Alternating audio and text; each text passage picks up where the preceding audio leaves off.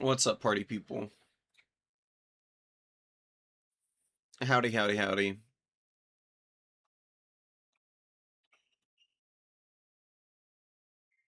We are kicking off our new player tournament, and we're just waiting for our round one folks to pop in. So they're doing whatever they're doing. I'm gonna ping you for again.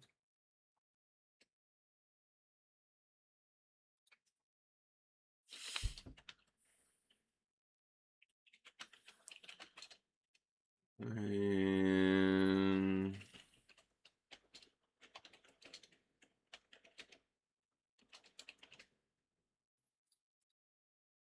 Oh, all right. Just let him know. If he doesn't respond, then we can always find somebody else. I know this is a newish. Oh yeah, I remember going over this one. I looked at it a little bit ago. It's a cool map for sure. Definitely pretty fun.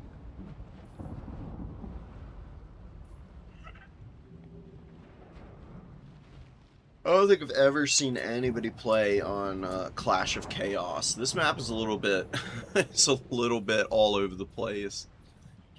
There's so much terrain. There's so many terrain pieces that it causes a lot of weird pathing problems, I've noticed. For units, they kind of get, like, confused and stuck on a lot of stuff. Could be a really fun map.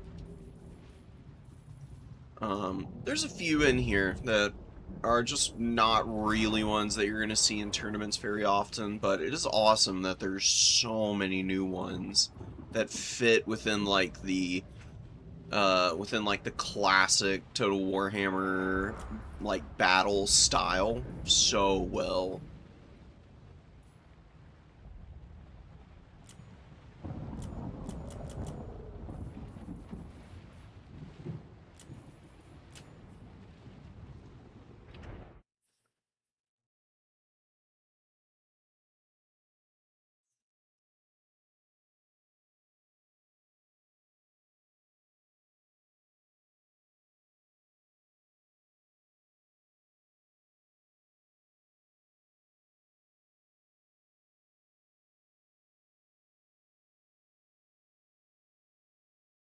Wait one moment, guys. I've got to do something real quick.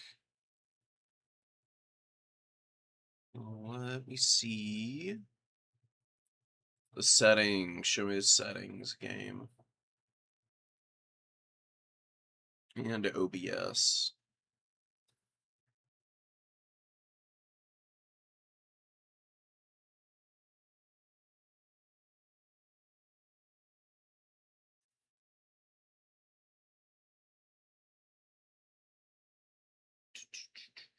Okay.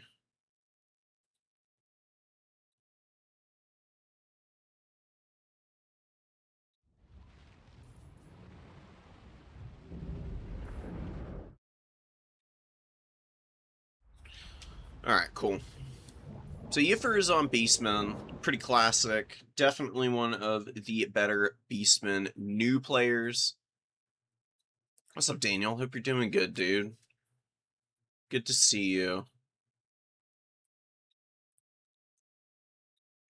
Anyway, yeah, Yifer is one of the better Beastman new players. Is looking for that tournament win. It'll come soon. Sooner than later at this point. You've definitely got a good amount of experience under your belt. I can just feel that you're gonna find like a couple of builds that you really click with and can kind of take the distance, so to speak. Let's actually do Nurgle Corruption Snowfield. I've seen the Corn Corruption and the Chaos Corruption. I've seen it normally. It's time to get some pustules out on the battlefield. Take a little gander at what they look like.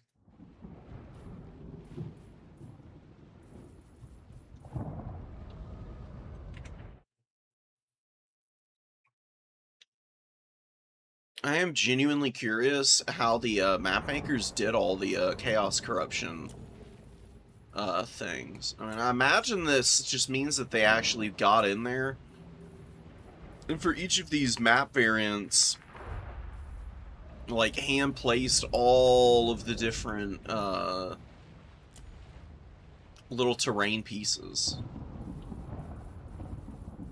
to like show off the corruption. There's a lot of dedication. There's a lot of work. It is like agonizingly slow too, probably.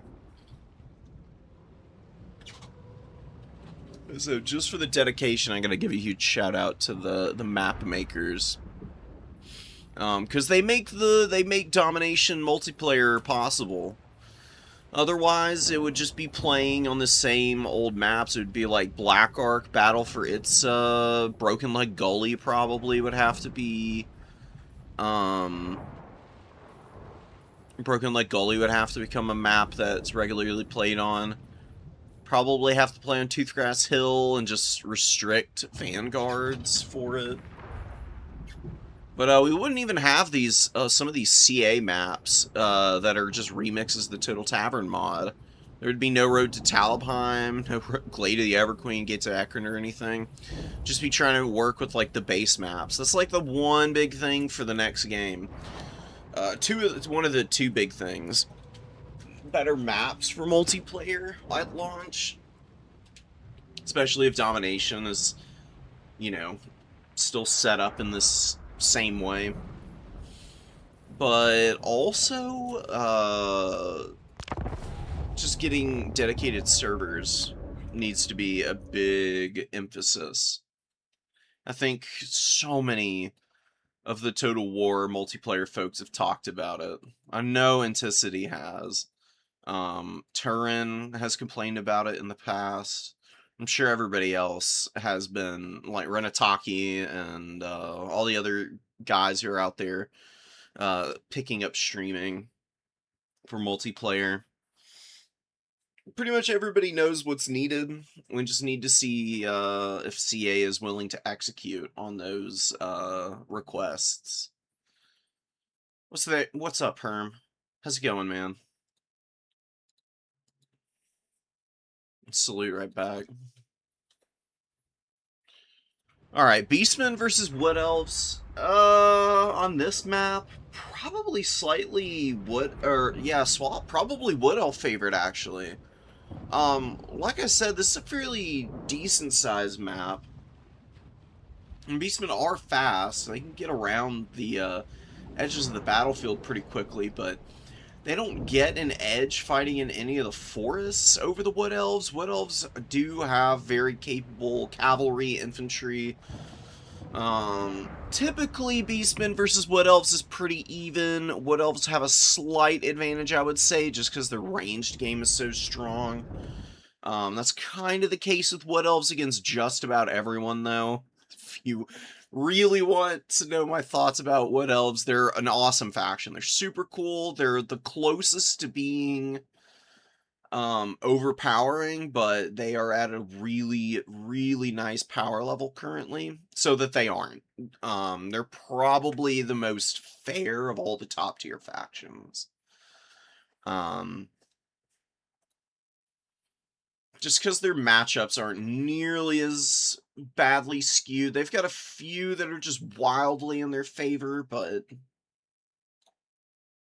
it's not quite like vampire counts, where they can have like close to 100% win rate against some people. This is Wood Elves' win rates right now, beating the snot out of Coast Kingdoms. I think Slaanesh should probably drop a little bit.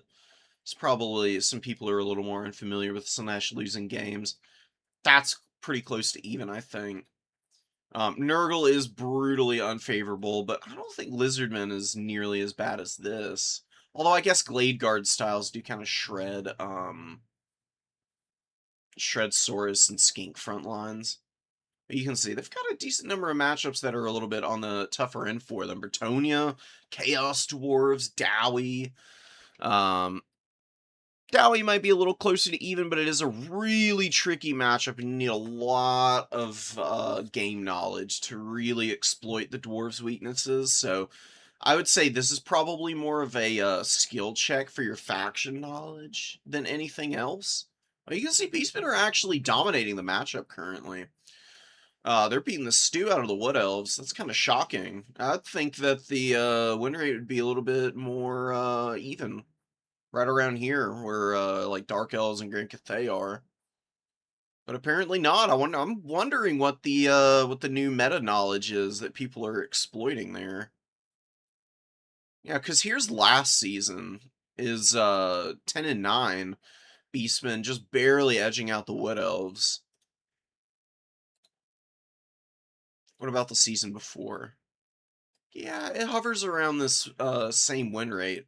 This one is Wood Elves one game over the Beastmen, so this is a bit of an outlier season then. With Wood Elves getting stomped that badly by Beastmen currently, which is just not something I was expecting. Considering Beastmen have been dropping slowly but surely down the faction rankings.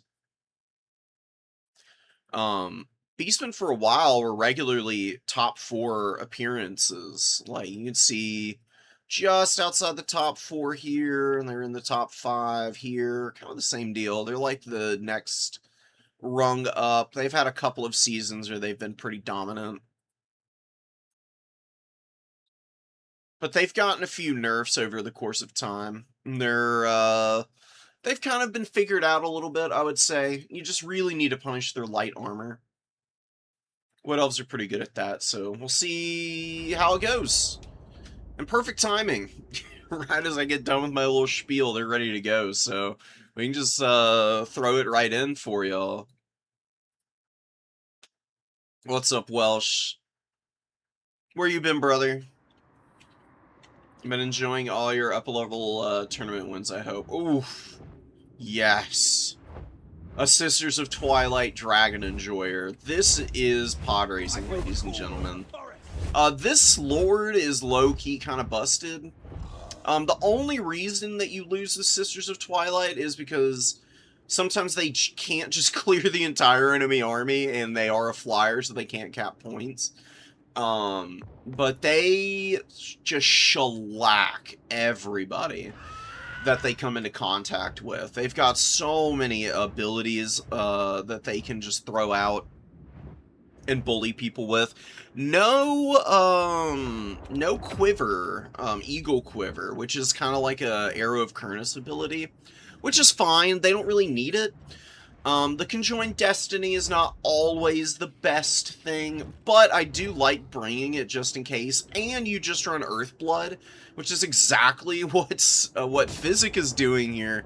Earthblood, Awakening the Wood. This is actually a really clean spell kit. I love Awakening the Wood, especially for Sisters of Twilight. And especially against fast factions like the Beastmen. The reason that you bring Awakening of the Wood is because it's got this slow effect. You know, once you get all stiffied up on the Beastmen, they gotta move a little slower for a minute. You know, they gotta deal with being all bricked up. So you can just use the Sisters of Twilight to engage onto those now slowed targets, or you can double it up with a breath attack. These breath attacks are really devastating, and they also apply a melee attack and speed debuff. It's melee attack and reload skill. Still pretty good. You can still hammer something and lock it in place a little bit with the Awakening, and then just blast them into oblivion with the breath attack. Glade Guard line, a lot of Eternal Guard, Winterheart Guard, ROR in the middle. Good discipline with the ammunition. It's actually really smart to swap the ammo on the Sisters of Twilight, depending on what targets you're shooting. The little scatter arrows are really not that good against Centigores. It's not really well suited for hitting them. You can see it just doesn't do that much damage. This is more suited for shooting infantry. There is an anti-large arrow. The Town of the Dawn also would pierce through a lot of Centigores. You can take out like 4 or 5 models with each shot. If you're going to use the ammo, you have to use it on the right targets. And it is worth swapping regularly, just depending on what you have access to. Really aggressive dive back here for the Beastmen. Their Centigores are going deep to try and get these Glade Guard offline. They do get hit pretty hard by the Sisters. There's some Eternal Guard kind of mucking up the works, but they do pretty cleanly outmaneuver the Eternal Guard and are just absolutely dunking on these poor Glade Guard who are just getting completely run off the field already. Excuse me. quick and crazy game right out immediately. We've got some Glade Riders coming in, trying to help against another Sensicore that has compromised the backline. These Glade Guard here getting taken down. Physic is struggling a little bit. He's got a lot of Sensigores and Razorgore herd all over his front and back line. Oh my god, and Malagor secures the snipe on the Spellsinger. Sisters of Twilight spending a lot of time just flying around up in the air. No breath attacks have come out. You gotta use the breath attacks to punish your opponent, like blobbing. You can actually see there's a lot of Ungor herd and Razorgore herd just like bunched up in this little area here. This really isn't even a bad spot for breath attack. What you can do is just target the Ungor herd and just blow your breath right through them, blast them all down. You get some scatter damage on the Razorgore herd and Malagor. You break this whole pocket up, and then you can reposition the Eternal Guard to get into some of these melee fights. Winterwort Guard getting steamrolled a little bit right now. They've got a lot of bodies on them. Ungor herd, man, not really the strongest of units in terms of value trading in a 1v1 fight, but these guys are dirt cheap. Oh my god, Ungor herd costs nothing. 375 gold. They've got respectable leadership. Thanks to the Primal Fury, it's also kind of hard to terror out them when they're around a whole bunch of buddies. And when you just get this many cheap infantry in amongst your opponent's more expensive options, you can get good uptrades with them because they're just hitting on the back of units that don't have their melee defense active. They just get all these nice little situational fights that make all the difference for the effectiveness of them as a broader category of unit. Firebark Elders are about the only thing holding up here for the elves. You've got a lot of skirmishers coming in right now. And I'm seeing a lot of Glade Riders. Glade Riders with the spears, really not the unit that you think they could be. They're not bad by any means. The issue with the Glade Riders is that they don't have Phys-Res. And because they're elves and they have low armor, they're insanely squishy. They get folded up so hard if they get charged. They're good at countercharging and protecting the backline a little bit in limited numbers. Really what you want is Wild Riders. Wild Riders just dominate just about everybody. They are incredibly effective at running your opponent's like decent cavalry off the field completely by just bullying them in the head-to-head fights, because Wild Riders have Frenzy, they've got a high charge bonus, they've got Phys-Res as well, they synergize really nicely with heals, especially, like I said, against a faction like the Beastmen, because this is what Beastmen really like to do. They want to get in your face, they want to go aggressive early, and they want to try and break your formation, and that is, unfortunately, kind of what's happened here to the Wood Elves. Their Glade Guard just got absolutely rolled by the early Sensigore push. You can see some Sensigores over here with good value, over here pretty decent. None of them getting anything too truly insane, but this Senigore's got some juice left. Same with this one. Because of the way Senigores work, they've got perfect vigor, as long as their leadership is higher than Wavering, which makes them uber effective in the later stages of games. Because they can just stay out and be at full combat effectiveness throughout the entire battle. So even when they get a little beat up, they've still got some juice left in the tank, pretty much at all times. Because they can always just use what few models remain in the unit to just get a wicked charge off. Either onto the rear of something, or just to like face check them and grind out that last little bit of value. Send some guys packing and just make their life miserable. Sisters of Twilight are, yeah, doing some heavy lifting, but this is exactly what I was talking about, where sometimes Sisters, they're just not going to be able to hard carry the game for you, because they're isolated, they're a flyer, so they were not supporting the ground forces enough, and what's going to happen is they're probably going to trade out pretty nicely. It's not like they're totally useless here, but it's definitely a good amount of work that needed to be put in earlier from them. That just wasn't on the table.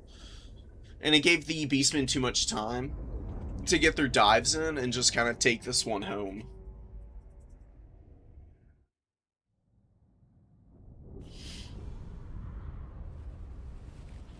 It is a nice build. I think this probably works against anything other than Beastmen, to be honest.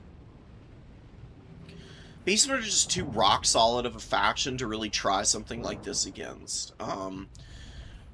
Especially if your opponent is going to show that they are dedicated to actually running Centaur rushes early, because you don't always see Centis right out the gate, especially not 3 of them in the starting army. But this is one of the better Beastman strategies against the Wood Elves, because if you get good picks early, then you can just completely stuff them back, and they just never get to touch the objectives. The best thing that Physic could have done there is just form a battle line with a spear in front of each one of the Glade Guards, and then you get your Wild Riders in to cover the flanks. Don't need Wardens of Sithril. Lost Sylvan Knights are kind of cool to have in reserve. War Dancers I'd get rid of. War Dancers, no. Wardens of Sithril, no. Firebark Elders and Sylvan Knights is a little too expensive on RORs. I'd get rid of the Firebark Elders. They're fine, they just don't do great damage, and, I don't know, they're okay in a lot of matchups. They're a little slow against Beastmen is the problem. You've got, one of the big things about learning the multiplayer side of things, sometimes, depending on the matchup, you really do have to play very aggressively into one strategy or another. It's just gonna be the case when there's 24 different possible matchups that you can run into. Inevitably, a few of them are going to be fully dominated by mobility or shooting or combined arms, and you just gotta find a way to play into those matchups in situations you might be a little less comfortable in. Like, say, like me, as a Khorne player, some matchups are just going to be primarily kite-based matchups, because that's what the opponent does well, their faction, and they would just get absolutely dunked on if they tried to go fisticuffs with Khorne. So you just have to game plan around that, and you just have to make peace with the fact that you don't always get your way, depending on who you've picked, especially in single-faction tournaments. Single-faction tournaments and why they're great for new players starting out is you get to focus in all your games on one faction, learn their play style, and, you know, kind of get an understanding of just how important game knowledge can be, and how important preparedness is for facing down even certain opponents. Because certain people will just throw out stuff that nobody else will to keep you on your toes. Over time, you kind of like learn that. See what people's habits are, how they typically like to compose their forces. The best thing you can do is to try your very best to just keep a good, accurate tally of the people you've faced off against and what they prefer. Because if you can take advantage of people's habits, that's even better than knowing the faction matchups in and out. Because knowing the factions is one thing. The true, like, super meta level of mind games is with, like, player knowledge. Best advice for Wood Elf players: not play Wood Elves into Beastmen. You just can't do Wood Elves against everybody else like you can against Beastmen. I still stand by my claim that Beastmen Wood Elves is not even that bad of a matchup. I don't think it's easy because Beastmen can absolutely clown on you, but I think this is a matchup for full kite Wood Elves. I've noticed Wood Elf players lately have just been, like, missile maxing with their, like, foot archers. Like, you just see fat lines of Glade Guard and Deepwood Scouts or Way Watchers. What I don't see enough of is Hagbane tip Glade Riders, especially against somebody like the Beastman. These guys have a lot of range. They've got magic missiles, which are pretty nice. I mean, it's not like Beastmen have, like, a tremendous amount of Phys Res, but one thing that they do have is a decent amount of magic that can kind of imbue some Phys Res onto units. And really and truly, the most important thing is the poison. Like, the magic damage is okay against other factions that have more ethereals and whatnot, and against demons. But the real selling point is 94 speed with poison missiles so that Cynagors can't catch you. If it's on a fairly biggish map, you can really use these guys to kind of poke and prod the Beastmen before they have a chance to commit to a huge dive. You can, like, run these Glade Guard, or the Glade Riders, the Hagbane tips,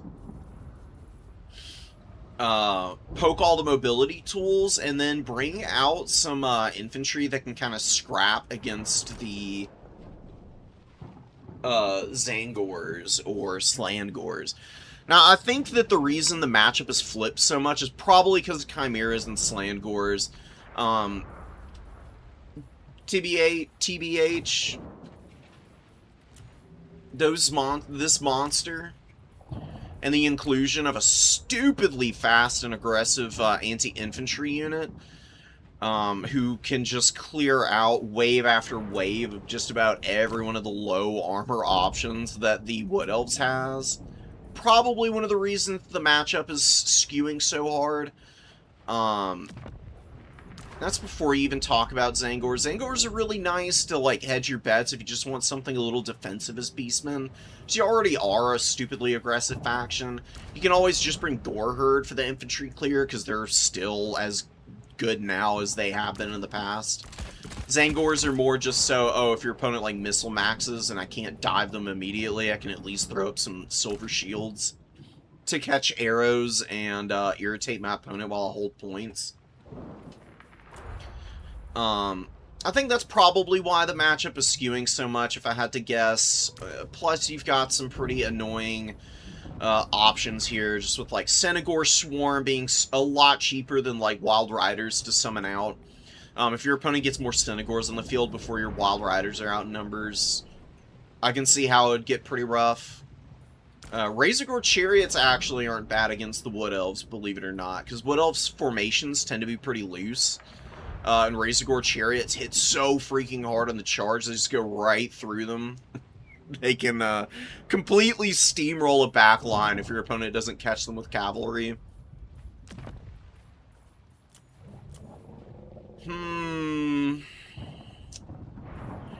Yeah, I don't know, maybe Firebark Elders aren't a bad idea. Just to, like, run them with, maybe, like, Wraiths of the Frozen Heart as, like, some centerpiece units. Like, these two units go to a point, and then you use your skirmishers to fit in around them and kind of poke. Maybe you run a Spellweaver with just, like, shadows. And just Melkoths everything into oblivion.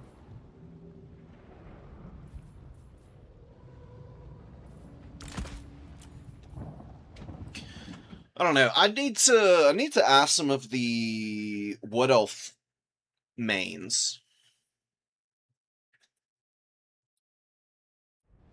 like what the real tech is against the Beastmen, because there's got to be a way to beat the Beastmen as Wood Elves. I played a couple of games against B6, who is a really great player. They're really strong in the Beastmen too now. They flexed out from Skaven to kind of include the Beastmen. I played Wood Elves into the Beastmen that they were helming, and it seemed like a perfectly fine matchup outside of the chaos. And that was a matchup where I brought a bunch of Glade Riders of the Hagbane tips, and they just, like, farmed, like, 1100, 1200 value off of all of the missile, all the missile cav, like the Synagore throwing axes, and then also just the melee Synagores, by running away from them, just kiting them out and shooting them to death. I do have to say, though, I did bring Clade Guard in those games, and they got absolutely dunked on. The Sister of Twilight bailed me out in one of those games I played against B6. Double Dragon? Yeah, that sounds good, man. Double Dragon is pretty nice. Being able to just bomb positions of the Beastmen and terror out them is huge. Because they've got a lot of ITP from Primal Fury, but their leadership tends to be a little low, so if you can get rear charges with dragons, that's a great way for busting up their dives. Out touching grass, that's so awesome. I'm happy to hear that, Welsh.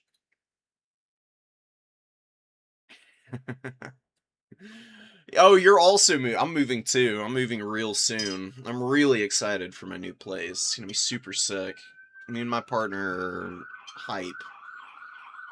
She's in college, so we're moving to the town that they got. They just finished their, like, community college. Now they're gonna be doing a 4-year university. So that's why we're moving to Illinois here in the States. Which is gonna be soon. I'll probably be missing a tournament sometime in the next month. One of the new player tournaments, which I am a little sad about, but is just a little unavoidable, because moving is gonna be a big deal. It's like an 8-hour drive. It's not the first time I've made a big move, but it's definitely not the biggest of the ones I've done. It is just always so freaking tedious, packing everything up, loading it in, driving, paying $1 million for gas, especially right now. Spending all the time setting everything up is so exhausting.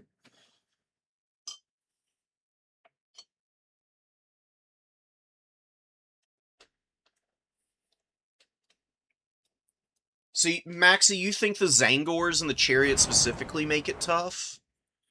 Because that's kind of what I was thinking, because it's a little bit, counterintuitive to bring, AP Chariots into Wood Elves, but the Razor Gore Chariots are so fast and they hit so hard that, them being AP doesn't even functionally, like, make any kind of difference, and it's damage is damage, you know? And if a Chariot is, like, stupidly strong, especially against a certain type of unit, why wouldn't you bring it?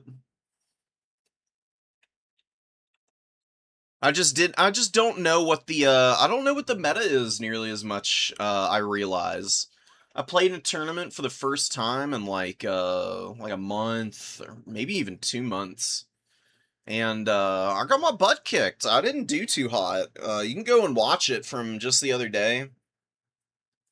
I was struggling. I need more practice. What I really need to do, though, is play in Anticities tournaments, because I keep waiting for other people to host, because I'm just not, like, super jazzed for, downloading, like, balancing mods.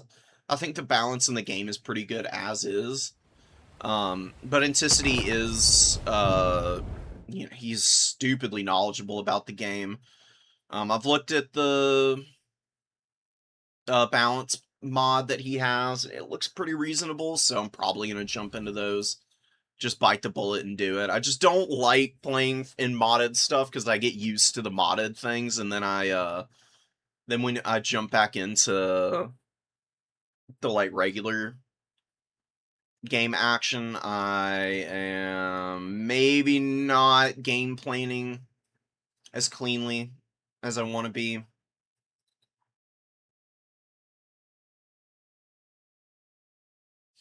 But we're in a bit of a like a, do I want to call it a downswing? I don't really think so. It's a bit of a liminal space right now, waiting to see what happens with this game. Like, we've got announcements for Lords of the End Times, and that's freaking cool. We just got a mini DLC, which is also really awesome, but Cathay isn't the most popular multiplayer faction, especially in domination mode. So it's not like it really breathed a bunch of, like, new interest into multiplayer. And people are just kind of taking a break from the game, which I think is good in the long run. It's good to take breaks from stuff and come back to it with, like, a fresh eye and a new appreciation. It is a little unfortunate for me, though, because I do want to get back in, and I can't really play in the intermediate tournaments because I've been ranked top 16 before, and that's like one of the few restrictions. So I'm just gonna have to find I'm gonna have to find more opportunities and time to jump in. Maybe do some quick battle streams with people. I think that might actually be the better way to go about getting practice.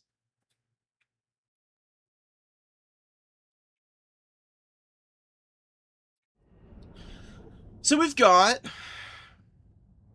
Polarinos and PJ. I don't think I've seen either. I think maybe I've seen PJ play long time ago, but it could also just be a semi-familiar name. Because somebody else had something similar for their tag. I'm not 100% sure. Goblin Wolf Riders versus Hobgoblin Wolf Riders. Depends on who gets better shots off here.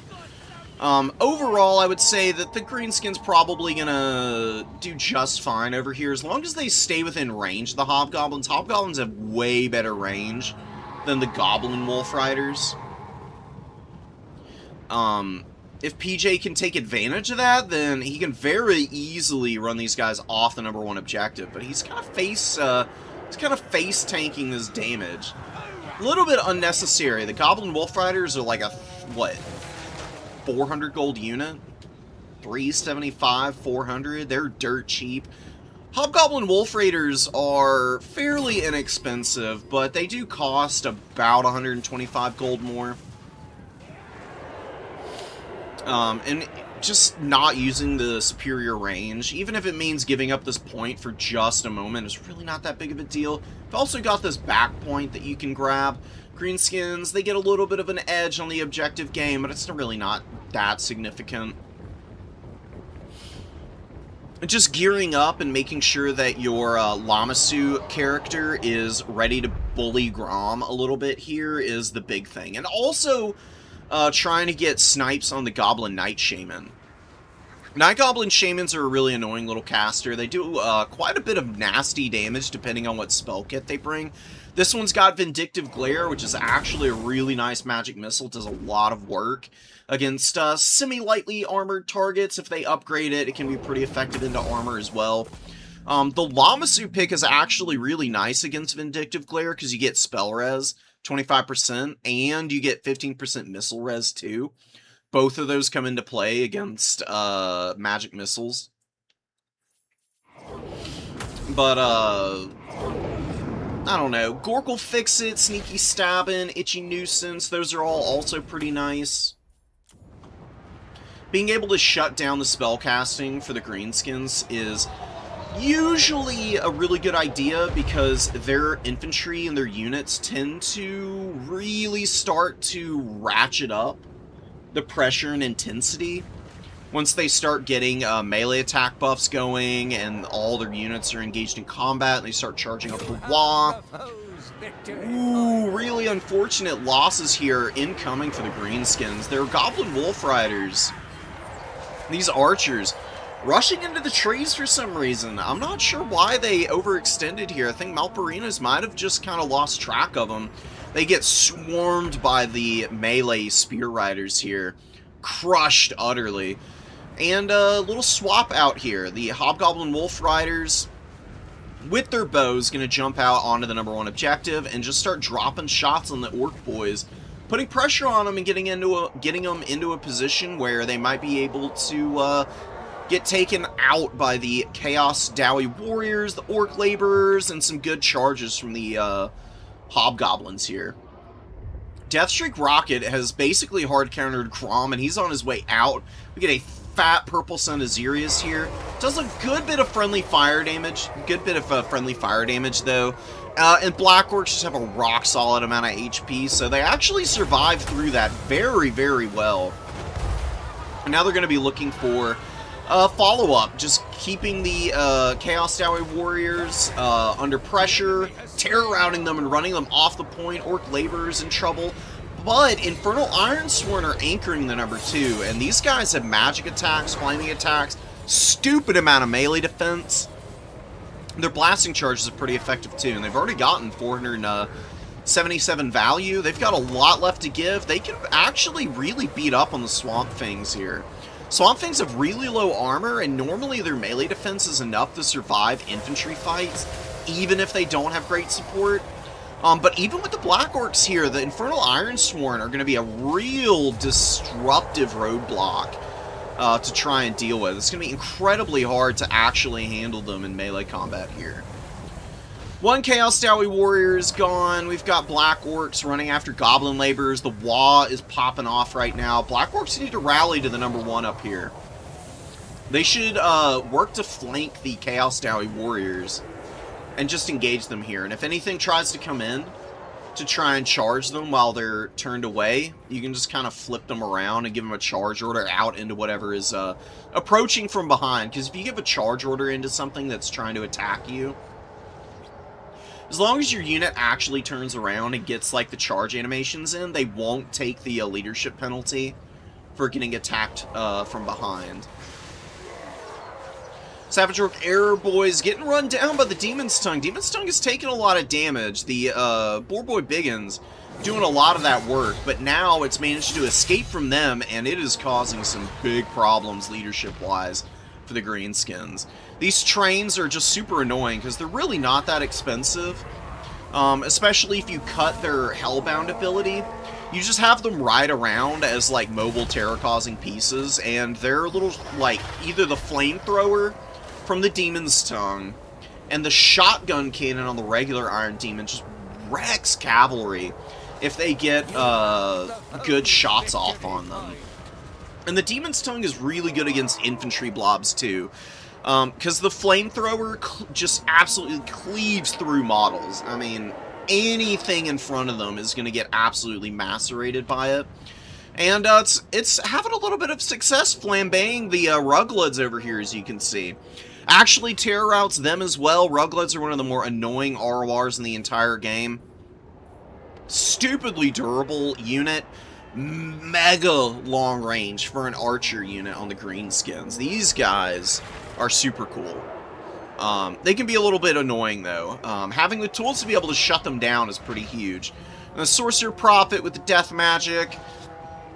1,000 value, pretty respectable. Just gonna stay with his boys down here to try and get rid of these pump wagons. The pump wagons are one of the few things that can adequately clear out the remaining infantry for the Chaos Dowie. You can see that a lot of their stuff is fairly beat up, but they're doing a much better job of running Greenskin units off the field. Plus, we had Malparinos have to save up to bring Grom back out. Grom got absolutely bonked by the Deathstreak rocket, which immediately swaps back over to targeting him.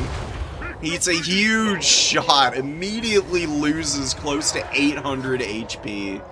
Just brutal, dude. Grom is a great lord, but against the Chaos Dowie, definitely kind of a bad idea to run him, because if your opponent brings any amount of magic damage on, or sorry, not magic damage, but fire damage on the fire damage faction, he's just gonna struggle because of the regen. And like Lucky Banner is nice, but 40% ward save for 25 seconds can only take you so far. Especially when you can't just have it procced and active when something as like consistently damaging and accurate as Deathstreak is just camping on you. It gets to be a little much even for a really tanky lord like Grom. Sorcerer Prophet drops a Spirit Leech, just trying to get away, and Grom eats another huge round from the demo, which now has 2,400 value. It's fired off about 3 rockets, and gotten about 700 value in that time. Kadai Fireborn moving in. Excellent counter to Black Orcs. Literally the perfect unit to throw up into that fight. You do probably want to include maybe a, like a sneaky get or something out of this Vanguard to try and flank around the back. But the Kadai should be able to beat up on the fairly damaged Black Orcs easily enough here. These guys don't have that much HP left. They got hit by a huge Purple Sun, so they're looking a little the worse for wear. They will hold for a little bit longer, though. So it's not like the Greenskins are... it's not like they were completely outclassed here. There's just a few questionable choices, especially with the Lord selection, that I think is making this a lot harder for Malparinos. If I had to give my 2 cents, as somebody who doesn't really play the Greenskins a lot, but plays against them a lot, probably the Night Goblin War Boss is your best Lord option here, because what you do is you run Fermented Fungi, and you just try to get big picks on the expensive units. You just try and hit, like the Death Sorcerer, or the Demon's Tongue, or the Hashid Stark Ravagers, and you just try to get picks on those really, really expensive centerpiece options for the Chaos Dowie. Because they really are the tools that carry games for the Dowie. Particularly the Lords, I would go so far as to say, are probably this is probably one of the most top-heavy factions in the game, where the Lords constitute a majority of the effective value and pressure on the entire roster, because they're almost all well over 2,000 gold in cost. And the value trading is pretty regularly reflected in the price point by these guys just massively outvaluing just about any other Lord that can come out onto the field. If you can find a way to bully the Chaos Dowie Lords, please do everything you can to go for something like that. And Rampage is one of the easiest ways to pull big, scary, fast monsters out of position.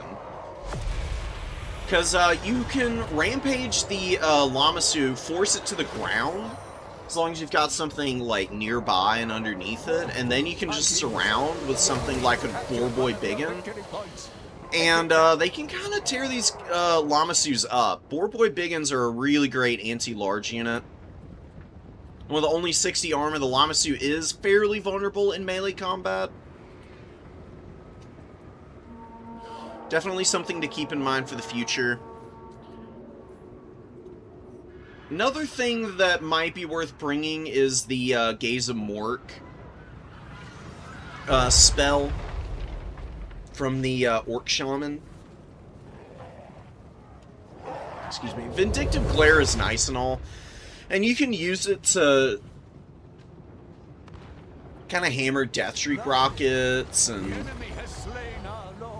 maybe against, probably not against trains, because those have so much armor. Maybe, like, shooting it at Bull Centaur renders isn't bad, or...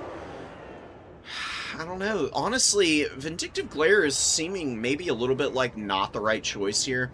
Yeah, going for Gaze of Mork is better. Gaze of Mork does massive damage, I can attest to this.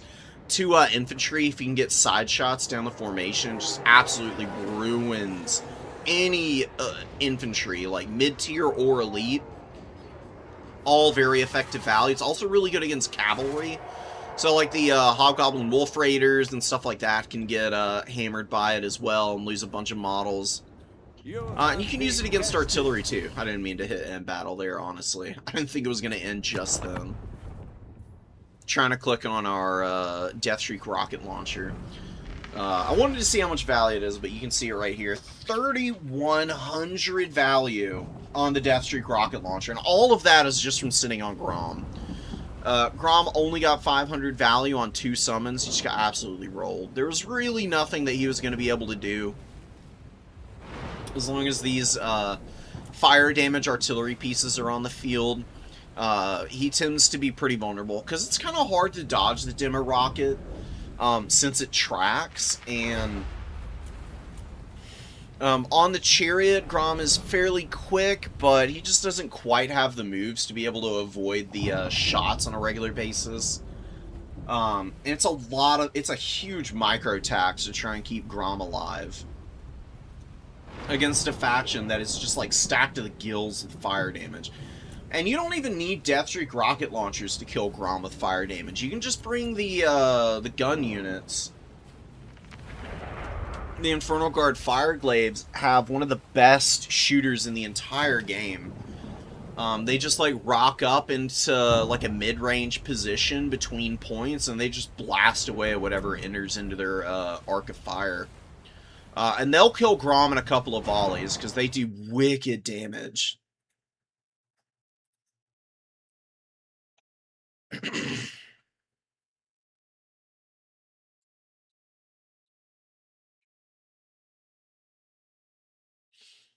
Oh, you've been playing in Anticities tournaments? The pace is nice. You know what? I'll jump in. I'll give him a shot then.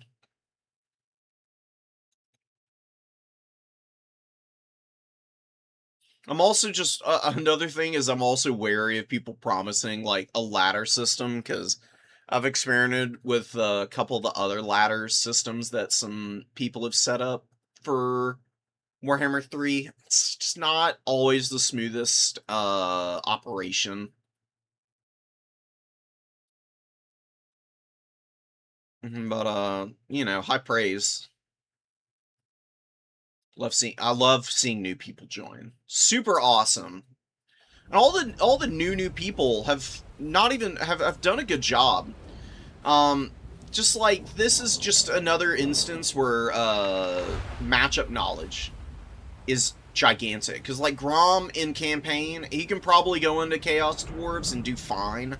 Because you've got like a million different effects that you can apply onto him that make him a lot more resilient against shooting or just like avoiding the extra weakness to fire damage. But here in multiplayer, knowing when and where for lords, big skill. And like I said, if the greenskins really want to go and bully those big characters, you run this guy. Probably just run him on the cave squig. He's not invisible on the squig, but you can keep him kind of hidden. You can keep him away, hiding in trees, so he can't hide in forests. You can run out in fermented fungi stuff. You've got Tormentor Sword, which is a lovely snare. One of the best little items in the entire game. Wildly underrated. If you know how good this is really the best way I can put it. And the boss's loons, you only get 2 uses of this, but fanatics do a disturbing amount of damage to infantry. Particularly to tightly packed infantry. And the Chaos Dowie, all of their infantry are in a fairly tight formation, except for these 2 laborers.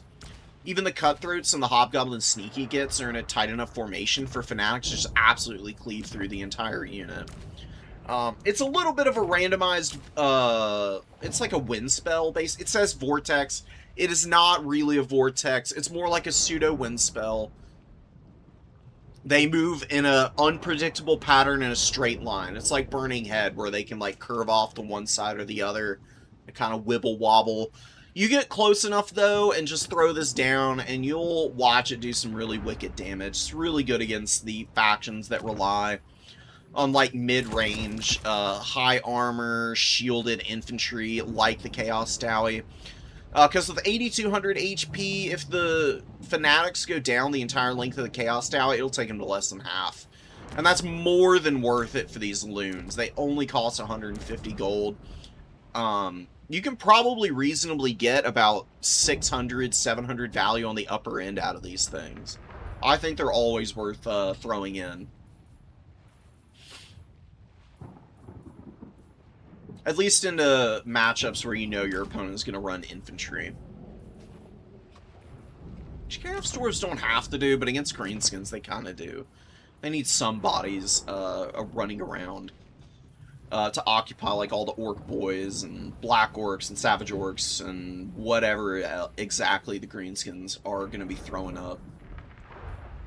can't get completely pushed off the points by the Mean Green Machine, because they can actually rush in the late game really effectively and just kind of lock down points by swarming them with bodies. Yeah, it's kind of like Tzeentch's Fire. It actually kind of is, in terms of maybe not quite as devastating, because the Fanatics don't last as long, and their like damage radius in a circle around them isn't quite as large, but similar damage profiles. A lot more AP on the Fanatics, actually. Do we have any round 2 games, or do we want to get our final round 1 going? Okay. Oh, we got a few more. Hell yeah.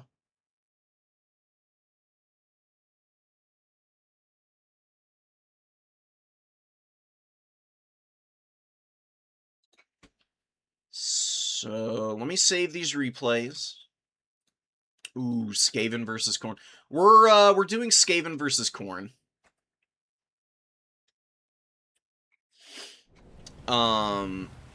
Believe it or not, Skaven versus Khorne is actually a fairly even matchup. I don't think that the Skaven are advantaged in any way. And Khorne can absolutely steamroll the Skaven if they're not prepared. But really good Skaven players are going to make it very difficult for you to outposition them early with their superior numbers. They can definitely roadblock you and get some really effective value trades by just shooting your units as they're on the way in. You just tie up like a Chaos Warrior with a Skaven Slave or something. Focus weapon team fire and just kind of absolutely crush them. We'll see what, oh, wow. Whoa, whoa, whoa, whoa, whoa, whoa. Hold on. Crazy Khorne build incoming. Although, this isn't even a bad Khorne build. This is actually a pretty decent, there's actually some fairly decent options. The only one I'm a little concerned with is the Chaos Lord. This guy's on his Juggernaut, by the way. Juggernauts all have 70 speed. He has really good stats on this thing. The only worry with the Chaos Lord is that his HP pool is 5,800, which is respectable, but he doesn't get Fizz Res from the Juggernaut or anything. He can get shot up by weapon teams pretty badly. And, I don't know. I mean, like, his mobility is nice, but honestly, Arball is a very similar archetype as this dude. And I think tends to be a little bit better overall. Especially against the Skaven, I actually really think Arball is low-key kind of good. Running around on his little Flesh Hound, ripping everything up. See how the Chaos Lord does. We've got Karanak. Karanak's really good against Skaven. Skaven loves spellcasting, and Karanak loves killing spellcasters. He also reveals hidden units. Endless Hunter is a really strong ability against Skaven, because you can reveal all their Gutter Runners for the entirety of the match. And there's nothing they can do to get rid of that except kill Karanak. Double Mino, just a few Marauders, which honestly you might think could be a little risky into the Skaven, but Skaven do tend to beat up on Khorne's more expensive infantry very easily just by virtue of having really effective weapon teams against them, like Jezzail's, especially Natty Bubo's sharpshooters, and the Poison Wind Globadiers. They can run into the Chaos Warriors, and Bloodletters can run into some pretty heated firepower early. Running some basic Marauders just to hold your back point while you use the rest of your army aggressively to try and get picks is honestly a pretty smart way to go. Minotaurs, Furies, Karanak, and the Chaos Lord are all bullying this Night Runner off the field. These guys are in the bone zone. They are not having a good time right now. Marauders getting hit by Gutter Runner fire. Gutter Runners with poison, or one with poison, one without. Really devastating skirmishers for the Skaven. I honestly kind of underestimated these guys. I didn't think the Shuriken version was all that good, but I've kind of come around on these dudes. As long as they don't get compromised in melee, they have a ton of damage output at range. They're a very accurate unit, so they can really hammer lightly armored stuff. Furies are trying to lock them down. Furies are not very good at landing and doing damage to stuff like gutter runners, actually. They just don't really, like, lock the units down very well. And they can take a lot of damage as they're, like, chasing stuff, especially when it's a skirmisher. But they've done a little bit of nibbling damage. They kind of pushed the gutter runners apart. One is over here, and the other is getting isolated right now, which is a huge win for Khorne. Gutter runners, especially the poison gutter runners, at 750 gold, which is a huge premium to pay, by the way, for a skirmisher unit of this caliber. You need to use all the ammo and then unsummon these guys. They're not really good at melee. They've got pretty awful stats in melee. If they get picked apart like this in the open field, it's kind of a double whammy. Bloodchill is really doing amazingly right now. Yeah, and Herman is having a rough time trying to defend his units. He's got the Jezzails back here who came in. But then, there's nothing to defend them, and a Khorne Fury just lands and ruins them. Takes them down to less than half HP. They're really close to breaking. We're going to get a Karanax summon here. Oh, and he's got the lockdown on the Warlock Engineer. No Flensing Ruin, no Death Frenzy. Just belly-to-belly grind action against Khorne, which is a really rough place to be. And the Fleshhound summon is going to cut the Blight Scabs and the Rat Ogres and Clan Rats off from the Hero Core, which is currently being bullied. We've got the Warlock Engineer getting munched on by Karanax. The Chaos Lord is nearby. He should just get around and kill that Warlord. The Lord option, the basic Warlord, I would not really be going for on foot. It's really not that good of a unit. Very mediocre. If you really want to combat Lord as the Skaven, you run Throt. Throt's a little risky against Khorne, though. Really, all you want is like a Plague Seer, or not a Plague Seer, but the Grey Seer of like Ruin or something on his little bell. Gives a ton of leadership to your units, and can be a little hard to snipe at times. It's got a lot of mass, so you can at least like run them away from Khorne infantry. If something like a Minotaur surrounds the big shrine guy, though, he gets kind of destroyed.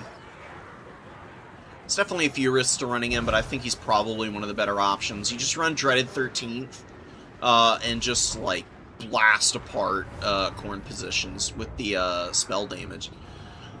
Khorne's lack of infantry is getting them in a little bit of trouble, but they do have the Cultist over here. Ooh, and dropping the Bloodletter summon. He's got a decent amount of backup here with tons of Marauders. There's some Fleshhounds. This is a summoned Fleshhound. The one over here that Karanax summoned out has dissipated by now. Chaos Lord still keeping up the pressure on that Warlock Engineer, and still no magic coming out from the Skaven. Furies have run off the Natty Bubo's Sharpshooters, which is, you have no idea how inestimably huge that is. I mean, getting the counter to the Chaos Warriors off the field is really important because you can just flood out your infantry a lot safer now and just run the Skaven off the field completely if they are not able to really lock in here for the late game. You saw the sword go down, but it kind of whiffed. I would save that Sword of Khorne to get rid of Blightscab's Plague Pack here. These guys have 10 armor. Sword of Khorne actually doesn't have that much AP. It's like 72 damage, 33% of that is AP. It does good damage to armored targets, but the real juiciness to it is being able to singularly delete entire blobs of low armor elites. It's one of the funniest things in the world to do. Blight Scabs, the way you would do it is you would commit something with something like an infantry unit into the front. Trade won't go well on the charge for you, but that's not really the point. You're just trying to occupy their attention with something cheap. you can then fly a Fury up behind and start dropping the Sword of Khorne, and if the Blight Scabs try to retreat, you can just land the Fury, let the Fury take the damage from the sword, but you just hit these guys center on the head with the Sword of Khorne, they'll just be gone. Completely dead in moments. Warlord, Snipe coming in against the Warlord, and he got really low, but Prey the Blood God's about to wear off, and the Chaos Lord and Karanak are pretty trapped up right now. Nice Flensing Ruin to do some decent damage here. Karanak especially is getting hammered pretty hard. Definitely want to pull away with the, yeah, the doggo. He's going to get out. Chaos Lord's also... Ooh, is he going to escape? He's a little trapped up on Rat Ogre. He's trying to force path through. Ooh, but a Rat Ogre comes in. Actually pushes him back into the center of this fight. Yeah, fully surrounded by Rat Ogres is a rough place to be. Khorne really is in a decent position, but they got a lot they need to do still. Still need to kill Blight Scab's Plague Pack. There's actually some Storm Vermin who are causing some problems. The Halberds have been chewing on a lot of the Minos. Minos are not doing bad. They're kind of just running around and bullying whatever they can. Running Minos together isn't even a bad idea. Mino Bus works pretty well for Khorne because these guys are just so dangerous to engage. With them running together, their charge bonus and the Blood Greed ability being charged up can be pretty massive in terms of value trading at times. They can do a lot of work just by blitzing through like low-tier infantry and just like trying to grind them down slowly but surely. Mino's going to jump out and engage the Rat Ogres. Even with how beat up these Minos are, it's very possible they win this fight. They even get his Horn of Khorne. Are they going to beat the Rat Ogres? They're stomping them right now. Look how much damage these beat-up Minotaurs are doing to this Rat Ogre unit. They're absolutely muscling them currently. Ooh, and a good isolation Karanak. He screams in from out of the blue to hammer into the Warlord, knocking the Warlock Engineer down and silencing him since he's in the aura right now. Misses his attack on the Warlord. Rat Ogres come over. Karanak just wants to get away. Try and find the Engineer and finish him off. Cultist is dead. The Blight Scab's Plague Pack kind of ripped him apart. Now, the Rat Ogres do win that fight, but they're on death's bed now, and the Minotaurs end up treating just fine. Marauders of Khorne in here. 215, 16 kills and counting, and they haven't even paid for themselves. Skaven moment. 100%. Tough game. Oh my god, Blood Crusher sighting? No freaking way. That's actually kind of awesome. And look at them bullying the Storm Vermin over here. Ooh, and they get their Hellblade. They're really healthy still. This is a really scary spot to be in against a Blood Crusher. They're not a great unit. It's actually one of the units that I saw that Anticity lowered the cost on by a fair margin. But I will say that Blood Crushers, if microed properly, can value trade very well for you. You still don't see them all that much, because Knights of the Brazen Throne are an option, and they're just a better option, period, for anti-infantry duty. The reason for that is Knights of the Brazen Throne have better stats, a little bit more armor and HP, way higher charge bonus. They've got an ability that also raises their mass and charge bonus. They're not that much more expensive than a Blood Crusher either. And they cause terror. So there's just like a package that is a little bit more powerful and appealing. But you can see them munching very happily on some of these isolated units, and them just coming in to pick apart these like mid-range infantry pieces is paying off big time. It's actually gotten Blood Chill pretty significant value lead here. Karanak and the Chaos Lord are just running around in the back line doing what exactly? Oh, the Warlord is shattered and is trying to run off the field, but they're still attacking him. He's got 14 HP. Does the Chaos Lord get a finish here? If the Warlord dies outright, it's basically GG. He's got 2 HP! 1 HP. Is he dead? Oh, he's dead. Skaven are going to be in the pits on the leadership now. They're going to be in an ugly spot. Heralds of Khorne's Fury in here too now. Double Blood Crusher, including the ROR. I actually do like the ROR a lot. They've got better stats, they're a little grindier, and they have this ability that imbues a weakness to fire damage and lowers melee defense. The melee defense is more important, but the fire weakness does self-buff the Heralds. It's not really the easiest thing to combo with any Khorne units unless you run the Heralds around like a Blood Shrine or something.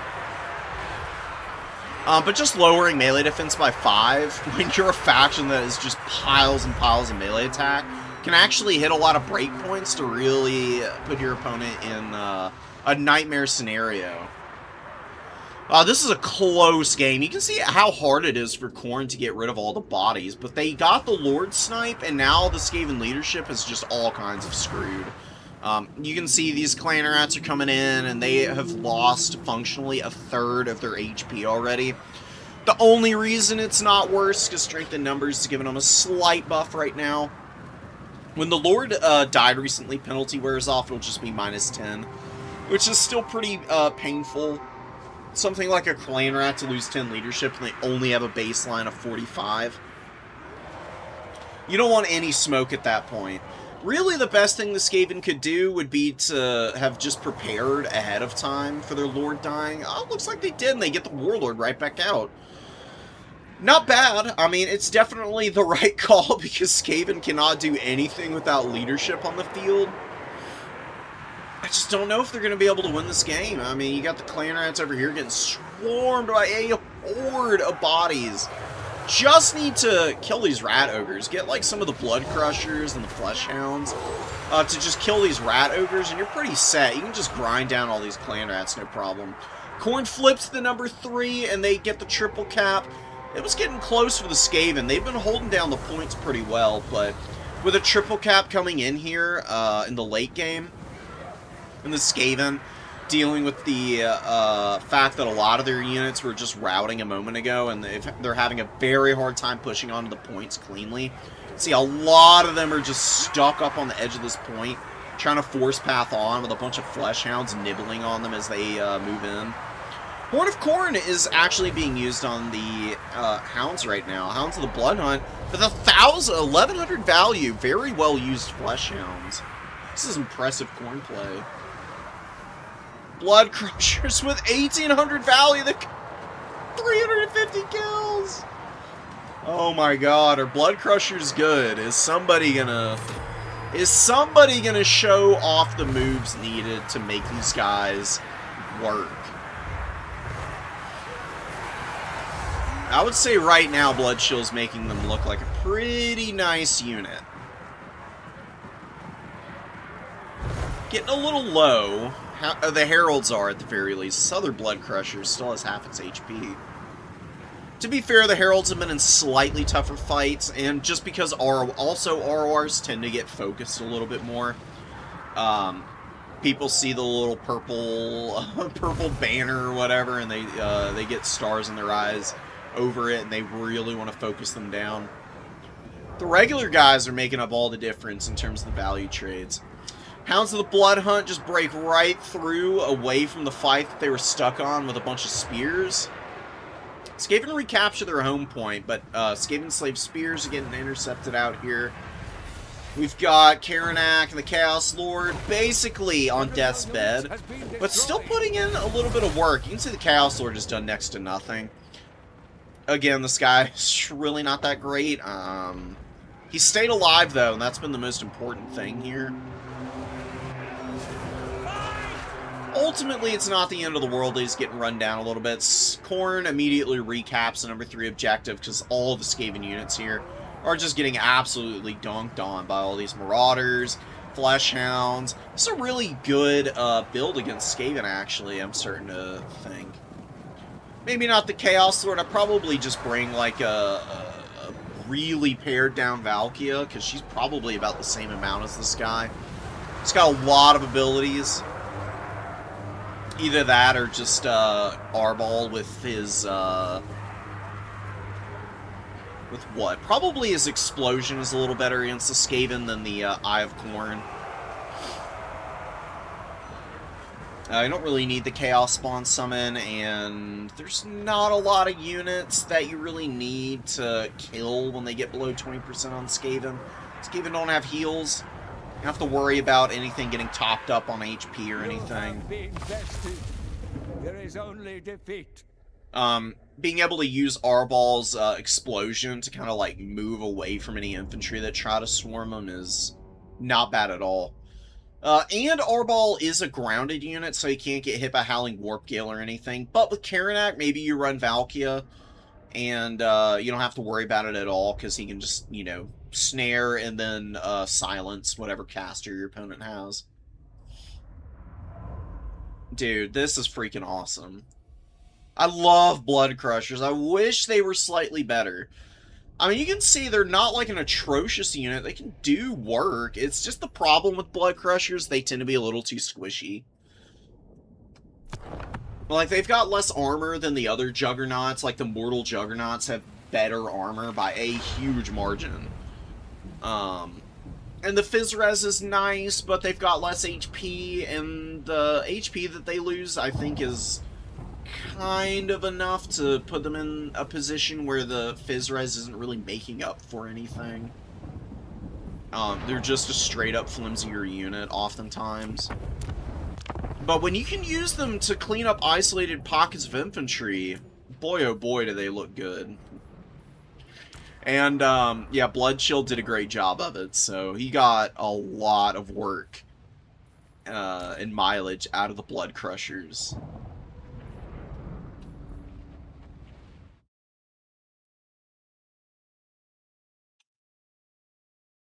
Yeah, Blight Scabs do give ITP as well. I forgot to mention that, but that's another reason why they're a pretty decent unit.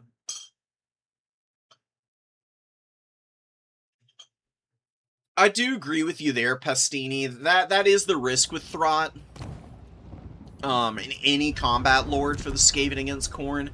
If they're not really going to outduel any of the Khorne characters, you use those characters more to support against any of the Khorne lords or heroes or whatever that are overextended, and you can kind of isolate with maybe like a Rat Ogre or some Skaven slaves, like kind of lock them down, and then you bring your lord in to do the hammering.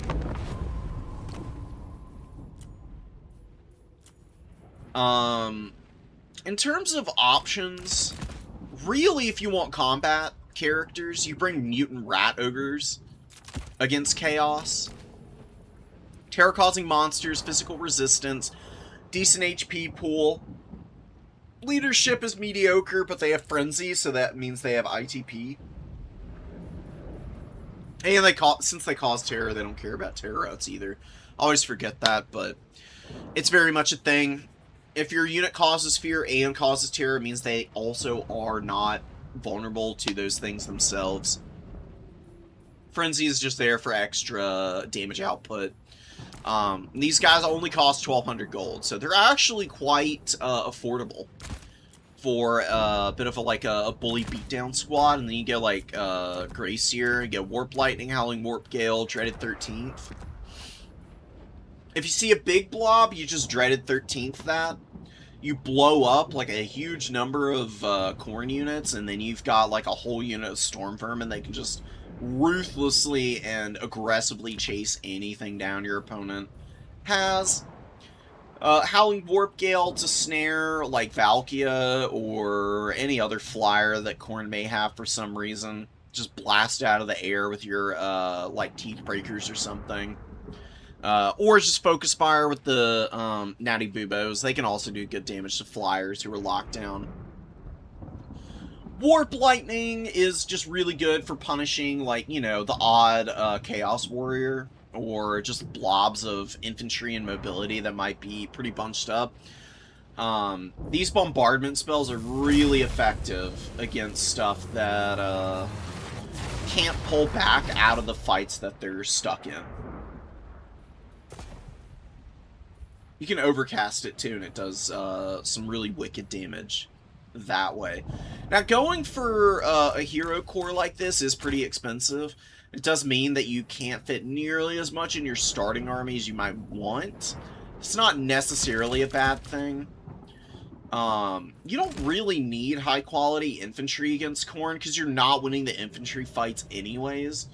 The builds that I've found to be most effective against me when I'm playing Khorne is going for, like, big lines of Night Runners and Gutter Runners, and just bullying everything that you possibly can with focus fire from all the missiles. And then you back that up with just some basic Clan Rat spears, and then you can fit a Rat Ogre in there. And then in reserve, you can have another Mutant Rat Ogre. A few more of those guys. A Doom Flayer is always pretty good against Khorne. Natty Buboes are good to bring out of reserve. Definitely a pretty safe position to run them from. I like Ixis Triads against Khorne because they have Weeping Blade, which lowers armor by 50%. And one of Khorne's big selling points is tons of armor. Chaos Warriors have a ton. And, you know, like, all of their stuff just is, like, in the middle ranges of armor, even on the lower end of things, like Wrathmongers and Skull Reapers. 70 and 60, going down to 35 and 30, respectively. It's not as impactful as going down from, like, 110 to 60 to 55, obviously. That's a huge debuff to armor. But it is substantial enough to allow for Clan Rats and your Gutter Runners as well to either melee trade into these guys a little bit better, or for the Gutter Runners to just blast into those fights and do as much damage as possible while also friendly firing against something. If you send an Eshin Triad at 700 gold to lock down a Wrathmonger, and then you're able to focus fire with your Gutter Runners, you can get some insane value, because these Wrathmongers, you don't want to kill in melee. You really want to bully them with, like, chariots, mass, big monsters, and shooting. And the chariots and the monsters can be a little hard to bully the Wrathmongers with because they have such high stats. The shooting is always the easiest option to kill Wrathmongers. And they're a pretty common sight. They're not as popular as they used to be, because they've gotten a lot of nerfs over time. They're still really effective, though. They just don't dominate the meta nearly as much. Also, Eshin Triad's good against Blood Crushers. Anti-large and armor piercing, plus also the Weeping Blade debuffs. So those 100 armor, Blood Crushers going down to 50. Pretty sad. Skull Crushers, if you see them, especially Knights of the Brazen Throne, who are actually fairly common against the Skaven. You take them down from 130 armor to 65 and kind of just pummel them into the dirt if they stay in combat for more than a few seconds. Pretty cool. I think there's some options there. I think you can just fill out with what else you want. I mean, Teeth Breakers, not a bad option. Then maybe just swarm of, like, Clan Rats to just have more cap weight. Because you need cap weight against Khorne. Khorne plays objectives pretty hard. With this build, you've got a good amount of shooting with the early stuff. You can kind of keep Khorne skirmishers and hounds at bay, as long as you keep these guys close together and kind of peel them through the spears and whatnot. Heavy-duty weapon teams in reserve for whatever flavor of removal you need against Khorne. Teeth Breakers if there's flyers or expensive monsters that are fairly easy to hit from the ground. And Natty Bubo's Sharpshooters for any Chaos Warriors that come in. Or Bloodletters. Bloodletters have Fizzres. They take a little less damage than Natty Bubo's, but the piercing missiles on Jezzail's are uber effective against them anyways, because they just, like, cleave through the whole unit. And they can really put them on the back foot pretty fast. Poison Wind Globes can work against Khorne, but are also a little risky because they're really short range, so, you know, it can be a little bit sad. Yeah, the mutant rat ogre ROR is a really good option. The only reason I don't necessarily recommend him, Khorne can maneuver away from him okay. The nice thing about the mutant rat ogres is how cheap they are, and with like 2 of them out on the field, with 70 speed, you can get pretty good coverage around with them. Spending the 450 more on the Morskatar's Hellion, it's an expensive premium to pay for a unit that does definitely have, like, extra punching power to it, don't get me wrong. But a single mutant rat ogre can get bullied by Khorne pretty badly, because the Khorne characters are all really strong, and they only really struggle in a 2v1. If it's a 2v2 or a 2v1 in Khorne's favor, they will absolutely annihilate the mutant rat ogres. The mutant rat ogres are here purely to protect your lord and countercharge anything that tries to land on him, while he's just dishing out the damage with the spells and the unholy clamors, just like buffing up all the leadership and keeping things on the field. And the mutant rat ogres just make sure nothing kills him, and then they can run around with their terror in the late game and just pummel whatever might still be on the field for Khorne.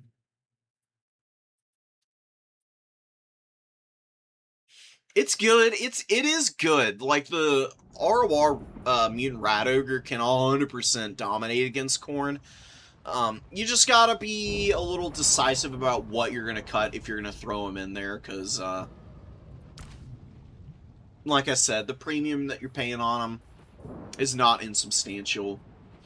And you really do want to make sure that you've got the double mutant rat ogre if you're going to run them.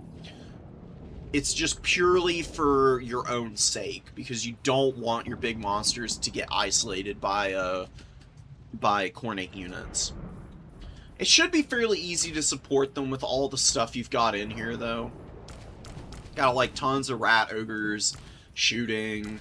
Doomflayers can, like, run down any infantry and, like, bump them off the mutant rat ogres if they happen to get stuck.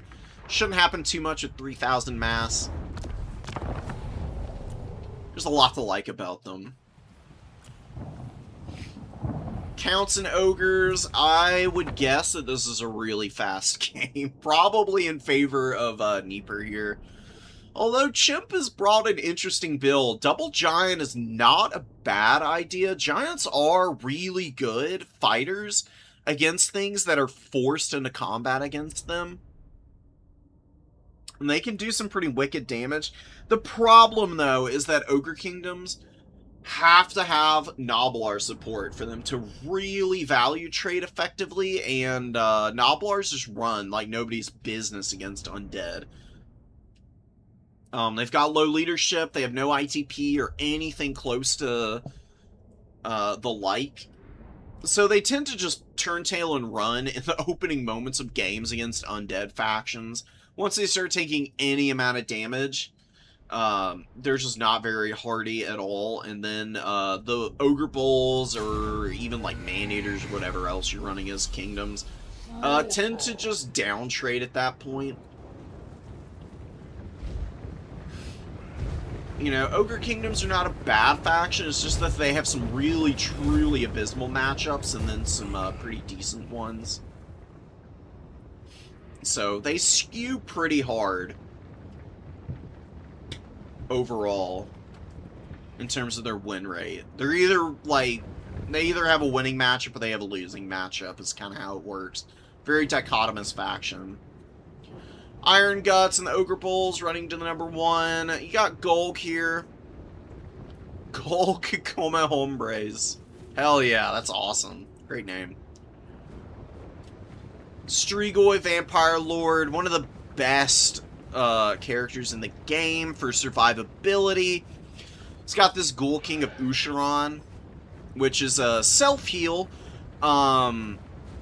He's already got regen, which is nice, but this just ensures that if he does take a really tough fight and does happen to get surrounded, he doesn't just immediately crumble out and die. It's a fairly decent amount of his HP pool. 20-ish something %, a little bit more, I think. Right? yeah, like 23, 22, 23% of his HP pool, which is a lot. I mean, it definitely is a good burst just to make sure he's not getting killed. This is the Bloodline Strigoi.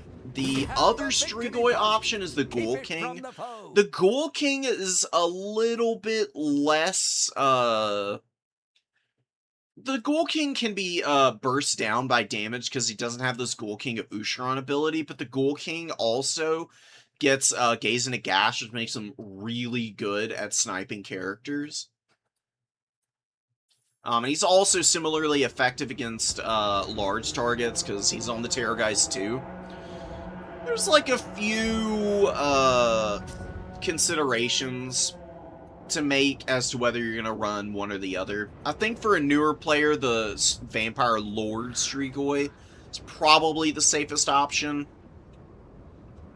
And then maybe once you get a little more experienced, running the Ghoul King is better, because he's got a little bit of a cleaner, like, magic arrangement to, like, really hyper-specialize into a particularly, like, useful role. Beautiful Scab Scrape from one of the White Kings. I don't think that was double Scab Scrape. Oh, it was. Wow, okay. I feel like it should have done a little bit more to the Pigback Riders, but it didn't clip them cleanly. It hit, like, both these units, and didn't go the full length down either one. Good effective damage, though. Pigbacks are looking the worse for wear, and honestly, that would have been a good fight for the Vampire Lord. The Giants are all over here fighting the Whites and a bunch of Halberds, which, honestly, just let them fight those units. If they really want to take those engagements, really not that great for them. Just drop a nice big Invocation and a Heck here, though, because you don't want the White Kings to just die outright. We've actually got Gold and the Giants stomping the crap out of the White Kings currently. And the Halberds are not trading poorly. The problem is that they're not doing enough damage to force the Giants or Gold off the White Kings right now. Without the heal support, they're going to be in a really bad spot. Graveguard Halberds and the Blood Knights moving off of this back point, going to the number 3, and the Amblebeak Greybacks are on the beard. Or on the field, sorry. Yeti ROR, I have literally never seen these guys in a tournament match before. Wow, the White King, one of them dead already, only got one Scab Scrape off. Kind of painful.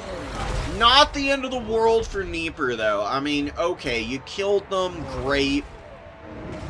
You still got a lot of work to do, because there's still a bunch of Halberds, and now there's Blood Knights all over your units, and the Iron Guts are pretty beleaguered.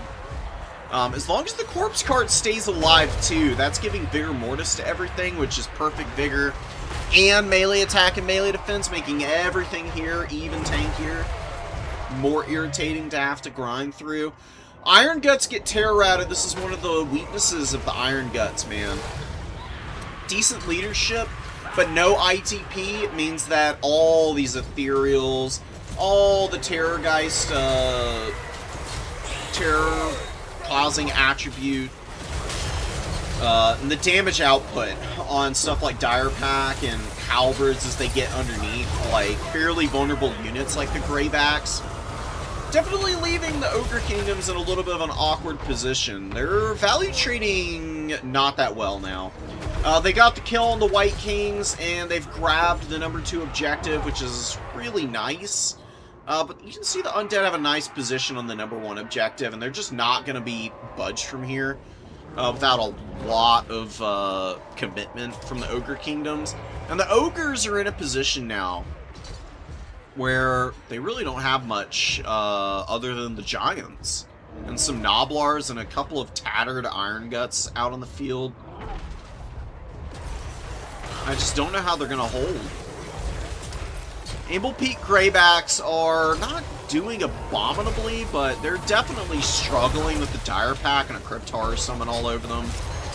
It's not giving them an opportunity to engage against the Karen Wraiths, which is where they would be truly effective with their magic damage and the Frostbite. They're getting the Grey Supremacy, which is cool. That's coming into play a little bit here. It's giving us some damage resistance and armor piercing and base weapon damage, but they're gonna break now. Just taking way too much work. How'd this Cryptar summon do? It's not that strong. Pretty mediocre value out of it. It's a pretty expensive summon. The Command of the Unliving Overcast is 16 Winds of Magic, which is a lot to spend. I don't know if that's worth it for what we got out of those guys. I guess they did poison and occupy a decent amount of damage. They got shot by the Lead Belchers, actually, a lot. Lead Belchers are on the field, finally. They're going to be able to clear out the Halberds pretty efficiently. And also put some pressure on the Vampire Lord. But the Vampire Lord is basically full health. He's still got his regen. Probably his Ghoul King of Usharon in the back pocket. And just really needs to finish the kill on Gulg to close this game out. And yeah, the Giants are just getting ignored for the most part. They got some value early, but now they're just like getting swarmed by bodies, and bodies that they're not particularly good against. Like Halberds, the Cairn Wraiths have a lot of resilience against the non-magic damage of the Giants. And now the Strigoi Ghoul King is on him. Or the Vampire Lord, sorry. So, poor Giant, just getting taken out. Not really able to make it work here.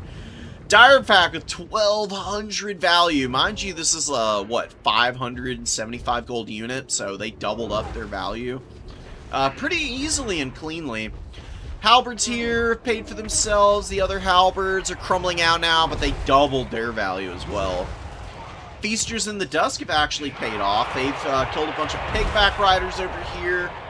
Cleaned up a bunch of Ogre Bulls and Iron Guts as well. Cairn Wraiths are jumping out there to help out with that too. Undead have a double cap, and they can just sit on this double cap if they want to. The Lead Belchers are annoying, but you can just get up in the air with your Vampire Strigoi Lord and just like basically force the Ogre Kingdoms into complete immobility. Because there's nothing left for the Ogre Kingdoms, hardly. Undead have a lot of bodies on the field, and they're reinforcing with good like counterplay options to the Ogre Kingdoms now by just bringing in Blood Knights with the Lances. As long as the Lead Belchers don't get effective shots off on the Blood Knights, you can weather the fire onto your skeletons and whatnot. Like, it's not the end of the world for the Lead Belchers to get value here, because your opponent is so far behind and has such an uphill climb to even think about capping either of these points. Blood Knights are reinforcing the garbage pile up top. It's just a million spears and zombies right now. Nothing that can really put out any kind of damage. They're just being supported by the passive healing of the Unholy Lodestone, so they can survive for a decent period of time. And the Blood Knights are just going to be the hammer unit for the anvil that's needed up top there to dissuade any attempts. Giant with 800 HP somehow rallied. Ooh, and a Terrorgeist Breath Attack takes about 400 HP off of him and kills couple little Pigback Riders down here. You can see these poor guys got roasted. One of the cooler breath attacks in the game, because it isn't just overpowered, and it does better damage to single targets than to infantry. I'm honestly kind of sick and tired of flyers being like, having their breath attacks be like a hard counter to infantry. And I'm also glad that the Terrorgeist Breath Attack isn't like the coruscating blast of Elspeth. Elspeth's Breath Attack is maybe a little overtuned even to this very day against single entities, arguably. This one is just a lot more measured, and it's like respectable damage, but it doesn't like go overboard to become something that can just like one-shot clown on your opponent's units. Cryptor's getting shot by lead belchers and taking some pretty horrific damage. The power of the lead belcher cannot be underestimated. These things rip and tear. They're so annoying. Now the thing is, though, is that the counts have kind of built up to the point that they can take this fight on the objective here. They've got lots of spears moving in. They've got some buffering out here to kind of cut off reinforcements. They've got zombies and a corpse cart they can move in and get on this objective. You can see that the lead belchers already having to do a little bit of happy feet and reposition. Iron Guts are really the only thing in front of them. And the Strigoi Vampire Lord is not really all that threatened by Iron Guts. Golg is another matter, though. Golg is definitely somebody he doesn't really want to tangle with, necessarily. See him actually deciding not to go for the dive onto Golg. You just don't want to land right now when you're healing capped and Golg is at full health. Like, if you can grind Golg down a little bit, then committing onto him isn't a bad idea. Right now, the Vampire Lord is actually doing the smartest thing he can do, which is just flying overhead and just making the lead belchers think twice about wherever they are. And also, like, forcing the Ogre Kingdoms to have to, like, maneuver units into position so that they can, like, adequately fight off any landing from him. If he just flies around and hovers overhead, terror routes are very much a thing at that point. He can just play around the Blood Knights as well, who are a pretty safe unit for him to hang out with. They got a lot of mass they can peel for him. Buffer a lot of damage if he does decide to take an engagement to try and get a kill on either, like, Golg or just to, like, shut down the Powder Guts and Lead Belchers. But you can see, they're well off the objective right now, the Blood Knights. They have a long way they've got to run if they're going to get onto the Belchers and the Man-Eater pistols. Powder Guts are getting some great value. Do not want to be anywhere near the Powder Guts as a flyer when they're setting up to get pistol shots off, because they do a lot of damage. But Strigoi Lord is going to avoid that pistol fire by getting into melee here. Drops his Spirit Leech. Spirit Leech is really solid against monstrous units. Not the best damage in the world. But it's not insignificant because it does spread the damage out pretty efficiently across the models. And since there's such a low number of them, you get a pretty decent amount of value out of it. Vampire Lord has really not carried the way that those guys normally do. He's just survived into the late game, and he's allowing for aggressive dives from other units, which are actually up trading substantially. Yeah, Blood Knights hanging around on the outside, about 800 value. Vampire Lord only has about 1,400 Powder Guts, getting some shots on him. Some pigbacks rallying over to these guys just to try and be a little bit of a roadblock. Dire Pack, though, they got a huge pick on the Lead Belchers, finally taking these annoying things down. 2,400 on the Lead Belchers, by the way. Dire Pack going to go after a beat-up Saber Tusk pack. Probably win this fight. I mean, the Saber Tusk's leadership is probably going to buckle before the Dire Pack crumbles out. Saber Tusk pack are not awful against the Dire Pack in a vacuum, though. As long as the Saber Tusks are full health and they get a good charge off in the Dire Pack, they can do some big damage to these much smaller, more numerous, but much weaker Hound units. See them dragging them all down. Bye-bye, guys. Iron Guts on the way in. Not very good value from their first summon. Golg is out here putting in some serious work, though. He has been rock solid this entire game. 2,500 on Golg. See the Iron Guts get onto the back of this fight, but Blood Knights are going to countercharge. They may not do amazingly into the 100 armor of the Iron Guts, but they will be able to still effectively hit them with their obscene bonus versus large. So it's death by 1,000 cuts against those guys. Blood Knights also have really good stats in prolonged fight, especially with Vigor Mortis, where they get the perfect vigor and the extra stats.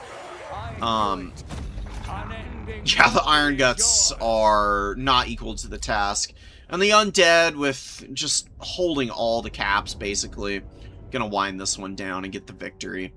Ogre Kingdoms are able to push onto the high ground, but they haven't even fully capped it yet, so a little bit of too much uphill fighting for them.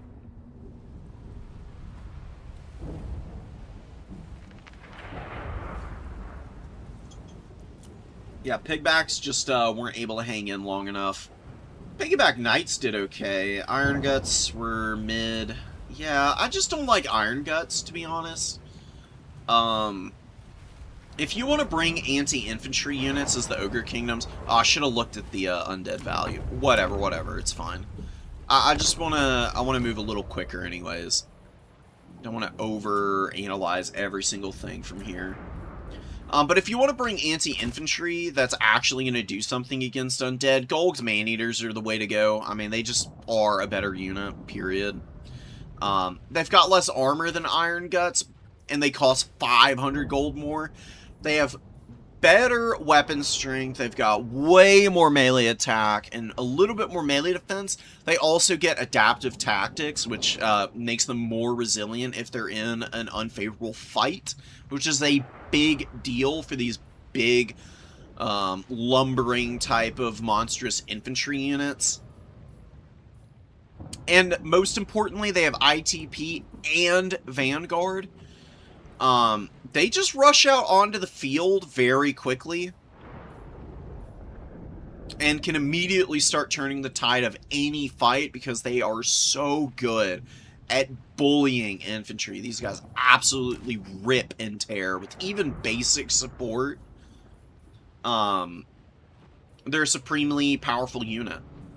I don't think you can go wrong by throwing one Golg's Man-Eater in. And then you still probably don't even want the Iron Guts. You probably just want dual weapon bowls against counts, because you gotta clear out skeletons. And yeah, these guys can be a little bit vulnerable to tear routes. But maybe if you throw in a Fire Belly with some Burning Head action and Flame Storm, you can break up and do enough damage to, like, the zombies and also to the skeleton spears that the dual weapon bowls aren't having to grind through all of that HP, and they find some slightly better fights over the course of time. I don't think we even saw a caster from the ogres. Now that I'm thinking about it, we didn't even see a caster. Firebelly in reserve wouldn't be bad. You can still go with your piggyback riders, and maybe you can bring a lead belcher, and then Nobblar Trapper and another Ogre Bull dual weapon. We can do this. You've got like a good number of Nobblars. The leadership on them is really poor, but you just do whatever you can to try and keep some of them out on the field. Trappers are a good unit to counterfire against Crypt Horrors, and heck, even shooting their ammo into like skeleton spears isn't that bad. Like the Trappers will probably use all their ammo and probably only kill like one skeleton spear, but they're not terrible in melee combat. They're still coverage, just sitting underneath your Ogre Bulls.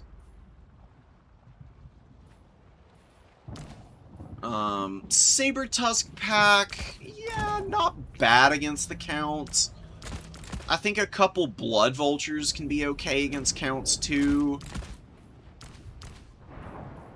They get a lot of benefit from Carrion Frenzy. They get more leadership, and they get up to 20 melee attack. And you're going to kill a lot of Skellies. So going Blood Vultures instead of Saber Tusk Pack might be the better option. These guys don't cause fear, so they do suffer a leadership penalty against undead. But but Carrion Frenzy should be pretty easy to charge up to full, and then it's functionally trading out even. And with all that extra melee attack, they can respond to mobile fights a little bit better. And they're not vulnerable to the Dire Pack, so they can actually counter the Dire Pack pretty capably. Amble Peak Greybacks, I don't know, dude. They just cost too much. I mean, they're like a cool unit, but I just don't see their 400 plus extra cost being enough of a reason to take them. Like, basic Yetis still get Aura Frost, which is perfectly fine. I guess the reason that you bring these guys against Undead is the Grey Supremacy ability. There's a lot of terror-causing units on the field. But, like, basic Yetis get the magic damage, right? Like, they're still really good against Ethereals. The fire weakness is not that bad. Undead don't have that much fire damage. They have to bring, like, Counts in particular, if they want fire damage, they need to bring the Balefire Corpse cards. Otherwise, they're using X-Wraiths. Is there anything else that does fire damage? Not really. Not at base. These guys don't give it, they just give the magic attacks, yeah. You're not running into a Balefire Corpse card against Ogre Kingdoms. Balefire Corpse cards are better against, like, the Mono God Chaos factions, when you might run into demons and the like. What other stuff might you want against the Counts? I mean, Mournfang Cavalry are normally a really good unit, but you probably just want Man-Eaters, because Man-Eaters, again, have ITP, so they don't Terror out, and the Terror outs are a real problem for Mournfang Cavalry, because they only have 60 leadership. It's actually pretty flimsy.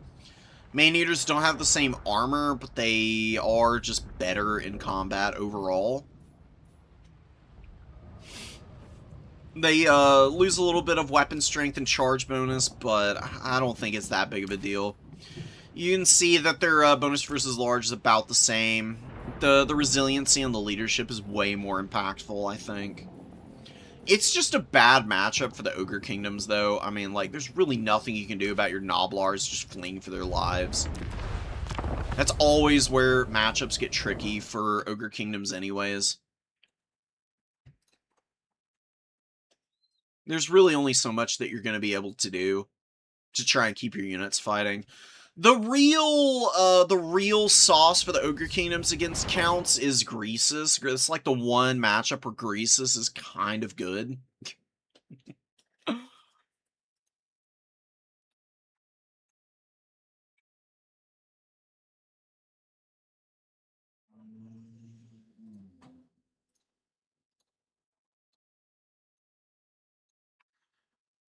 Oh, we got a lot of people dropping their replays in here for round 2. Finally gonna get off our round 1 map. We can start showing off some of these other matches.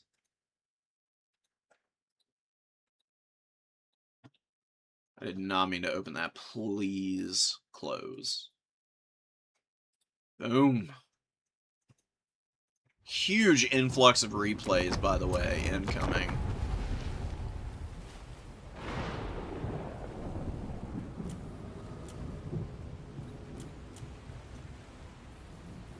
So what have we watched? I'm going to delete all the replays that we've already seen. We've seen this. Didn't watch Beastman Norska. We got these. Counts and Ogres, Skaven and Khorne. Those are all gone. Done and replayed. Oh my god, Blood Chill has no chill. Look at this build.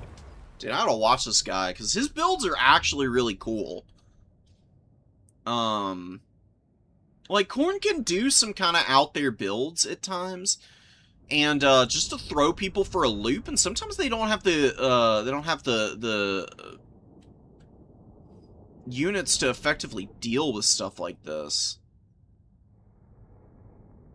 And Palorinos is running a fairly meta option against Khorne here. He's got this, we'll see how the Orc Shaman does. Orc Shamans do disgusting damage with Gaze and Morg, so... he could really ruin Khorne. Oh, he's got Fist of Gorkin, here we go, actually. Okay, so he's not going for the Magic Missile cheese.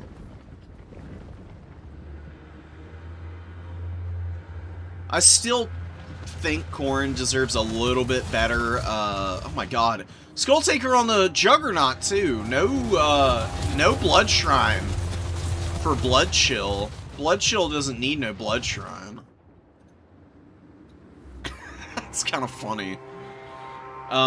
So, normally Skulltaker's just always on the Blood Shrine. The Blood Shrine has Gore Feast, and it gives Skulltaker a heal, and it makes him just disgustingly powerful. He can basically solo armies in multiplayer at times on that thing. But running him around on the Juggernaut with a bunch of other, like, Skull Crushers, I don't hate at all. I mean, Skull Crushers are going to be really good against the Boar Boys. As long as they can, get their own charges in, and they aren't getting, countercharged heavily by multiple, Boar Boy Biggins, Skull Crushers actually put some serious damage in on those guys.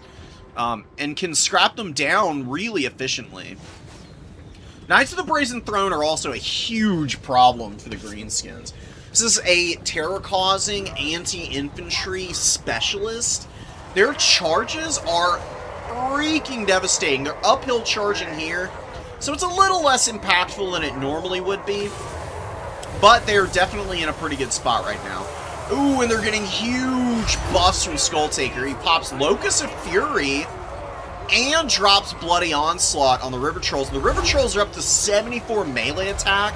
You can see they actually put a lot of damage in on the Knights of the Brazen Throne here, but they get completely routed off the field in moments, because there's double Skull Crusher in here. One with fire damage, that's super effective against the regenerating Trolls as well. Trolls, run back. Skull Crushers out in the open field. I would send the anti-large ones to go deal with the Orc Boar Boy Biggins, but it looks like both are just going to go for it. Yeah, just a head-up fight here. Skull Crushers against Boar Boy Biggins. Biggins get a massive buff with the Fist of Gork here. Yeah, Knights of the Brazen Throne struggling a little bit, but the anti-large Skull Crusher's doing a little bit better. Wow, looks like the Skull Crusher's going to actually try to retreat here. Yikes. Yeah, Knights of the Brazen Throne very beat up. Skull Crushers trying to help out the Marauders, though. Oh, and a big engagement here for Khorne. Oh, Grom is getting absolutely... Oh my god, he's getting crushed right now by the Bloodwake Berserkers. Bloodwake Berserkers taking a lot of damage, but in just a few moments, you can see how quickly they put pressure on characters. Like I said, you want to run them over with chariots and characters. And Grom is a chariot character, but I also said, with a caveat, that it's not necessarily always the best fight, because they get stuck for a moment. Berserkers, Wrathmongers, great units. They can do a lot of damage. Beautiful, beautiful work by Skulltaker. Helping out the Skull Crushers by just occupying the attention of the Boar Boys for a minute. And now the Skull Crushers come back and help clean these guys up. And now you can just, yeah, get the River Trolls and use the Skull Crushers to bully all these archers. Bloodwake Berserkers are pushing past the Giant just to get onto the shooting. Not a bad idea. How's it going on the rest of the field for the for Khorne, though? Yeah, Savage Orc Boar Boy's going for the Forsaken. Forsaken do not get a charge. It's going to be really unfortunate. Forsaken really need their charge. Bonus of 40 to go in if they're going to value trade effectively. I don't think Forsaken are bad against the Greenskins necessarily, but I do think that, honestly, Bloodletters tend to be a little bit better. You get a beautiful Bloodletter summon out, by the way. Savage Orc Air Boys getting destroyed from both sides. Bloodwake Berserkers on one edge of the fight. Bloodletter's on the other, and Bloodletter Summon already has 200 value. Now you just continue the Rampage with what you've got left here. Try and run down the Rugloods. Try to make it work from there. Skull Crushers, though, going down. They did not uptrade at all. Same with the Knights of the Brazen Throne. Yeah, the Boar Boys getting in there and starting to flip the tide of battle a little bit.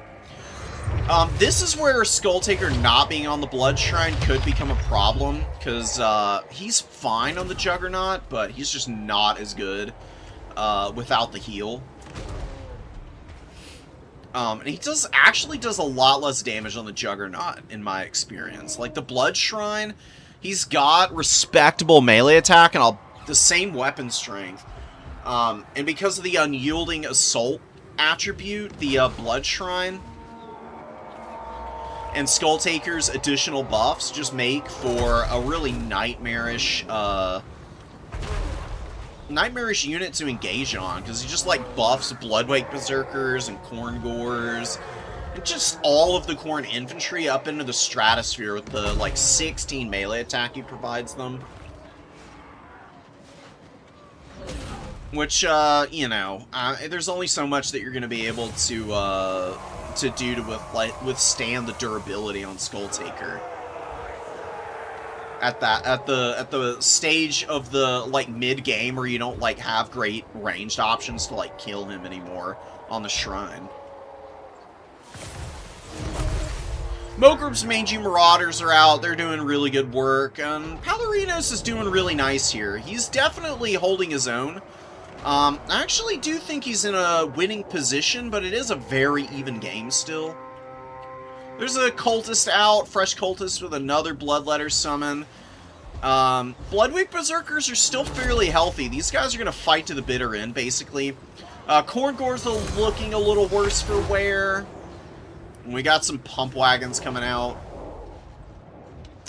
I'm sensing a lack of mobility options. Bloodshield brought a lot of mobility against the Skaven, not bringing nearly as much mobility here, and struggling a lot more. His infantry is just not trading all that well, which is pretty typical against the Greenskins, because they're just so good at swarming isolated infantry with all their cheap units, and just completely brutalizing them.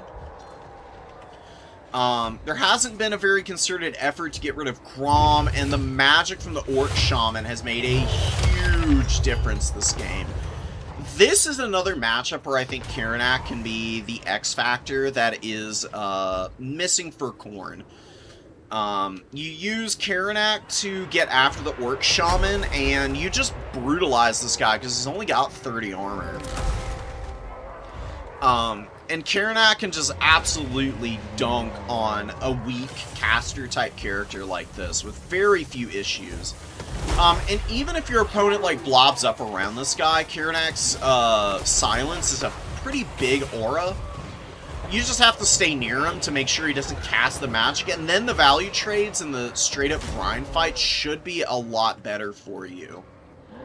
Bloodwake Berserkers have 2,600 value. Excellent performance from them. But Skulltaker is looking the worse for wear. That Juggernaut, you know, only 650 value on your Lord. If Skulltaker were on the throne, he'd probably have closer to like 1,500, 1,600 right now, based on a lot of the fights he's been in. Skulltaker is not, like, the safest Lord to use on his throne against the Greenskins, because they do have some pretty good options against him. If you bring him with his Cloak of Skulls ability and you're able to get that active, and mind you, Cloak of Skulls activates at 40 kills. It gives him immune to flanking, and that makes him a lot better on the Shrine. And it makes him pretty resilient in melee contact with just about everything. I don't know, man. We'll see about it. I mean, the Greenskins have a triple cap right now, which is a big problem for Khorne. Khorne hates getting triple capped. And they also just don't like being in a position where they don't have the mobility advantage. It's one of the things that Khorne struggles the most into. is like hypermobile builds. The greenskins, they don't have the fastest units, but they sure can bring a lot of them. You see a lot of Savage Orc Boar Boys. Fleshhounds are really good against Savage Orc Boar Boys, actually. Because the Fleshhounds have magic damage to get around the Fizz Res. Savage Orcs have awful armor, and Fleshhounds have really high weapon strength, as long as the Savage Orc Boar Boys are not getting support against Fleshhounds. Fleshhounds trade out a little bit more favorably into the Savage Orc Boar Boys than the other way around, and they can really take the greenskins for a bit of a ride. Forsaken here with 1200 value, maybe you should just go heavier into the Forsaken. The Marauder dual weapons have not been nearly as effective. Get a big fight here. Bloodletter summon on the proper targets. I mean, they're really not bad into Savage Orc Boar Boys because, again, they have magic attacks and good damage output. Bloodletters are actually a little more multifunctional than you might think. Their flimsiness against charges is the big problem with Bloodletters, but if they get into engagements where units get stuck on top of them, because of the AP, and again, they're like decent melee attack at base, they can trade pretty well into a lot of cavalry that you might otherwise think that they would struggle against. Oh my god, a second wave of Blood Crushers comes in. The Savage Orc Boar Boys break here, and River Trolls, the Swamp Things, took a big burst of damage there for a moment. They're in a little bit of danger. The Greenskins, though, are just drawing out this game by refusing to allow the Khorne Infantry to cap this point cleanly. That is really beautiful objective play by Palorinos out there. And because of the stall out there, I think he's going to win the game, because Khorne just isn't going to have time to get this last objective. Khorne takes the middle. They still can't secure the number 3. They do get on those Goblin Wolf Rider archers, but they're getting stalled out really bad, and now Marauders are terror routing. Poor guys. And it looks like the reason is Skulltaker just died. He died in that big fight, and the leadership's starting to look a little flimsy for Khorne, and that's usually the death sentence for them. Khorne is great when their characters are on the field, and they fall off really hard without them, because they start taking leadership penalties that mean they lose Frenzy pretty quickly. And then they start getting hit by leadership penalties, same as everybody else, and without the Frenzy, a Khorne unit is just like markedly worse than everything else.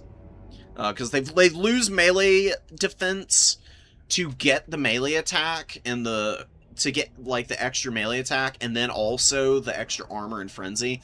The extra melee attack is nice, doesn't do much good for you in terms of attritional fights, though, obviously, especially when your units are supposed to be like outputting more damage and they just aren't anymore. One of the most important skills as a Khorne player is keeping your characters alive. And Skulltaker on the Juggernaut is just not as good as he is on the throne, and honestly, I think if you run, if you just run Skulltaker here on the throne, you just win this game. You can just cut the Marauders down to basic shielded Marauders. They'd be about as effective as dual weapons would be. There's really not, like a huge advantage to bringing the dual weapon Marauders, because they get shot up by bows so freaking bad on the approach. The basic Marauders are better to go with, because they're cheap and affordable, and they suffer less from Gaze of Mork. You just deny targets to your opponent as much as possible and try and maneuver around them. Probably needed a little bit more of a build-up here from Blood Chill. Just making sure to, like, summon out all these, like, all of this infantry to be able to carpet basically the entire map. You get your cultists out first. You start trotting them towards the middle objective where they can use their silver shields to eat archer fire. Make sure you're holding your back point and just don't let the greenskins outmaneuver you.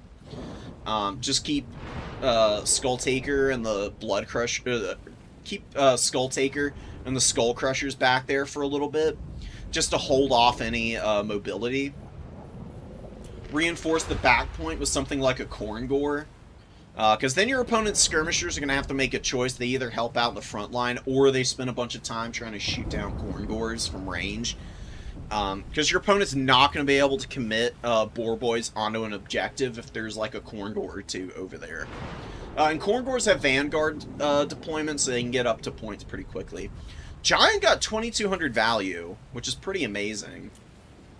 Bloodweight Berserkers did the most heavy lifting for Khorne, 2900. Skull Crushers were respectable, the anti-large variant. The Knights of the Brazen Throne, they did kind of get caught out. You just gotta remember that greenskins can just swarm you. That's where they really start to get good value trading, is when they can use their match against superior numbers to get the edge in mobile fights.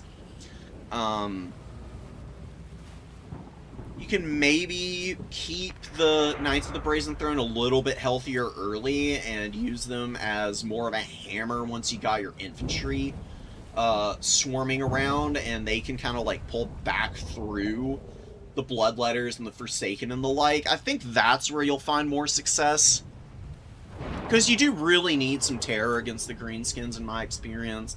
Being able to use these guys to bounce around and just terror out positions sometimes is more important than them just getting like raw damage values.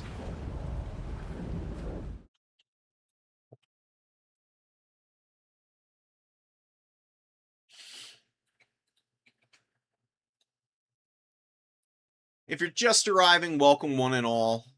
We've got plenty of replays to get through. A lot more replays to get through. We'll watch another Khorne versus Greenskins matchup, because this is a matchup that Khorne can win. It's just kind of tough. It's a tough matchup. It's not free. It's not easy. We are going to see if our boy Cappy is going to be able to take down Emperor here. Emperor is going for another style of Greenskins build that's pretty effective against Khorne. Greenskins can basically do a lot of the same stuff every time they're going into this matchup, because they just run some Error Boys. Rugloods are just really disgusting against stuff like Minotaurs and Blood Beasts and whatnot. They can very, very quickly whittle down a lot of the Khorne mobility with just good, accurate fire. We've got the Hellforge Bellowers here. Hellforge Bellowers is just an absolute carry piece against the Greenskins. We're on the other Bordello landing. They were also playing on the wrong map last game, but whatever, who cares? CA's Bordello landing is actually pretty fun. It's one of their better maps, in my opinion. I don't love all the changes that they make to Bordello landing. They made it a little bit of a smaller map, which I don't really like, but broadly speaking, it's one of their better adaptations, in my opinion. Hellforge Bellowers is going to be rolling forward, looking for opportunities to get its big damage shots on appropriate targets. And the appropriate targets here, you want to avoid shooting at the Boar Boys. And initially, you actually want to not shoot the Black Orcs. Like, the Black Orc Great Weapons are threatening. They're also stupidly slow. They are not going to close the gap on you. They're not going to close the gap on you if you just don't let them. You just roll away from them. And you've got Skull Taker on the Shrine here. Skull Taker on the Shrine dominates Black Orcs. They do no damage to them. Unless they get huge buffs, which is something that they can definitely get from the Orc Shaman. But what you do is you just don't let Skull Taker get stuck in the Black Orcs. You just, like, charge into them and then immediately run away. Try to charge some of the other units that are around the field. What the Bellowers really wants to do early is whittle down the Rugloods. It hard counters Rugloods Orc Boys. They get absolutely destroyed by the Hellforged Bellowers because this thing fires 5 Gaze and Nagash type missiles. They track, and they leave a little vortex on the ground. That doesn't have a ton of AP damage. It's got good base vortex damage, though. The Rugleds at 70 armor do take a decent amount of damage from the vortexes themselves. Same with the Orc Air Boys. The reason you focus down Rugleds is, 1, they're more expensive, 2, they're stupidly accurate and longer range. So they're more threatening than the basic Orc Air Boys. Especially more threatening to the Bellowers itself. Bellowers has the same range as the Rugleds, but you should never ever get hit by a volley from the Rugleds, because this thing is pretty fast. If you've got good micro on a Skull Cannon, it's one of the more annoying units in the game to try and, like, shut down, especially in melee. Problems here, one of the big issues with the Bellowers, and one of the things that keeps it from being stupidly overpowered, it cannot fire over terrain. It is very, very bad at firing over hills. It fires on a very flat trajectory. It's better to be on top of high ground firing with the Bellowers. Or sometimes it's also, here's another thing, sometimes it's actually better to be on low ground firing with the Bellowers. Because if you're on the low ground and your opponent is on the side of the slope, the shots are actually super accurate up onto them. If you're in a position like this, where you're like relatively even with them, but you're firing up a slight incline, this is where the Bellowers can actually waste a lot of its ammo.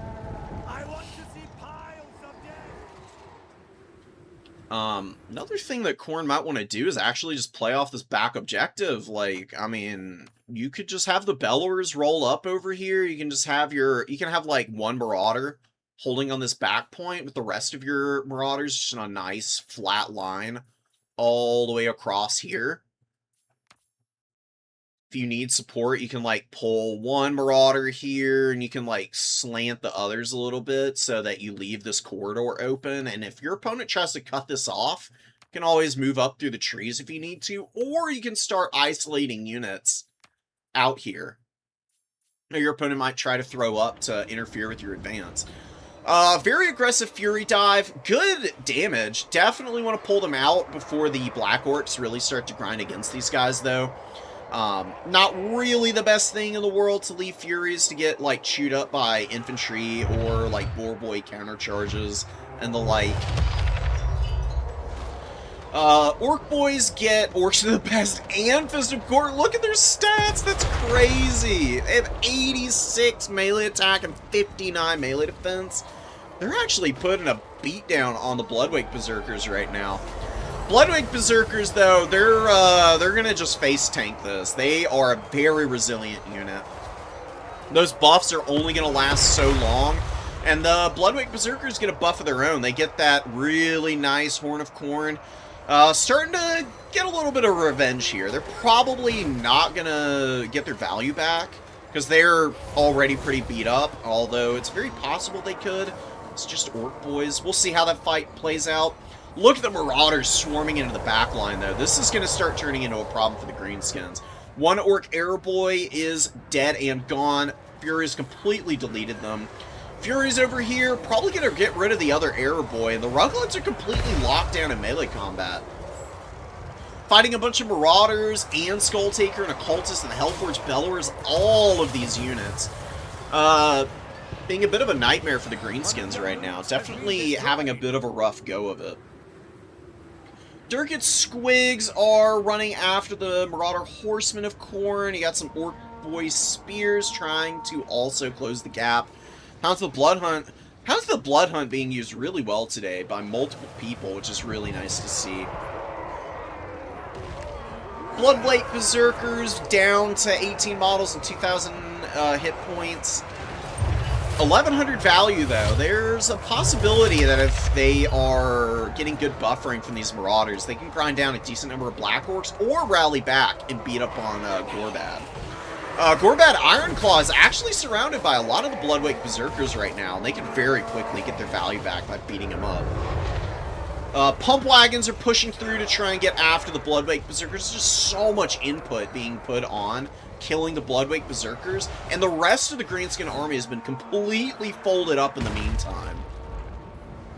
And that's what the Hellforge Bellowers, piling a lot of shots just into the ground, and really not value trading all that well up to this point. Gotta keep this thing alive. It is... I thought this was a Boar Boy Biggin. No, just regular Savage Orcs. Savage Orc Boar Boys can do damage to the Bellowers.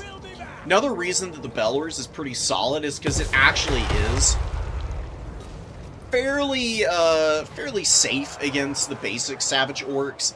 The Boar Boy Biggins are the real risk because they actually have a decent anti-large bonus that can get around the low melee defense of the Bellowers. Bellowers also doesn't have physical resistance, which can be a bit of a problem. You can see here, now that they're surrounding it, unlike the Savage Orc Boar Boys, who weren't doing that much damage, you can see the Bellowers really starting to tank on the HP front now. They've only got 4,700. The Gore Feast is really what gives them the resiliency. That is a disgusting sword. Oh, just on Savage Orc Boar Boys, though? I don't know about that. I'd rather use it on the Black Orcs. Even if it doesn't outright do as much damage, I think it'd be a little bit more valuable there.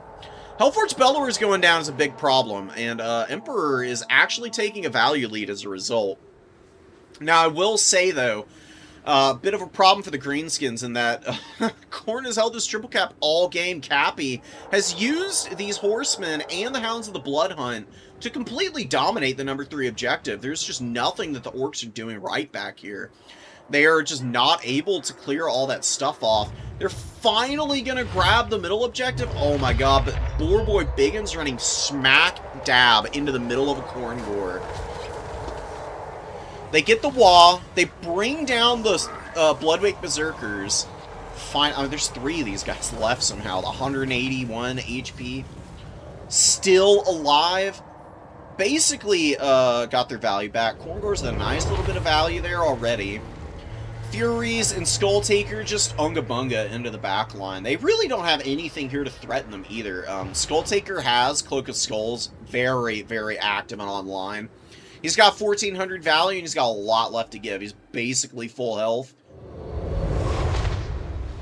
He can get a lot of mileage out of Gore Feast. I've seen Skull Taker heal cap in a game that literally went to like, what? I think I had 1,480 tickets against High Elves to my, sorry, I got 1,500 and my opponent's 1,480. Skull Taker heal capped and got close to 4K value. He's not going to get anywhere close to 4K, but if this game turned into a little bit of a slog, he's very capable of doing it. As it stands now, he's just survived what the Greenskins have thrown at him, and he's occupying a lot of aggro and attention. Now he's just running down Orc Boar Boy Biggins, which is actually kind of safe for him to do with the immune to flanking effect.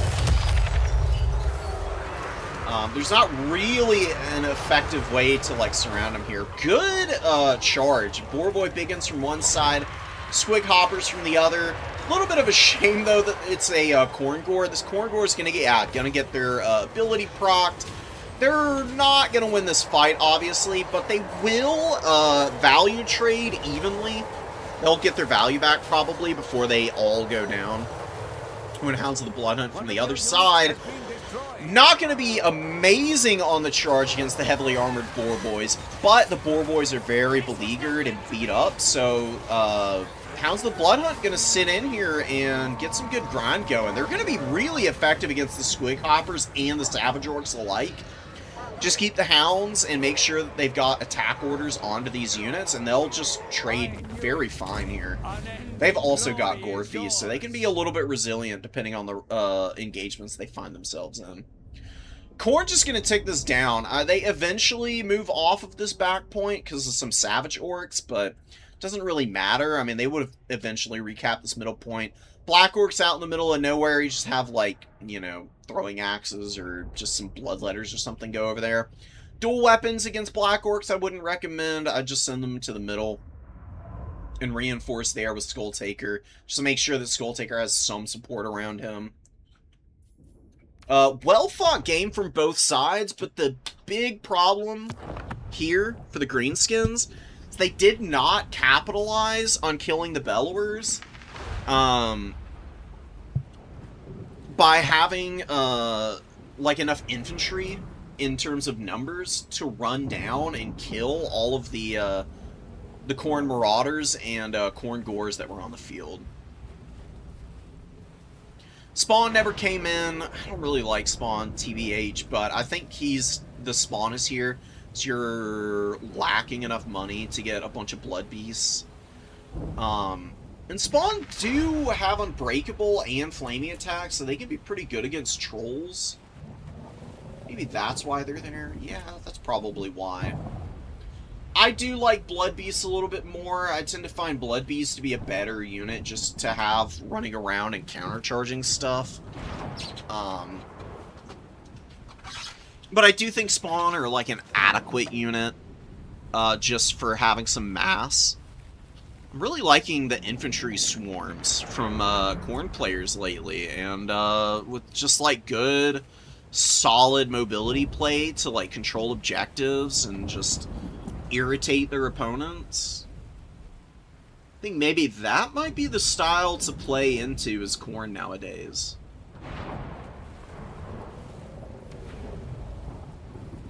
Just really press your opponent for the ability to like clear all your infantry, because Khorne infantry is pretty unbeatable. In 1v1s, they almost always outtrade similarly priced counterparts, as long as they have Frenzy active. So we've got Nurgle versus Skaven, which is going to be a pretty cool one. We're going to watch this one next. Streaming every match. Not every single match. It's too time-consuming to stream every single one, but as many as possible, yeah. I mean, I'd be here for probably about 10 hours if I streamed every single game. So I'm not just trying to cast them, I'm also trying to give advice, since it's a new player tournament. Just so people have, like, a little bit of an idea of things that they could keep in mind for matchups that they might not be thinking about ahead of time without, like, the game knowledge that, you know, just comes with the course of time.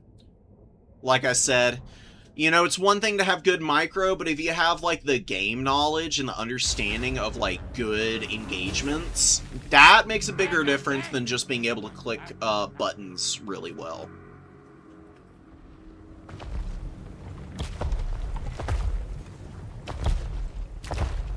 Got Tamarkon, a bunch of Marauders, some Plague Bearers here. Demon Spear are an interesting ROR. I don't think they're that good, but they're solid. They're a little expensive. Keep it from the foe. And Nurgle Forsaken don't tend to be the best of the Forsaken variants, honestly. The poison is nice. It's kind of hard to retreat from them. That's about all that they've got going for them. The extra melee defense is fine, but their melee attack is a little lower than the other Forsaken variants, and I don't know, I just feel like because of that, for whatever reason, the 5 melee defense they lose does not equal out to being a good exchange for extra melee defense. And I think it just comes down to the fact that Forsaken are just like kind of a one-pump chump kind of unit. Like, the idea for Forsaken is that they don't really stick around that long. Like, the Nurgle ones get a little bit of extra HP as well, but I just don't know, man. Forsaken are so vulnerable to missiles. They tend to get shot up a little bit before they get into combat, regardless of who you're playing against. And if they can't, like, just run stuff down, they're pretty mediocre. Rot Knights are waiting on the outside. We've got a lot of Chaos Warhounds coming in. Nurgle Furies up in the sky. Against Skaven, Warhounds are probably one of your best units, actually, because a Warhound getting on top of a weapon team is just a really disgusting uptrade. I mean, they get so much value by just running things down. Brutal breath attack from Tamarkon. Tammy dropping the heat here with his unspeakable foulness. Night Runner's taking a lot of damage, but Tamarkon getting chunked right now by the Warp Lightning Cannon and the Natty Bubo's Sharpshooters, so What Tammy needs to do is get behind the pillar again. I don't think the Toad Dragon is a really good call against the Skaven because it's such a big monster. It's very vulnerable to any missile play. Tammy on foot, though, with just the ability to grind in the front line with his Nurgle's Favored Son and the Black Cleaver giving buffs to any infantry that are around him. That's where I think he's really effective. He's really not that big of a target on foot. He's a little large, but he is short enough that if he's fighting stuff like rat ogres or just like big blobs of infantry around him, then it does obstruct units from shooting at him accurately. They're going to be a little bit more unwilling to do so. Tammy's still getting shot up. No Nurgle caster coming out from Gnome. Gnome has a lot of supplies. Could bring in some heals for Tammy and it'd all be okay, like the damage that he's taken. Not a lot of value for Nurgle right now, but to be fair, only Tamarkon's been engaged for the most part. Now we've got the Plague Bearers and the Demon Spew and the Marauders moving in. We'll see if this starts to even up. It's all going to be useless for Nurgle if they lose Tammy this early, though. He is getting farmed right now. Yeah, Natty Bubos with 1,000, Warp Lightning Cannon with close to 1,000 as well, and it get whiffed to Flensing Ruin early, but he could drop one here just to guarantee a finish on Tammy. Gnome is still banking supplies. Fury's getting shot to absolute ribbons currently, though. Rotfly's coming up. Pestigore is being summoned in. Huge wave of reinforcements coming out. Yeah, double Pesty and a Rotfly. Not bad reinforcements. But without Tamarkon to support, you're going to see a big collapse here in the middle. Just right out the gate. I mean, the Plague Bearers will hold for a decent amount of time. If they start getting surrounded, though, and take a bunch more leadership penalties, they will crumble in demonic instability. It's disgusting. I mean, it is absolutely debilitating for demons. Like, demons just don't rally on leadership. If they break a single time, they're just dead. It's really good to make sure that you have leadership buffs around if you're going to run demonic units, because that's where they really start to shine. Rotflies with a great charge into the Rat Ogres.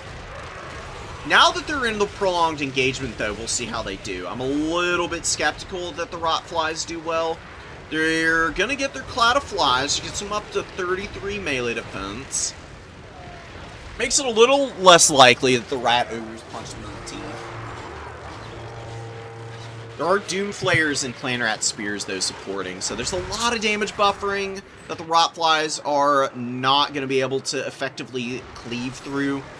Yeah, they're just going to die here. They're too stuck on the ground, and because of the Lord dying penalty already at the wavering point, they're just going to crumble out there. These guys are also fully surrounded and going to go down. These Plague Bearers are just not going to be able to kill all the Clan Rats that are out and about. Against Skaven, you really don't want to bring too many large targets.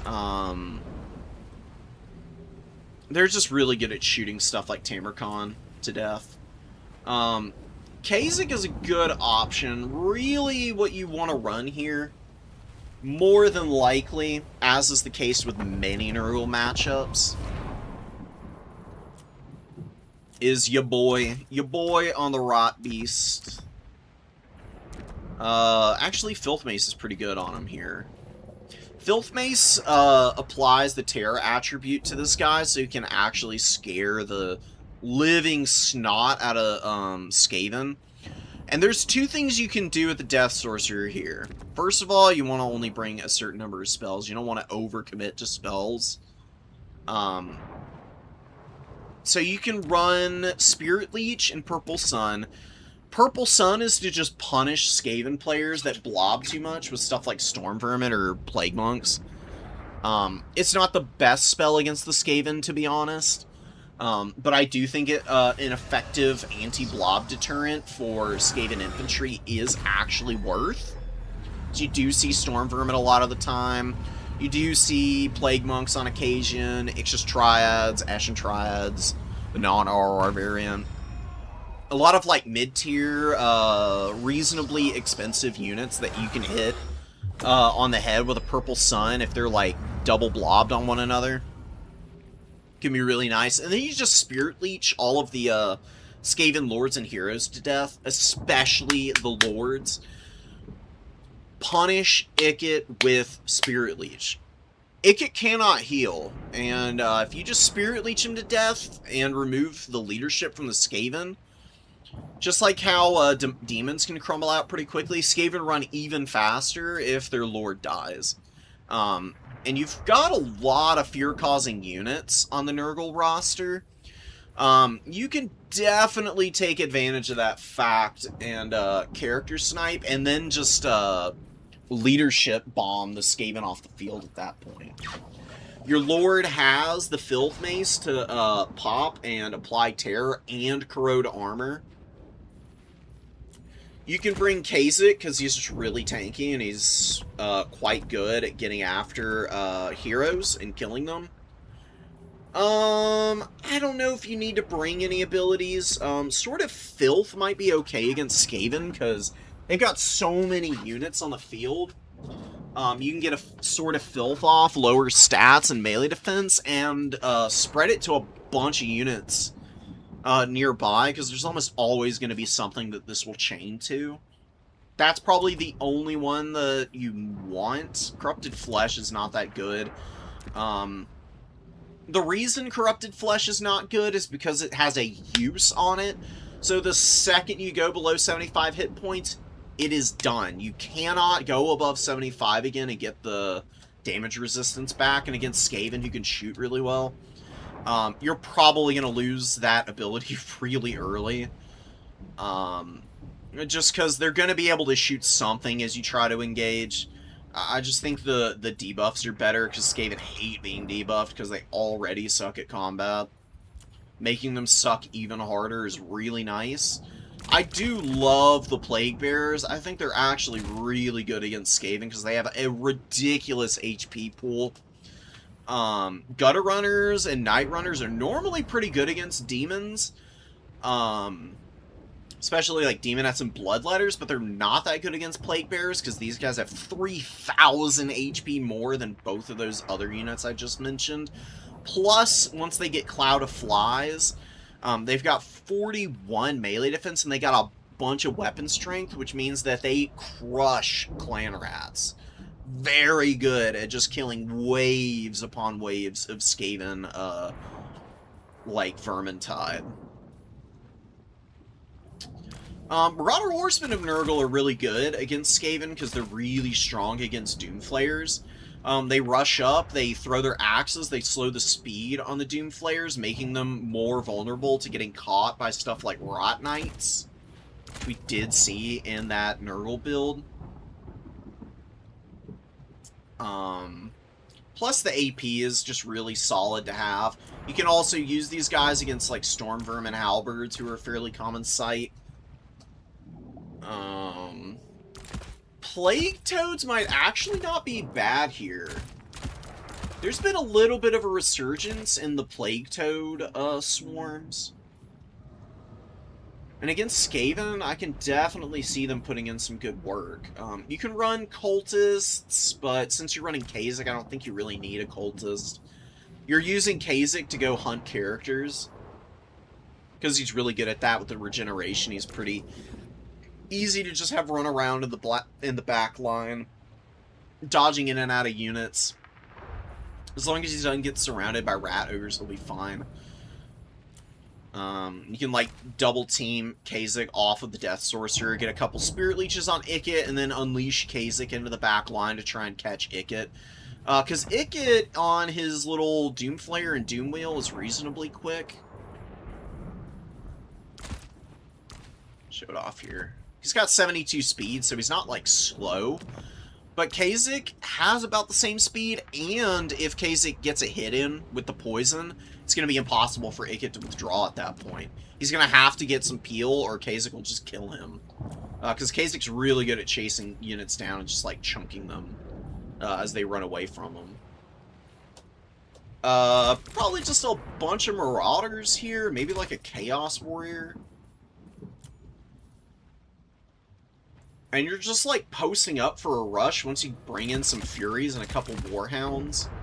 Then you bring in your Marauders as, like, the response to any, like, Doomflayers that want to, like, try and run your infantry over. But you got Mass here with the Plague Toads as well. So the Plague Toads can just stop the momentum of the Doomflayers completely if your opponent tries to run anything over. You just want to, like, spread out through any of the important units you don't want getting charged by the Doomflayers, which would be the Plague Bearers and the Chaos Warrior.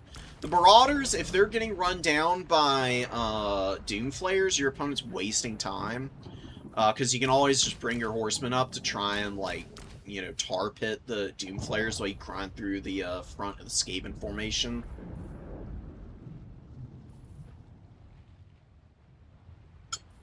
Ooh, excuse me. And Furies are really important, along with Warhounds, to be your answers to the weapon teams, because if you can flank with the mobility, catch the weapon teams out cold, you will pretty much always be Skaven in just a, like, belly-to-belly grind. Especially as Nurgle, because you've got, you know, a lot of effects that lower their leadership, reasonably, like, fighting infantry with high weapon strength, ton of HP, just really attrition-based stuff. If you don't want to run the Death Sorcerer, you can also just run this guy with Stream of Corruption, and I think Stream of Corruption and Rancid Visitations. Rancid Visitations, if you think you can get an overcasted one onto the Skaven Lord, get him down to, like, less than half HP, because this does a disgusting amount of single target damage. And Stream of Corruption is just a really easy to spam spell. Procs your Children of Nurgle passive and does a ton of damage to pretty much anything. It's good against basic infantry, it's good against storm vermin. Huge area of effect too. It's a long, thin cone that can pass through just like multiple levels of Skaven infantry that are like grinding in the front line. You can use it to affect some pretty big breakthroughs. And then you still have Filth Mace and Crown of Everlasting Conquest as a perpetual heal. Really safe against Skaven because they don't have a lot of fire damage, so they can't really punish you for bringing it. And the Rot Beast is a fairly small model, so it's also pretty nice to be on, so that you can just hide behind the front line, just like behind enemy like mass units like rat ogres. He can like run around and attack Doomflayers as well because he's got AP to kill them and good stats overall. This guy is just so freaking good. Chaos Sorcerer Lord of Nurgle, by far the best Lord option for Nurgle. I do think that there are times that there are other better options in different matchups, but as an easy-to-use generalist for a new player, you get a solid combat character with amazing magic options, who is really survivable, and you absolutely cannot go wrong in learning how to use him. Whatever you do with the remaining 3,400, I'd get a little bit more mass, and probably a little bit more mobility. Maybe this is where you bring a couple of Nurgle Forsaken, and then maybe a Rotfly? Yeah, maybe one Rotfly and like 3 Forsaken or something. Like I said, Nurgle Forsaken are not incredible units, but they are pretty easy to use and aggressive, and they're a swarming element, and Skaven do not like being swarmed. If Skaven start feeling pressed in their formation, they fall apart pretty fast. No Doom and Darkness. Doom and Darkness is another option that you can run. The only reason I don't love Doom and Darkness against the Skaven is because, yeah, you can overcast and get an AoE on it. It'll last for a long time. Sometimes what happens with Doom and Darkness against the Skaven, though, is you pop this, you route a bunch of stuff, but you don't have enough units to chase everything off the field. So functionally you've used your magic for next to no gain because their leadership is already low enough that for a monogod faction that has fear on just like a crap load of units, you don't necessarily need the leadership bomb. You just need to kill the Lord to cause cascading leadership type bomb effects. If you want to run something, I think Aspect of the Dread Knight Overcast is actually better against Skaven. You get magic attacks, and Skaven actually have quite a few units with Fizz Res. Plus, you get leadership on your own stuff. You imbue terror and cause fear on units that don't normally have it. So you can drop that on something like a Plague Bearer and, like, terror out an entire Skaven position. Completely on their own for way less input than an Overcasted Doom and Darkness. I think it's a fine spell. I think it can be really good against Skaven, but I don't think it's the most, consistent option. But Purple Sun's not a consistent option either. Spirit Leech is the absolute bare minimum you need, because you want to character snipe Skaven. It's never a bad idea. They'll always struggle into that strategy. They're so reliant on their lords for leadership. Just like Khorne is. You know, Khorne doesn't like character sniping. It's just, you can't really character snipe with magic against Khorne like you can against Skaven. So you need to know when and where you can, like, take advantage of your magical single entity, like, removal options.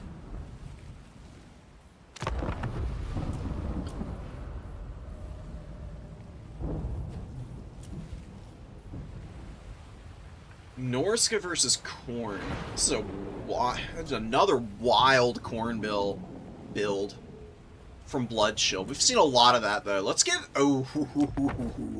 some people don't like mirror matches. I am a mirror match connoisseur. Especially in domination mode, and because you get like reinforcements to play around with.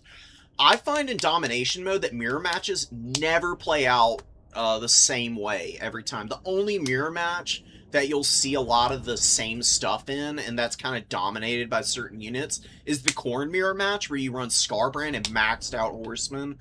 And if you play well with those units, you can just dominate whatever your opponent brings out. It's one of the few mirror matches that can play out a little bit the same. But for stuff like Dark Elves and I don't know, like, you know, Tomb King's mirror matches can be kind of wild for whatever reason. There's a few mirror matches that are, like, truly exceptional in terms of, like, the weirdness of the builds that you get. Double Hydra I've seen a little bit lately. I've actually seen Pont helming this Double Hydra build pretty regularly. But this time it's TL, and Gaxi is running something a little different, where he's brought some Blackheart Corsairs, Knights of the Ebon-Claw in the starting army, with a Shadowcaster with Melkoths. On the other side, it's a Supreme Sorceress with Melkoths and Pit of Shades. Oh, and Enfeebling Foe, trying to sneak that in there under the radar. Smoke and Mirrors used to be a pretty mediocre lore passive, but ever since this got the turn speed and charge speed increase, it's become one of the single best lore passes in the entire game for these mobility factions, because not only do you get to use Melkoths to weaken your opponent's mobility, you also then are able to just run away from them. You get the extra speed, and your units are more responsive. So there's a lot to like here now. Master coming in. What's the Master gonna do, though? I mean, he's not gonna be able to catch the High Beast Master, and there's not really any other target. Cold One Knights and Knights of the Ebon-Claw are a little too elite for him to engage against, especially on his own. Some Cold One Knights here. Does he have... It doesn't have any buffs, it's just Naked Master. You've already got double War Hydra. I think this might be a little bit too much emphasis on trying to protect your caster. Because the double War Hydra is very resilient and more than equal to that task. Nice breath attacks. Very nice breath attacks, in fact, from TL. Hammering that Blackheart Corsair, dropping them down about a third of their HP. Same with this Bleak Sword over here. A lot of model kills on one War Hydra. The other one didn't kill so many models. But Or Crusaders have 16 dead guys in them. Did they, like, get hit by... Scourge Runner Chariots must have gotten a volley in when I, wasn't paying close enough attention. Yeah, those seem to be the culprit. Knights of the Ebon Claw make a very ill-advised appearance onto the field. They are not an anti-large unit. They are a generalist that is designed to utilize their terror to break open positions. It's just like Knights of the Brazen Throne. They're not an anti-infantry specialist like the Knights of the Brazen Throne are, but they function very similarly, where they want to use their terror to get, like, crushing flank charges off and just completely break open entire portions of a battle line. A lot of Dark Riders coming in for Gaxi. Gaxi's in a little bit of a bad situation. He's forced to engage early against TL, who's got these big monsters that are getting some huge breath attack damage in early, and are now going to just be able to engage in the Blackheart Corsairs and help the Dread Spears out tremendously in terms of the value trading. Like, the Dread Spears are not going to do much damage, but they're going to buffer all of the damage for the War Hydra. And the War Hydra's probably going to start getting a bunch of terror outs. You already see one Blackheart Corsair running, Bolt Fiends and the War Hydra really punishing those guys on the way in. And a beautiful Melkoth's and countercharge of the Coldwood Knights here for TL. Gaxi is in trouble already. This Coldwood Knight blobbing up around the Master, actually. Maybe the Master is just here to be a bait piece. Which honestly isn't that bad of an idea, although the War Hydras kind of are bait pieces as well. I don't know. I mean, TL, if you're, like, here to, like, explain the thought process behind bringing them, please do, because I'm curious. You're engaging amazingly everywhere on the field there right now. Excuse me. That's a brutal pit of shades. Hammering Knights of the Ebon Claw and the Dark Riders and catching a few of the Bleak Swords in it as well. See all these units getting absolutely folded up by the magic there. Brilliant, brilliant play. Good Melkoths on the Bolt Fiends. I mean, Dark Shards are a pretty flimsy unit. They really don't have that much HP. And the low number of models does mean Melkoths is pretty effective against them. So I do like that, and the follow-up was a Dark Rider charge. Does actually get rid of the Bolt Fiends. Oh, not quite, actually. They rally. They hold with one leadership. That's rough for Gaxi, man. I'd be spitting mad about that, honestly. Yeah, Master tries to go for the Beastmaster, but this guy with Tormentor Sword is just impossible to actually do anything against. He just nets him and then just rolls away and just doesn't care. Scourge Runners, I don't know about giving chevrons to Scourge Runners. They're already expensive, and they value trade really well, so they get chevrons over the course of a game anyways. Spending on chevrons, I think, is a poor choice. Just save your money and just get higher quality infantry if you got money left over. Another nice breath attack, hitting the Dark Riders this time. War Hydra with 700 value here. You know, the thing about the War Hydras, they're never really a monster that gets, like, massive up trades, but the benefit of having the Hydras out is that they've got so much healing. They're so resilient. They're such a good distraction tool. They're like the ultimate distraction Carnifex. They look big and scary.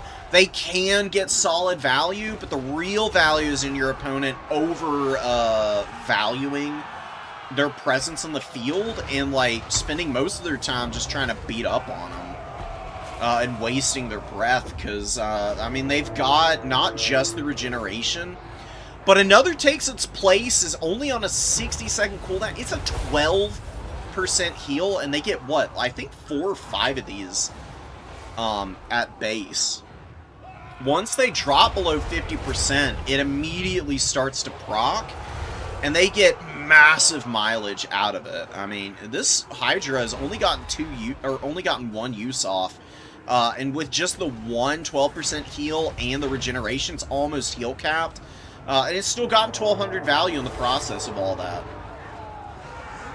Harganeth Executioner's not doing too hot, but, I mean, it's kind of hard for them to, like, value trade tremendously against a faction that's known for its strong missile and kite play. Getting 800 value, or close to 900 here, is very respectable for them. War Hydra, a lot of kills, not so much value, but it has anchored this side of the formation so freaking hard. It basically soloed all the Bleak Swords and the Knights of the Ebon Claw out here with a little bit of magic support to punish the units blobbing around it. It's got TL in a very favorable winning position. You can see Gaxi is struggling. He's really not got much on the field. Bringing out a Bloodrack Medusa now is a little late. Bloodrack Medusas are great. They're really strong. And they would actually be really good against the Hydras. Not because they themselves are, like their shooting is not really an effective counter to the Hydras. They can do a little bit of chip damage to them with the shooting. What the Hydras would do, or the Medusas would do effectively, is they would remove all the infantry and the cavalry around the Hydras, leaving them isolated in the late game, where the Medusas can then close the gap and utilize their bonus versus large to dominate the engagement, because Medusas really do have solid stats overall.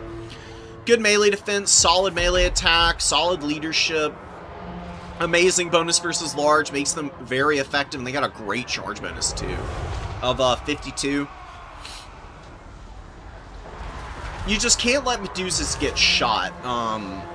It's really like the one weakness of the Medusas, their abysmal armor, so foot characters with good base weapon strength tend to bully them pretty hard, like Khorne Cultists are like a prime example of the kind of unit they don't want to fight under any circumstances.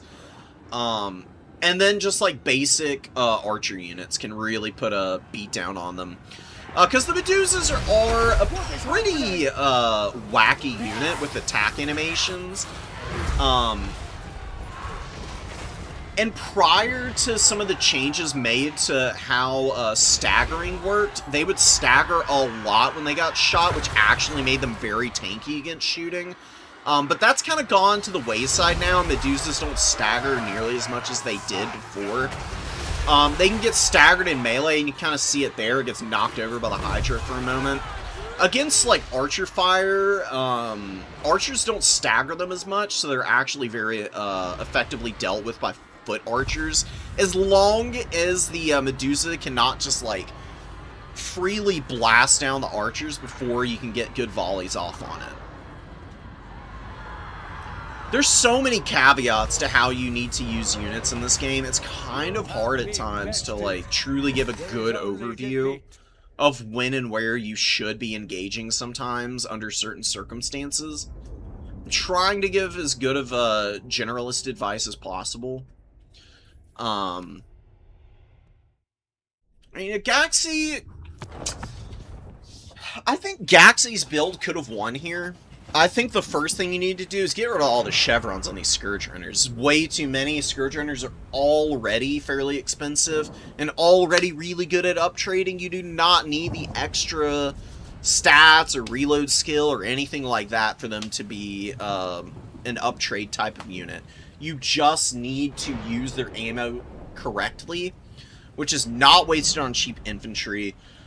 Use the chariot aspect to clear out stuff like dread spears and this other like garbage to your infantry that you might run into, and just use the shooting against your opponent's cavalry. Cold One Knights hate getting shot by Scourge Runners. And in the Scourge Runner v Scourge Runner game, you would actually probably be able to outtrade your opponent, excuse me, because you have a high Beastmaster. High Beastmaster, he was on a Scourge Runner Chariot this game. He also gets a Scourge Runner type missile, but it does way more single model damage. It is really strong. It's one of the reasons that you see high Beastmaster a lot in high level Dark Elf play. Because not only does he have the Tormentor Sword, which is, as I said, like, low-key one of the best kite tools in the game, but because he can net and then just, like, point-blank shoot something with his Scourge Runner missile, he's got a lot of ammo for this, he can do some chunky damage to just about anything that he gets good volleys on.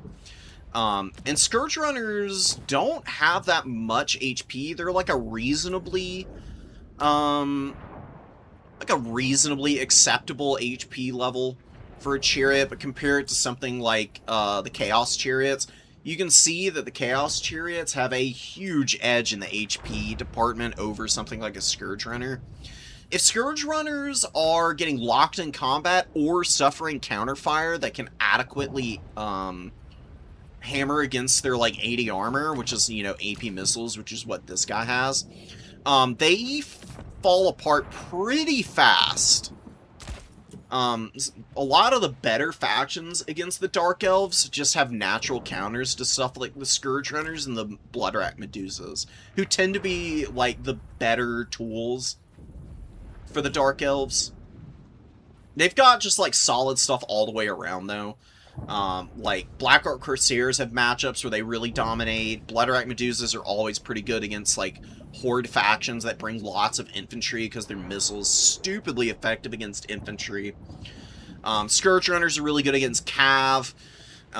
Cold One Knights are really good against cavalry and single entities, and also have a good charge bonus against infantry too. They just need to not hit brace spears, and they can really flatten quite a few infantry units on the initial charge that they have, because they got a lot of mass. And they have 66 speed, yeah, but their charge speed is way higher. I'm not 100% sure what the charge speed on them is, but I'm pretty sure it's up in the 80s, because I've seen them close the gap against a lot of units that are quote-unquote faster than them when they get the charge speed proc.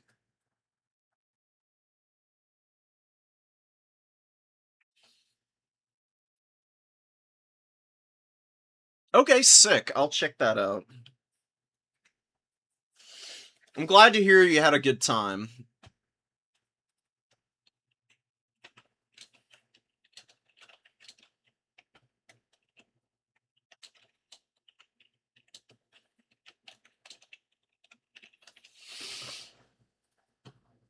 That's awesome, Palarinas. You played really well. I'm curious to check and see what your end results were. Medusas never seem to duel as well as their stats suggest, though. Is that okay? I mean, I trust you. I've seen them do pretty well in melee fights. I mean, they don't have a lot of armor and not like the biggest HP pool in the world. If they get a few unlucky hits in against them, they can fall apart pretty quickly, but against something like a War Hydra that's going to be pretty tired out at the end of a game, I think a Medusa can kind of handle them. Even if you don't end up using the Medusas in melee all that much, they still have terror. So, like, the Medusas can be your, like, low-key, like, soft counter by also terror-routing your opponent's infantry a whole bunch. Or just running around and just, like, mucking up the works. I don't know, man. I mean, if you just... I think Gaxley in that last game, if he just ignores the War Hydras, then he's fine. These things also have a ridiculous amount of missile resistance. That's another thing you have to consider. If you see War Hydras on the field, is shooting them. Normally, big monsters are very easy to shoot down. War Hydras, because of the heals and the missile resistance, tend to be a little bit annoying to actually do that to. It can be a bit of a bit of a waste of time, like I said. I mean, they've got 46 speed, so they're reasonably fast, but lots of stuff would be much quicker than them, including the Bloodrat Medusas, so you just avoid them and run around. Send, like, a Dark Rider in just to, like, tie them up for a second and then run away. There's a lot of ways that you can, like, soft counter War Hydra builds. It is a lot of micro, though, and these things can obviously do some pretty good work with breath attacks and just, like, charging down cavalry and getting whatever damage they can in. And good at anchoring objectives with their big HP pools.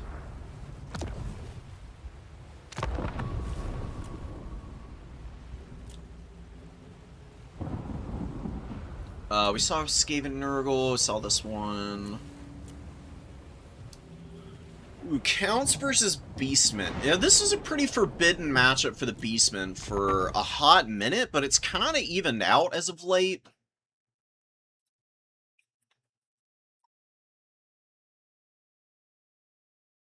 Strangely okay versus monstrous infantry like Ushapti.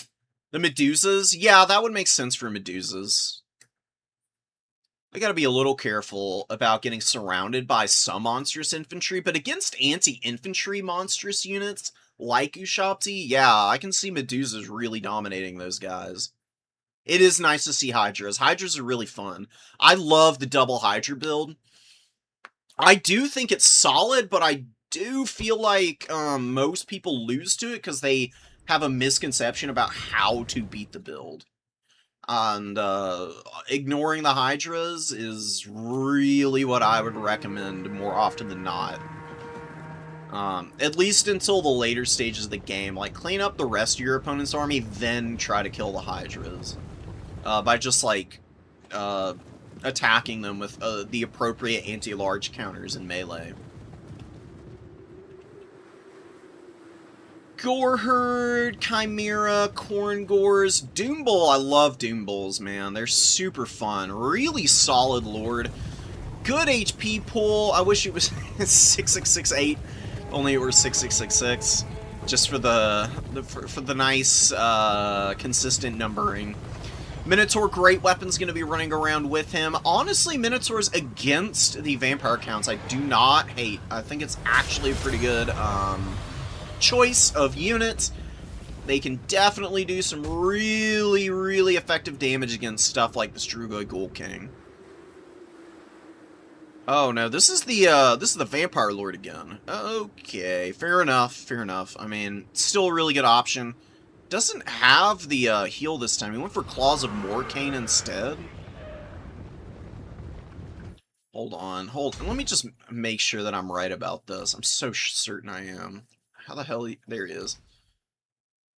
Yeah, the Ghoul King has, or sorry, the Vampire Lord Strigoi has Claws of Morcane and Ghoul King of Usharan. It's very goofy that the Ghoul King does not have the Ghoul King of Usharan ability.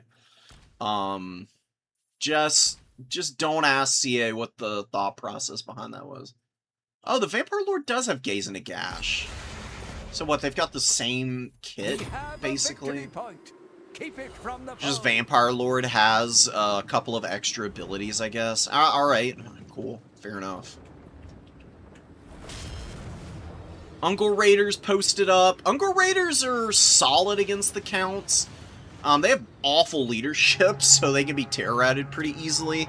And it's very easy to tie them up with summons, but Ghoul King doesn't really have great summons. He's got 2 uses of Crypt Ghouls or Crypt Horrors.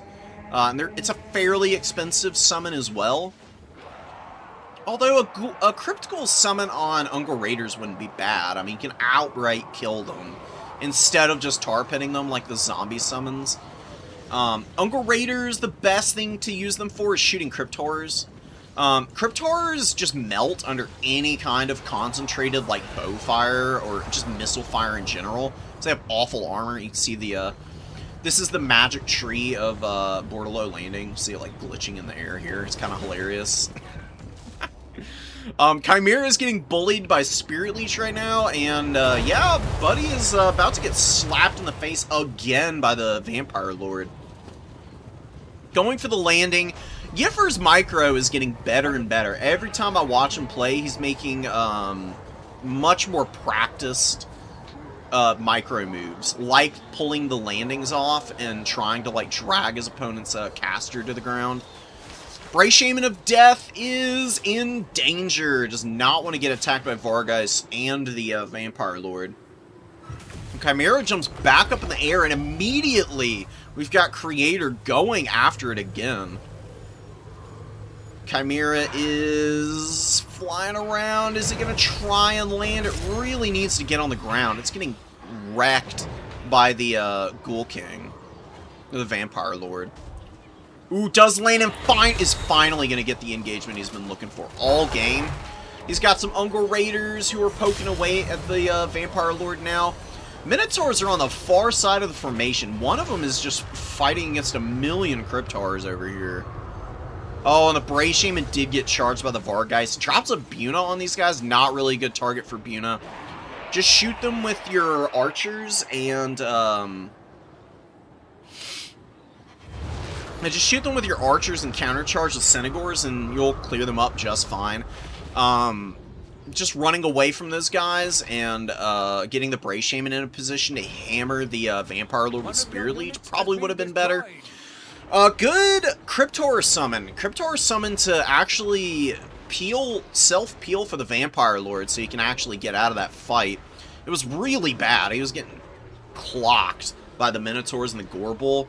It's a lot of HP, as you can tell. Half his health gone.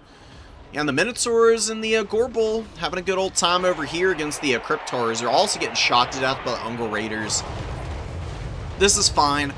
Like, the summon is kind of annoying to try and run away from, and he got the actual damage to just remove them quickly, so why not? The rest of the fights are going well for you. You've got the middle point held down. You've got some Korngors who are anchoring. Senegors are getting beat up a little bit here. Oh, and the Varix Reavers are pushing through with the Vampire Lord support. Good Spirit Leech on the Vampire Lord. Just continuing to keep him low and vulnerable to finishing blow here. Throwing axes are going to get run off, but they did get some good shots in with their throwing axes. They used 3 of their volleys, which is really not that many, but maybe they rally as they get a little farther away from the pursuing units. It looks like they will be able to rally and come back. They can probably get, they can probably pay for themselves. No problem. Minotaurs are fighting Blood Knights, Skeleton Spears, Vargeist, and a Vampire Lord. And yeah, man, that Blood Greed giving the ITP pretty huge. Otherwise, they would have broken a long time ago. They hold in here just that extra bit longer. To continue allowing for the Beastmen to be cleaning up here in the middle. Yiffer has a slight edge in terms of value trading. I think it's pretty true because, to be honest, there's not that much passive healing. It's just basic Corpse Cart, not Unholy Lodestone or anything. So any healing is going to be from Invocation of Nehek. As long as the Doom Bull does not get sniped here, Beastmen should be in a good position to hold this game. And they've got Goreherd to slaughter all the zombies. They've still got plenty of ammo on Ungor Raiders. They've got more Senegor throwing axes coming in to shoot down the Cryptors and the Blood Knights. This big mobility blob out here is pretty vicious. Ooh, a good Spirit Leech and a leadership break on the Doom Bull. And the Doom Bull is probably going to die to the Vampire Lord here. Oh, the Gorbel was coming over to try and punch Buddy in the face, but now he's moving off. And the Ungor Raiders are trickling up into the front line, and Creator is starting to take a big value lead. Good Buna on the Black Knights, an actually appropriate target for that spell. It's going to take these guys down to less than half HP. It just does so much work against cavalry. Might have been better to use it on the beat-up Blood Knights, though. You probably just completely finish that unit if you hit them instead. Varix Reavers are beat up. They're chasing down Senegors. Senegors are just kiting away and not allowing them to catch them. Oh, the Gorbel gets caught out against the Vampire Lord. Yeah, Strigoi, the first time we saw this dude, really didn't do that much. But here in the late game, having killed the Doom Bull and now getting to turn around and just bully the Gorbel as well, it's going to be able to do the same thing to the Slangors here. Slangors are getting jumped on by all these Cryptors. And the Cryptors and the Blood Knights, they do have regenerating effects of their own. And these guys have survived quite a bit of punishment, especially a couple of these Cryptars. They've been getting pounded by some of these Beastmen archer units.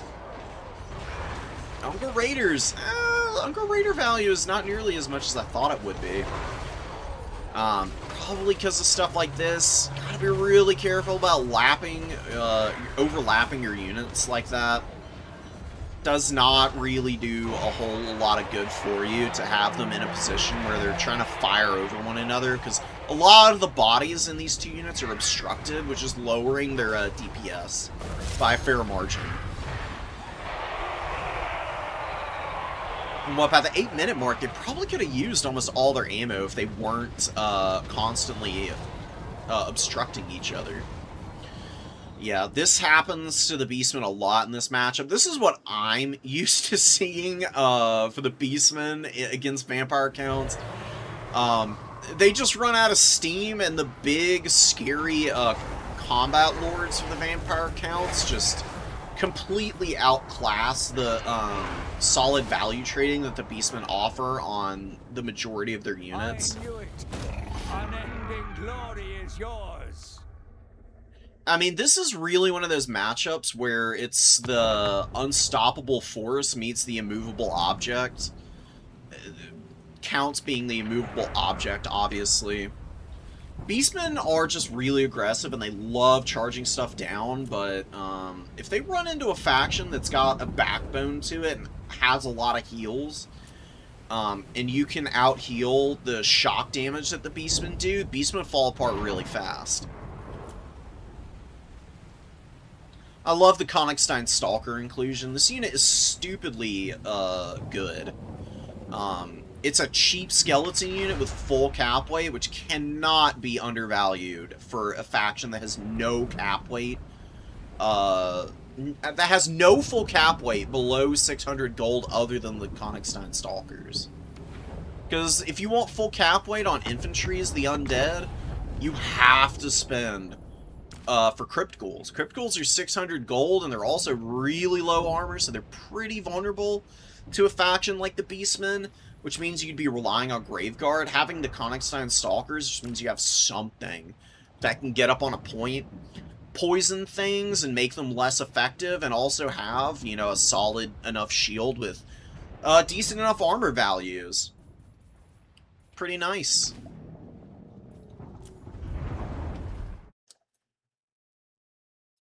Vargeist against Beastmen. It's, you know, it's a new player tournament. Vargeists are not good against Beastmen. They are a really good unit, though. If you're going up against Beastmen, though, you probably want to just, I don't know. Do you want to run... I think one Vargeist isn't a bad idea. Yeah, Konigsteiners, 300 gold cart, and 2 zombies, just 13 cap weight for under 1,000 gold. That's crazy. I love that. Yeah, man. I mean, they make all the difference. They really do. I've had games where I've played vampire counts where I've definitely capped points that I otherwise wouldn't have because of them. And because of the way counts work, the more attrition fights that you force your opponent into, the better you do.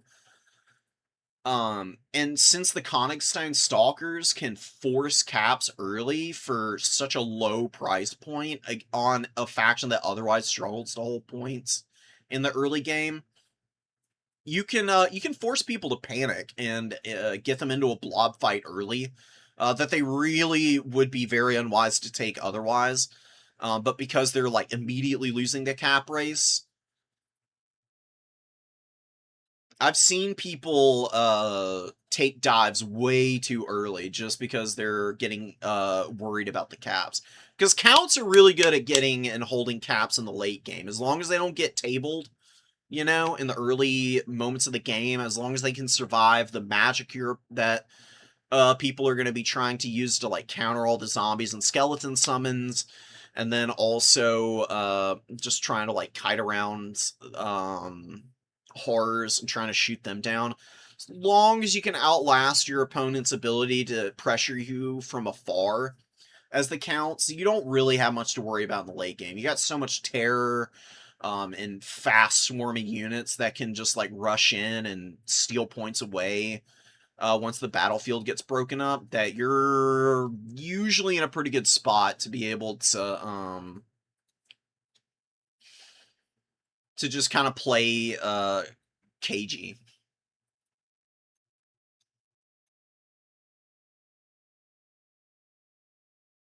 Okay, we got finals games going on. We got the semis, so let's just jump into them. Boop. Move them over, and let's see who our semis players are. We got Corn Ogres, and we got Chaos Dowie. Oh, Chaos Dowie versus Vampire Counts. We gotta watch Corn first. Corn is my #1 love in this world. Cappy is bringing a build that we've already seen from him before. See if he uses the Bellowers a little bit better here. I don't really know about the Bellowers against Ogre Kingdoms. I mean, I can actually see it being fairly effective. If you can use it to hit the Pigback Riders specifically. Because Pigback Riders will get absolutely lit up by this artillery piece. Frenzy, bloodlust, these are our virtues. Now fly at the foe, show Corn your honor! Hell yeah, I love the Skull Taker speeches. They're all awesome. The only problem with the Bellowers against Kingdoms, shooting Ogre Bulls is not cost-effective at all. You do okay damage to them, but it's not nearly as good as the Bellowers is normally going to get by shooting traditional infantry units. On top of that, the shots don't penetrate through the Ogre Bull models. So, if your opponent is smart, they keep the Pigbacks behind the Ogre Bulls in the early game, so that the Bellowers can't just, like, blast right through the Pigback Riders, and then you can just, like, run down all these Ogre Bulls. Lead Belchers are positioning up. We've got Marauder Horsemen going to the outside. Cappy is already going for flank overload. This is the sign of somebody who's, you know, very confident in their micro. And not only confident in their micro, but actually is utilizing some very important, like, positioning skills to, like, force their opponent into an unfavorable spot in the early going. Like, you can see a bunch of Ogre Bulls immediately jumping out over on this side, and the Lead Belcher here is occupied, which means that this Lead Belcher is not really in a position to punish the Marauders as they're moving up. The Marauders are in range already if the Lead Belchers just skewed up just a teeny bit. Like, they can't advance on the Horsemen and shoot these guys because they'll just run away if Cappy is paying attention. But the Marauders cannot withdraw from Lead Belchers adequately because Lead Belchers are actually faster than the Marauders are. I mean, it's not, like, the easiest thing for Lead Belchers to, like, run forward and just, like, keep pressure fire down on units that are running away from them. But it is doable, as long as it's just baseline infantry. Good shot from the Bellers. Gets a huge shot off on one of the Pigback Riders already. You can see it's taken out about a third of their HP. Skull Taker and the Cultist going in. Really not that bad. Don't shoot from behind your own infantry, because this is exactly what happens. You end up just blasting your own guys in the back, doing a bunch of unnecessary damage to them. Fury dives like this are never a good idea against the Ogre Kingdoms, and the reason for that is their bulls, the dual weapon bulls, clear Furies like nobody's business. It's not great for Corn. Furies are really good in this matchup, but what Furies are really good at is chasing stuff off. Like, what you do is you just have the Furies, like, hovering above the Lead Belchers, and the Lead Belchers either have to move, or they just sit there and they keep firing, but they can't shoot the Furies above them. And then your opponent has to keep bulls back there, or otherwise, if the dual weapon bulls move away, the Furies just land and kill the Lead Belchers. You can use Furies better by trying to outposition your opponent. Normally, Furies, Normally, Furies, you can get away with kind of YOLO diving into stuff, but just because of the way that Ogre Kingdoms work, not really the best thing in the world. And you can see the damage from the Bellowers. Like I said, not bad against Ogre pulls, but not nearly as effective as they are against stuff like Pigback Riders. But the Lead Belchers here are beat up enough that I do think the Bellowers focus firing them is a good idea now. Because a volley should probably take down like 1 or 2 more models on these guys. And you've got your front line fight going to where the Lead Belchers, really their only option for shooting is against the Bellowers. And you can see that they don't fire super accurately against this thing. They do okay damage to it, but not nearly as good as they could if they were shooting at something like the Marauders. So Skulltaker is just going for a fight here. I mean, he's pretty surrounded, but you can see just how hard it is to really punish him. I mean, there's a freaking Man-Eater Great Weapon on him, and he's just ignoring a lot of the damage because of that immune to flanking effect. Cultist is doing what he can, but yeah, I mean, this is what happens with Khorne. If you're just not used to playing against the Ogre Kingdoms, this is exactly what happens. Your opponent brings Lead Belchers, you panic, you bring in Furies, you dive the Lead Belchers, and then Ogre Bulls just kill the Furies in like 2 heartbeats, and then they just bum rush all your Marauders and kill them too. The best thing you can do against Ogre Kingdoms is avoid Lead Belcher fire in the early going. Look to get some early caps with Marauder Horsemen, and actually, Chaos Warhounds are really good against the Ogre Kingdoms. For precisely the reason that they're good at capping points early, and then they can just go and like hide in trees or something. Like, you can just pull them back here, and then you just start building up some infantry, holding your single cap, using the Hellforge Bellowers to like poke and prod your opponent. See if you can force the Ogres into a position where they're trying to attack your naturally held position. And then you want to like try and swarm out behind the Ogre Kingdoms, just an overwhelming amount of units, and you want all your dives to go in at the exact same time. You want Khorne Gores and Marauders engaging in the front. You want your Marauder Horsemen using their throwing axes and their superior speed to try and drag Ogre Bulls and like Saber Tusk Pack and Blood Vultures out of position, countercharging those with Flesh Hounds, while Furies and Warhounds look for kills on Lead Belchers. That's like that's the way that you pick apart an Ogre Kingdoms build, especially one like this that's going for like an Ogre Paymaster as their lord. You just want to avoid like trying to snipe the Paymaster at first, because these guys are really shit combatants. The value on sniping Ogre Kingdoms lords can be pretty high, but because they're going for a really cheap lord like this, they're usually going to have a ton of mass out early, which is going to make it very hard to compromise him. You can see that in play here. I mean, the Man-Eater Great Weapons are literally pushing Skulltaker and the Cultist off the Paymaster right now. Like, Skulltaker's not doing anything. He thinks that he's getting an engagement on this Paymaster right now, because he's obviously using the debuff on him.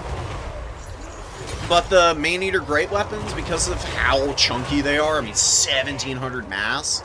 The 1,600 mass Skulltaker's just completely buffered out. You gotta get inventive on how to take these guys down. It's better to just trade the Noblars off the field and force the Ogre Bulls into bad fights against like your Khorne Gores and your Halberds and the like. And then you want to go for the Lord Snipe. Because your opponent will eventually run out of things to like put in between you and their Lord. One of your units has been destroyed. Yeah. Classic Kingdoms versus Khorne game where Khorne kind of just fumbles their dive. And that happens. You know, Khorne is a great faction and they're really strong, but God almighty, dude, you have got to be just supremely cautious with your engagements, because you do not get any freebies as Khorne. You don't have any magic. Your army abilities are great, but they require input before you can get them online. If you don't get your army abilities quickly and your opponent is just punishing you on overextends or by just blasting you with their lead belcher line, that's usually how you lose against the Ogre Kingdoms pretty quickly. If you just deny their lead belcher's value early, hold a point, or just play aggressively with your mobility to like make it difficult for your opponent to hold two objectives while you build up your halberds and then like some minotaurs, you can always get Furies out quickly from the Vanguard to just rush in to dive bomb lead belchers. It's better to spend your early game getting out the Mino, the Bloodwake Berserker, the Corn Gores, then you go for the Furies.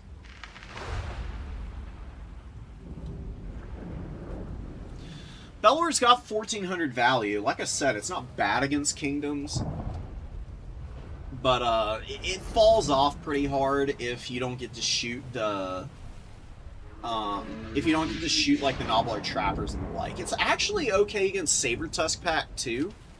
The reason it's good against Saber-Tusk Pack is because the missiles kill models outright, and then the Vortex actually does a lot of damage to what remains. Because these guys don't have a lot of armor, and Saber-Tusk Packs actually have Feral Rage, so they can rampage, and they can get pulled out of position really easily, because Feral Rage lasts for freaking ages. It's like a 36-second rampage or something crazy like that. Ogre Kingdoms, unlike the Lizardmen, Ogre Kingdoms don't have a way to stop units from rampaging, and it's only 75% HP. Let's actually test this out. I'm pretty sure Bellowers can rampage a Saber-Tusk Pack in one volley if you hit them square. But, it's been a while since I've tested this, so we do really need to... We need to double check this before I spread misinformation. I don't want to be Mr. Information spreading misinformation.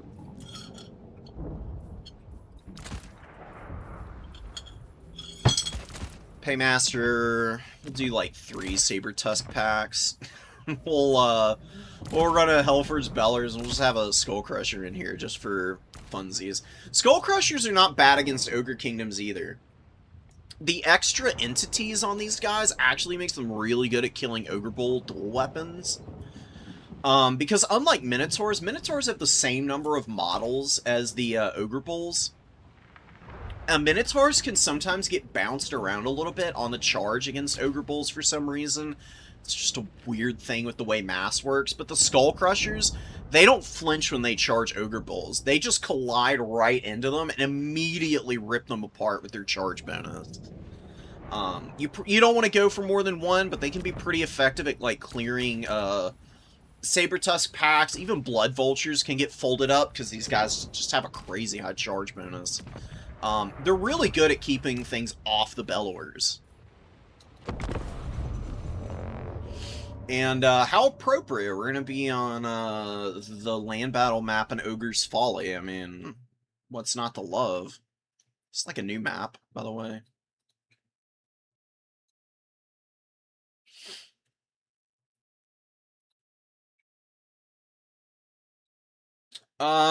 So you're talking about the game against the Counts.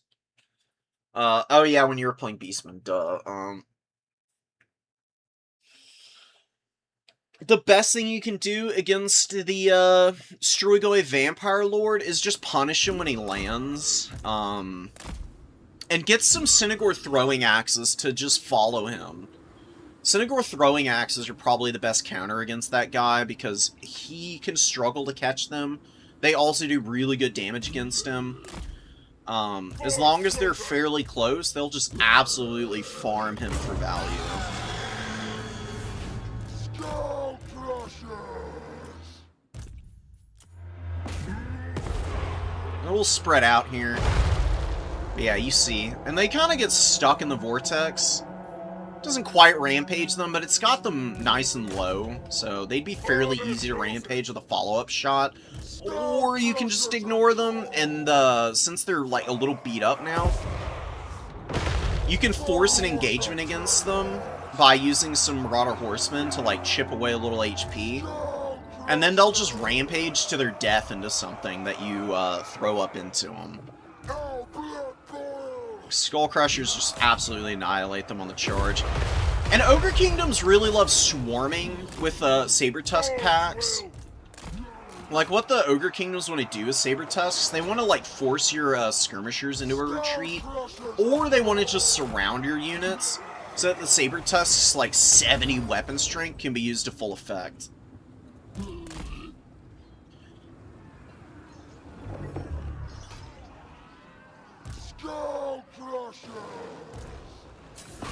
You just have the Bellowers just, like, face check these guys, too. I mean, you can see it does good damage in melee combat. It's got better stats than normal Skull Cannons by a pretty fair margin. They get a ton of extra melee defense. And the extra melee attack on this thing is crazy. It's got 50 as opposed to, what, 32 on regular Skull Cannons? It's easily one of the best RORs in the game. Like, as a straight upgrade over the normal Skull Cannons, Bellowers offers some pretty insane damage potential. And regular Skull Cannons are solid, they just aren't quite as good at bursting down high value like infantry. Which is what the Bellowers is designed for. Let's go Chaos Dowie versus Counts. Pretty, I don't know. Chaos Dowie, I think, can beat the Counts more often than not. But Vampire Counts, despite being weak to fire damage, man, they can definitely bully some of the units that the, Chaos Dowie want to, like, rely on. Like, this is one of the few times that Chaos Dowie Lords, I would say, are probably at a little bit of a disadvantage on average in the Lord trading.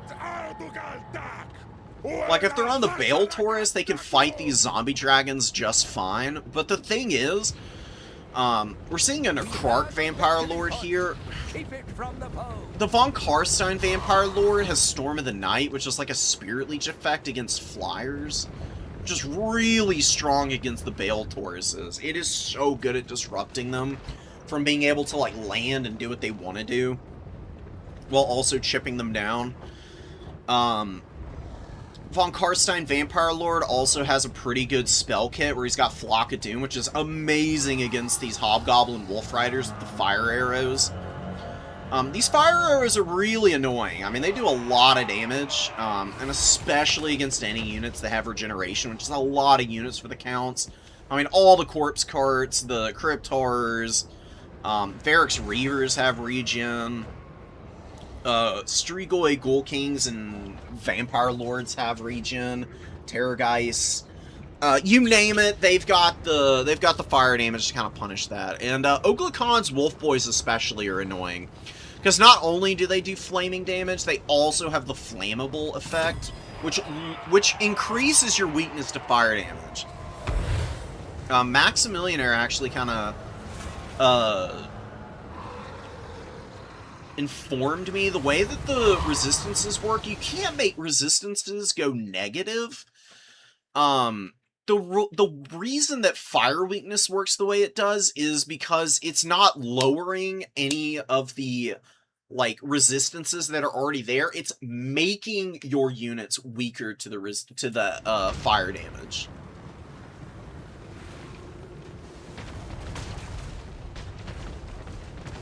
Ooh, Fireglaves in the trees, very sneaky, very smart too. Hobgoblin Wolf Raiders coming in to distract Varix Reavers, getting absolutely folded in no time flat.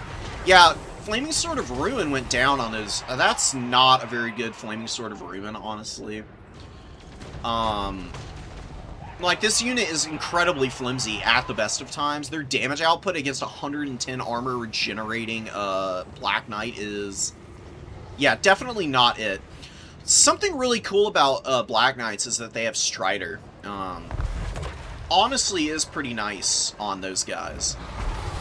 I can do a lot of work just by running around in trees and taking fights.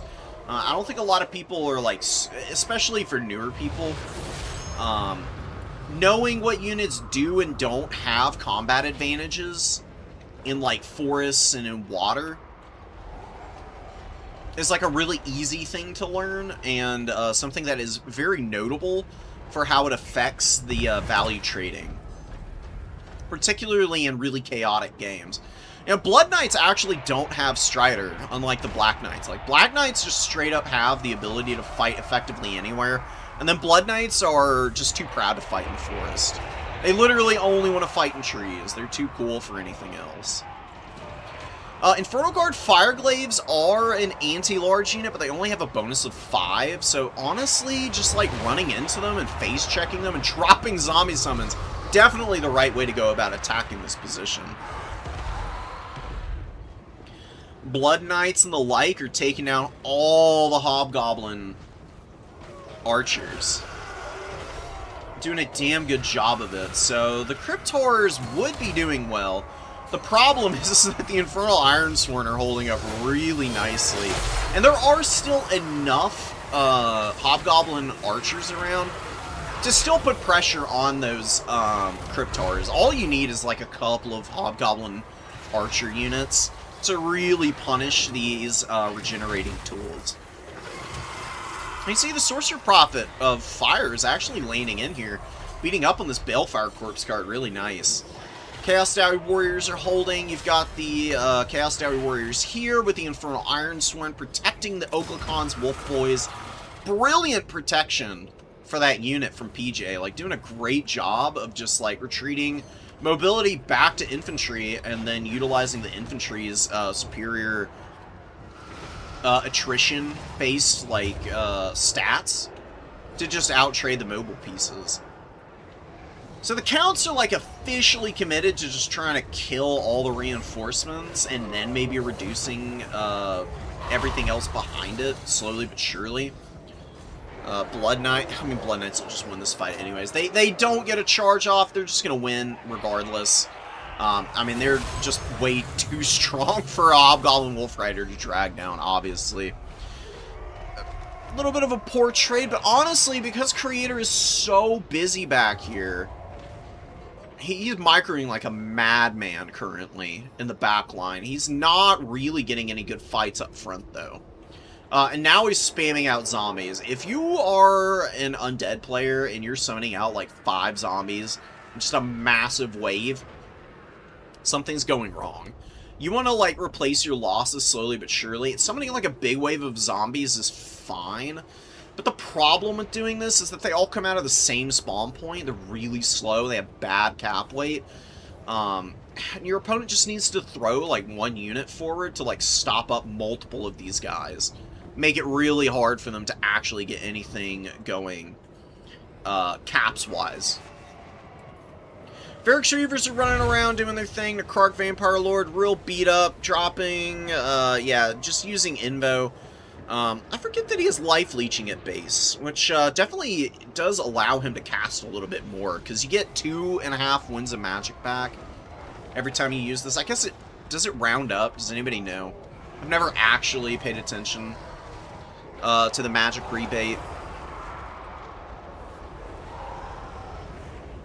But whether you do or you don't, just getting a few Winds of Magic back every time you cast a spell can really add up over the course of a match. Especially for Counts who need every drop of magic they can get. And also have like lots of good cheap spells that they can get a lot of extra mileage out of, like Invocation and Raise Dead. Kind of nice to have the life leeching. Deathstreak Rocket comes out and immediately gets close to 300 value with just 1 shot onto the Krark Vampire Lord. I think that kind of tells you everything you need to know about how expensive these lords are for the Counts. I mean, they cost a freaking arm and a leg. Infernal Guard, man, they did end up like losing out in melee eventually, but they actually dragged a lot down. 1,500 value on them, which is paying for themselves. Varguys have 1,200 value. You can see this game is not completely over, actually. Is Creator going to find a way to get back in this? There's another Kadai Fireborn coming out, which is a bit of a pain in the ass. The Blood Knights are doing okay. Blood Knights can probably pull back. It looks like they're gonna just stay and fight the Kadai. Oh, but now they're getting handled. Uh-oh. Yeah, I don't know why you're popping Pan's Pelt on these guys. I mean, I guess the speed to try and escape, they just got beat up so hard, and the Fizzres does nothing for them, and melee defense only works if you're in the fight, actually paying attention to the enemy's units. Otherwise, you just get hit for free as you're either retreating or just, like, trying to push through them. Deathstreak Rocket is offline. You got more Black Knights with the Lances and Barding in here, but they just keep running into, like, walls of Chaos Dowie Warriors. It takes a while to grind through all those guys. It's just not going too hot for them. Kadai Fireborn are anchoring so nicely with their support. Barely even need support here, but the Infernal Ironsworn are representing a pretty appreciable amount of damage mitigation against the Kadai. Plus, you got the Sorcerer Prophet in here, and you're just fighting the Königstein Stalkers. Königsteins are a great cap weight unit, but they're not really a damage output kind of unit. They just falter pretty badly into anything that's armored. They kind of just hold ground, and that's about the measure of what they're able to do. If the Königstein Stalkers tend to scale pretty well if they're fighting something that's really expensive that doesn't have AP, and you're able to get something onto the back of that unit, and then the poison just, like, weakens the enemy. And you get a decisive charge off with, like, Crypt Horrors or some Blood Knights or Black Knights or something, and you can just break the position down while taking a minimum of return damage because of the poison presence. Crypt Horror, Skeleton Warriors, Dire Pack, and a Necromancer coming out. Necromancer with Forbidden Rod, so we're seeing some furious stroking action going on. And there's still magic. I mean, the Necrotic Vampire Lord drops another heal on himself. Does get hit by the fire damage. Loses a little bit of the efficiency on that healing. And the Deathstreak Rocket Launcher actually rallies. Does miss its shot, though. Vampire Lord with his Black Knights holding in here, trying to make this happen. Struggling a bit, though, man. Dire Pack come in, and they do kill the Hobgoblin Wolf Raider here. Get another Hobgoblin Wolf Raider coming out, though. Dire Pack don't want to miss their charge, so they can probably beat this other Wolf Rider, and then kill the Deathstreak. Just depends on how much damage they're able to do on the charge, which does not look very good. I think they did miss the charge. They've got an anti-large bonus, which is why I think they've still done decent damage to the Hobgoblin Wolf Raiders. Cannot miss charge actions with your units. It's just such a big component of effective value trading. The more time you spend getting your charge bonus off, the better for your own units, because you just drag things down so much more efficiently. Crypt Horrors are getting out-traded by Kadai. Kadai are just so good against the Undead, because Undead have a hard time hammering these guys down with anything short of, like, Blood Knights, or just, like, mass surround with Crypt Horrors. These guys have fire magic damage. They're reasonably fast, too, with 54 base speed. They get this freaking blazing body, which then just compounds on all of the natural advantages they have by giving them Fizz Res and melee damage reflection that goes up to plus 25, which is kind of insane. I mean, some of the better damage reflection spells have around that much. So when they get Blazing Body fully charged, like, at that point, Crypt Horrors are just killing themselves, trying to beat down the Kadai. Unending glory. glory is yours. That is a money shot to end on. Necrarch Vampire Lord literally gets domed by the freaking, Deathstreak rocket. He probably died there. I think he did, because you can't see him anymore. Oh, that's the Llamas. Wait, where's the Necrarch Lord? Did he die over here? Oh, he died over here. Sorry. My bad. I confused the Llamasu with the, Vampire Lord. Well, the Llamasu got clocked on its head. I think it was I think the Deathstreak's trying to shoot these Cryptars, and I think the tracking missile... Or maybe it's trying to shoot the corpse guard. I can't tell, but sometimes tracking missiles can do unintentional friendly fire damage. Because they have a really high angle of fire, they don't get obstructed by much. But what happens is, at the end, a lot of these tracking missiles level out. And I think it's leveling its shot out to try and hit the corpse cart, and the Llamasu character is just in the way, so... dude gets clocked right on the dome by it. Looks cool as hell, though. Really does. He's got a pretty fierce glow about him right now. I'm guessing the Infernal Ironsworn probably both paid for themselves. Damn near. 1350, 1,000. 1,000's definitely shy. 1350 is a little bit too, but they both lasted for freaking ages in this game. And the Wolf Raiders, man, you know, they were getting attacked by everything. Literally, the entire freaking reserve army for one creator was chasing these guys around for basically the entire opening of that game. And, yeah, they got beat up, and maybe they didn't get all their ammunition used, but they all up-traded, and the Ogre Khans, man.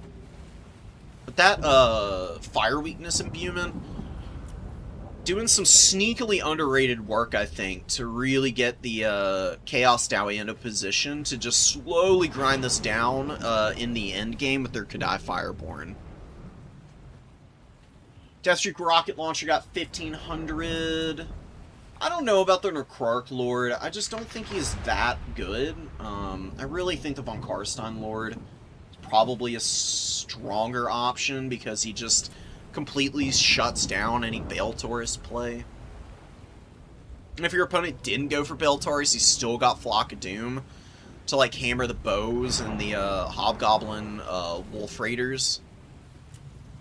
I think Von Karstein Lord has Gaze and Gash too. I need to double check that though.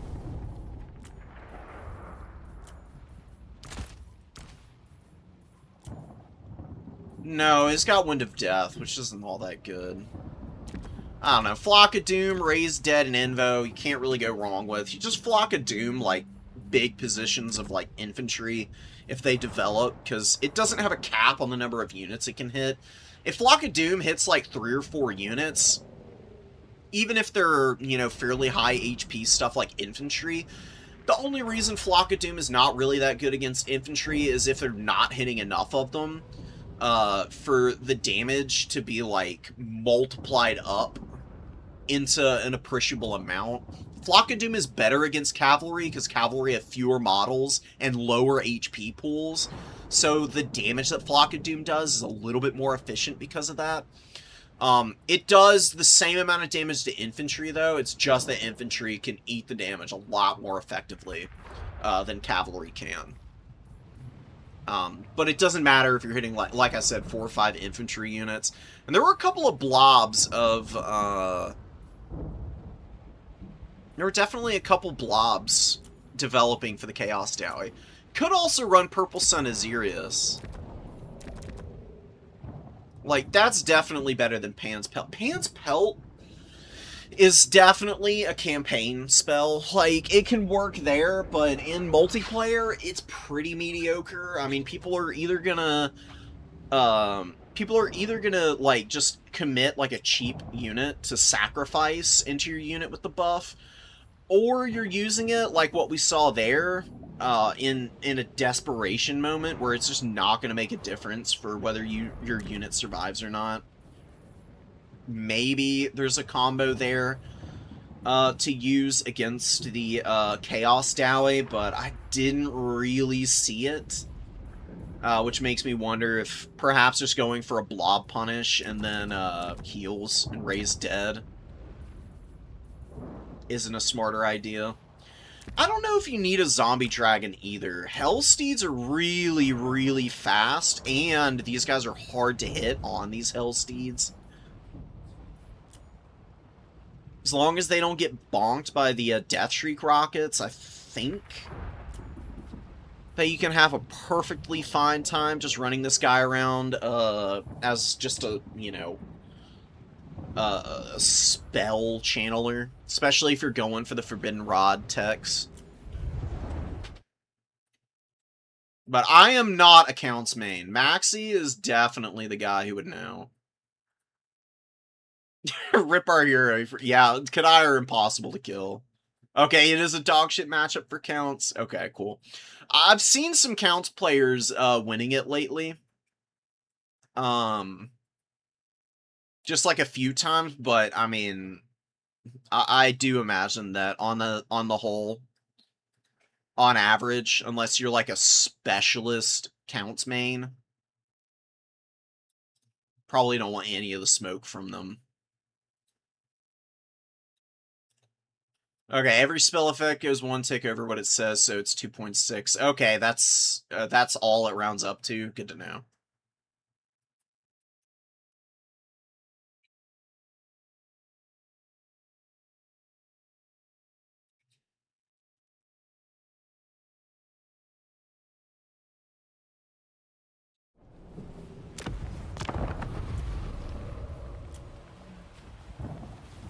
Finals game should be done by now, right?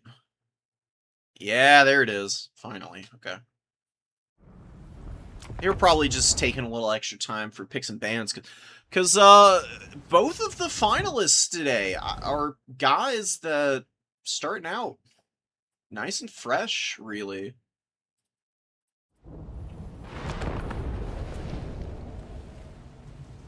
Chimp has been around for a few tournaments, I will say, though, so it's really awesome to see him putting in the work and getting here.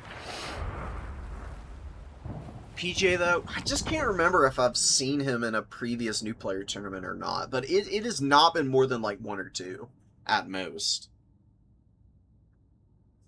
So him being able to walk in here on the Chaos Dowie and put on such a dominant showing, impressive as hell.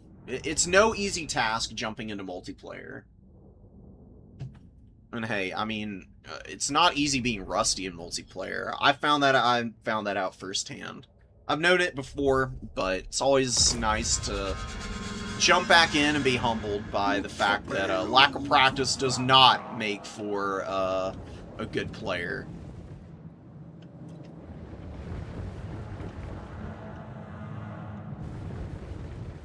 Hobgoblin Wolf Raider's going for the point. Sorcerer Prophet of Fire with Burning Head and Fireball. We'll see if I don't know about Fireball. I mean, I guess Ogre Kingdoms are really low armor, pretty much across the board. Fireball could be pretty good for maybe shooting down, like, I don't know. Does it pierce through Ogre Bowls? We'll just see what it does. I'm not 100% sure on its efficacy here. Shouldn't be terrible, though. Bolt throwers are a really good choice here. I actually do think bolt throwers are pretty good against the Ogre Kingdoms, just period. Because they massively outrange lead belchers. And Ogre Kingdoms don't actually have great ways to kill stuff like bolt throwers. Iron blasters are too inaccurate. Ooh, engagement going on down here. Hold on. Anyways, so bolt throwers. Just real quick while that fight is going in slow-mo. Scrap launchers are not good at clearing these. The iron blasters are not good at doing that either. Lead belchers are too short range to close the ground before taking a bunch of damage. And same with Mayonnaise pistols. Probably your best bet against these, like, bolt thrower arty lines is getting a Stonehorn back there to just, like, absolutely stomp the crew and terror out them off the field. Keep it from the foe. Huge picks for the Chaos Dowie immediately. Tear routes and proper routes on the Saber Tusk pack. This Lamasu caster, man. I love the Lamasus. They're so cool. And the terror causing is really invaluable, and they're not terrible in combat either. The silence they have is also really good against most factions, because you just fly in, get on top of your opponent's lord, and you just completely negate their ability to cast any kind of magic. And you negate magic weapons as well, which is pretty sick. Not the most important thing for the Chaos Dowie, because they don't have tons of Fizz Res, but Kadai do get it over the course of time. You start with a small amount at base, 10%.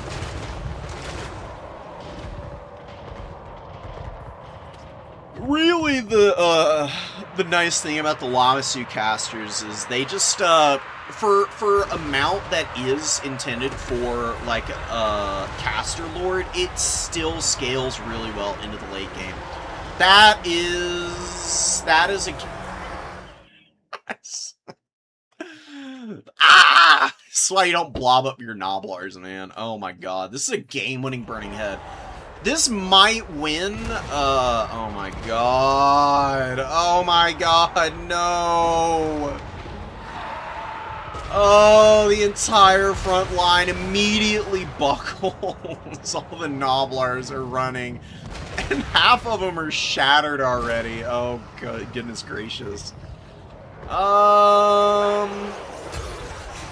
Oof. Yeah, the Paymaster is the naked guy and he doesn't have anything to do here. He's got no buffs. Lamasu Caster is just hounding the Lead Belchers back here in the Saber Tusk packs, trying to save the Lead Belchers from Hobgoblin Wolf Raiders. Oh my goodness. Dude, this is just an absolutely filthy opener. I mean, you get 2 picks over here, and then you literally demolish every single Noblar your opponent has in the front line with 1 Burning Head. It literally could not be going any better for the Chaos Dowie right now.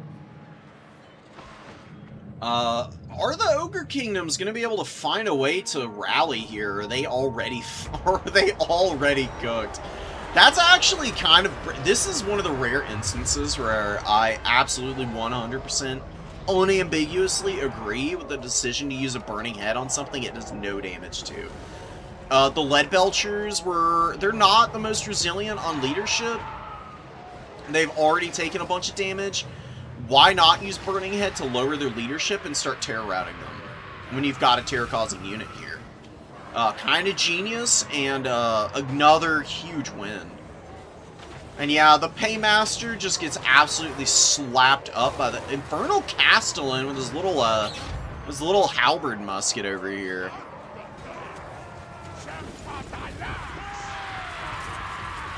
Yeah, it's not quite a bayonet when it's just a giant axe head on the front, so... Oh my god. Infernal Ironsworn, holding up really nicely against the Ogre Pulls. Ogre Pull Iron Fists are not that good of a unit. They're okay. They can be pretty good if you cycle charge with them. Because they have the little shield, they actually can jump back and forth in and out of melee without getting hammered by traditional small arms too badly. But that's contingent on having Noblars to continue to occupy enemy units while you suckle charge the bulls. Dude, PJ is about to win the fastest finals I've seen in ages. This is wild, dude. I mean, he's just got the Ogre Kingdoms by the freaking throat right now. Oh, they have no they have no shot. They got nothing on the field, actually. They bring an Ogre... They bring a Mournfang Cavalry, and they've got Gorgers over here. I don't... Gorgers are really bad after they got nerfed. I think they could do to give Gorgers, like, 400 or 500 more HP, maybe. I don't think it would be bad for game balance. They're just so flimsy now, like, after they got nerfed from release. Like, Gorgers on release had 16 models and the corresponding extra HP, and they just literally killed everything. on the charge, because the number of models they had combined with the really high melee attack that they still have here meant that they just outvalued literally everything on the charge. It was kind of silly. But now they're kind of a pit-dwelling unit. They really are not that good because their armor sucks. And with 12 models, they just get surrounded by everything and they just get bullied. I don't think they're worth it at all. Maybe you can give them terror or something. Maybe that could be like a thing that you do for them to make them a little stronger. It can be like a specialized terror-causing 1,000 gold unit, perhaps. That could be a cool niche. As it stands now, they're really only good at like ambushing like crap tier units and just like trying to kill them and control side objectives and staying in stalk until the moment that they spring out and ambush something. I don't think that's reliable though. More often than not, you're just better off ignoring the anti-infantry stuff other than the Golg's Man-Eaters and dual weapon bulls. You get enough dual weapon bulls and they can beat just about anything, and Golg's Man-Eaters already just by themselves beat just about everything.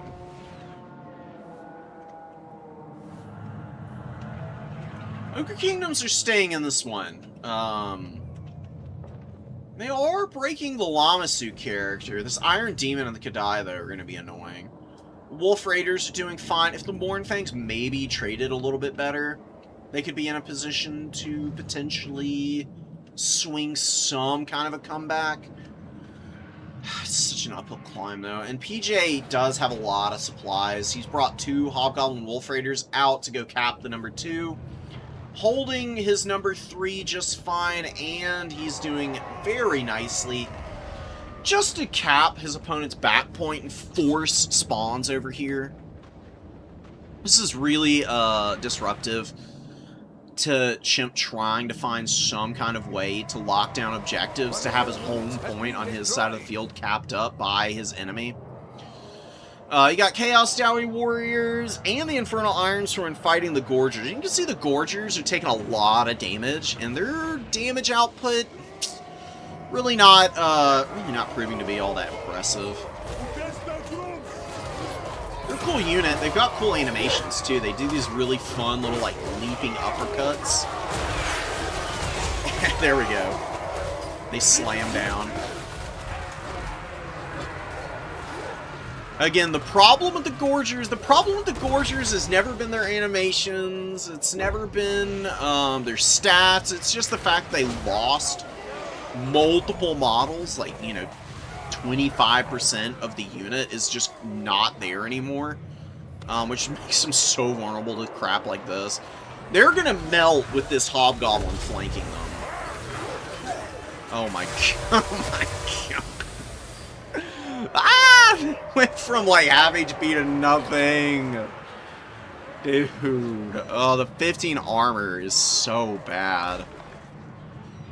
God, and they were value trading actually pretty decently for themselves for a minute there, but yeah, now there's just no way they're gonna get that 1,000 gold. Gorgers aren't even good with Scrag or anything. Like, Scrag has the little cauldron that can like heal them once he starts getting like model kills. Even if you have the cauldron charged all the way up, Gorgers are still bad. Chimps resurging a little bit. Are the Chaos Dowie going to screw themselves over potentially here by overplaying their hand on the home objective of Chimp? He's got some Mournfang cavalry getting on this Iron Demon. As long as these Mournfang's leadership holds, they could probably beat this thing down. They're a really solid counter to the Demon. The Iron Demons are really bad against anti-large, high-mass units, because they can't just run away from them. If they get surrounded and pinned in place, that's where they just fall apart. Because they have no melee defense. In 25 is, like, not, you know, truly abysmal, but it is definitely on the low end. And especially makes them quite weak to the anti-large damage to the Mournfangs, who are trading pretty nicely right now. Kingdoms grabbed the number 2 away from the Chaos Dowie again. It's Infernal Guard Fireglaive and some beat up Chaos Warriors, or Chaos Dowie Warriors, though. Maybe not the best front line to protect these Fireglaves with, but the Fireglaves are very devastating if they get accurate shots off. Let's see what they're able to do. Ooh, the Paymaster is actually routing towards the Chaos Dowie backline. Oh my god, he's gonna get killed here. That's the death sentence. The leadership problems are going to be too much. Saber Tusk, yeah, you can see Mornfang Cav immediately breaks. The other one is going to be not too far behind. Both the Mornfang Cavalry paid for themselves. Probably some of the few units that did. Really and truly, I think the Ogre Kingdoms could have won this game if they did not lose the Saber Tusks out here early, and if that Burning Head does not hit their entire Noblar front line. I think the push over here was very ill-advised from Chimp.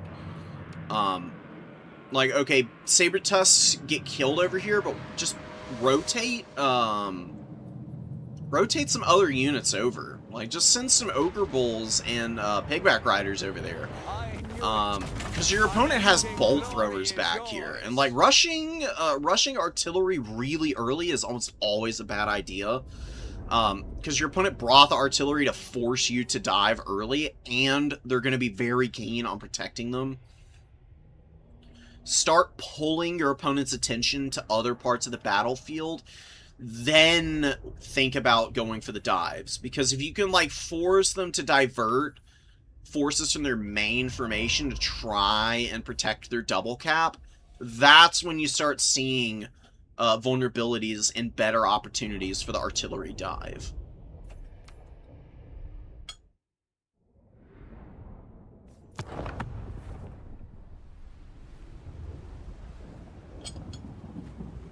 I mean, the Bolt Throwers really didn't do that much. Dude, the Infernal Ironsworn both got 1800 value. 1898 and 1890, insane work put in by those guys. And that's all thanks to the fact that the Lead Belchers were just killed in the opening engagement. I mean, Sorcerer Prophet hits the fattest Burning Head of all time on all the Noblars, who immediately, like, shatter or rout. And then the Wolf Raiders, because they picked off a bunch of Saber Tusk packs right out the gate, they immediately get the opportunity to swarm up into the backline against the Lead Belchers and start shutting them down with good finishing work done by the Sorcerer Prophet, who just didn't allow them to rally. Hit a Burning Head on them that broke their leadership, terror-routed them, and sent them packing. Everything else for the Chaos Dowie is really solid, man. Just great, great work done overall. Hatchet Stark Ravagers didn't do anything. I don't even see where they died, but that's 400 value on them. They cost 1900 or whatever. Definitely not worth. I don't think you'd want to bring them against Ogre Kingdoms under any circumstances anyways. They're an anti-infantry unit. You do not need the anti-infantry against the Ogre Kingdoms. Not if you're already bringing an Iron Demon, by the way. Cut the Dark Ravagers and get a Bull Centaur Render Great Weapon, and then like a Cut Thread or something with the remaining money. I don't know what you'd have left over, but that seems like a better spend in my opinion. Freaking huge by PJ. That is awesome.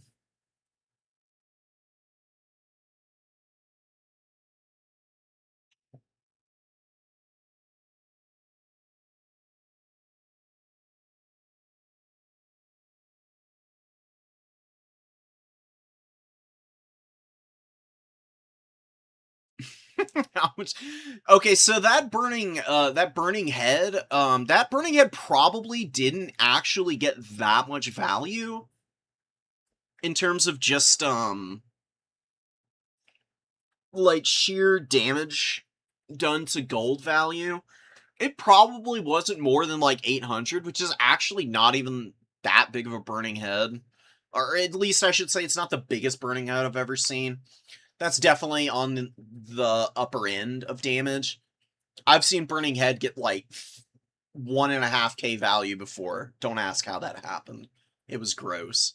But anyways, all that being said, killing all the Noblars immediately had even more inestimable value than just the damage done, because it just meant that the Ogre Bulls are all by themselves, and they just suck when they're alone. They cannot adequately grind when they don't have the Noblars buffering damage for them.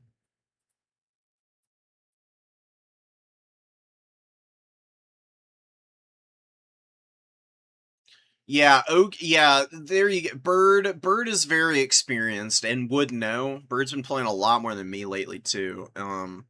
But just generally speaking, man, ogres are so good because they can just swarm the field with bodies, and they can bring out so many effective units that can really, really make it difficult to make progress against them, because they got tons of HP. They've got really nice bonuses versus specific types of units. Golg's Maneaters against the Chaos Dowey, I think, are a good call.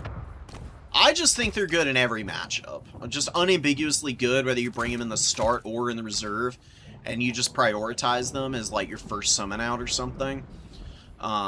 They are rock solid against stuff like Infernal Ironsworn. That's, like, the perfect counter to the Infernal Ironsworn right here. If you're not shooting them to death with Lead Belchers. Like, if you just want to bring a crap load of Lead Belchers, then fine. But if you want a good anti-infantry melee unit, something that can beat the enemy's elite units like the Infernal Ironsworn, Golg's Maneaters are the way to go. They've got 10,000 HP, fully 2,400 more than the dual weapon bulls. And you can see they outpace the Iron Guts on HP by a fair margin as well. They got more weapon strength, they got better leadership, and they get ITP, and they get Vanguard, and they can hide in trees. Well, I guess actually the Iron Guts can hide in trees too. But anyways, Golg's Maneaters are just better. They're built different. It's always better to have one Golg's Maneater than 2 Iron Guts. I've never, ever been impressed by Iron Guts. Some people I've seen be able to make them work, but, I don't know. I just value the reliability more. That's just a me thing. I'm sure other people could probably give you better advice on how to make an Iron Gut build work. Another thing you could do is bring some scrap launchers, because they're really cheap, and they are very long range. They're not bad against, tightly grouped enemy formations. They can actually pressure pretty safely against bolt throwers. Whereas Lead Belchers can't really move up into bolt thrower range. Scrap launchers just stay well out of the bolt thrower range and still provide you a little bit of value in the early game. They're not like the greatest unit in the world, but they're pretty easy to use all the ammo on and then unsummon, and then you just bring out some of your other tools from reserve. Something that can actually rush a little bit.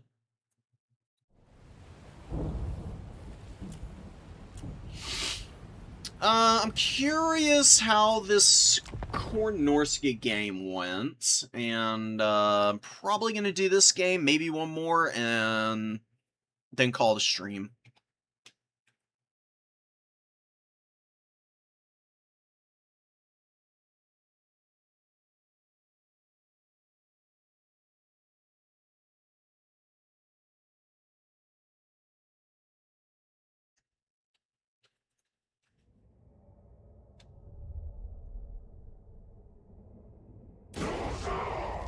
Okay.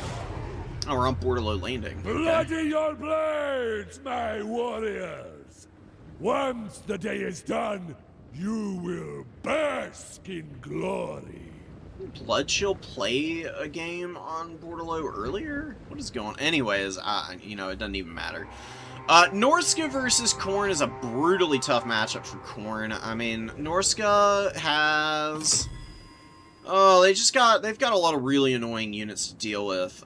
There's no Bearmen in this build, and it's not like there isn't the option to bring them, because the Riders of the Mighty Serpent are a DLC unit, and they're here.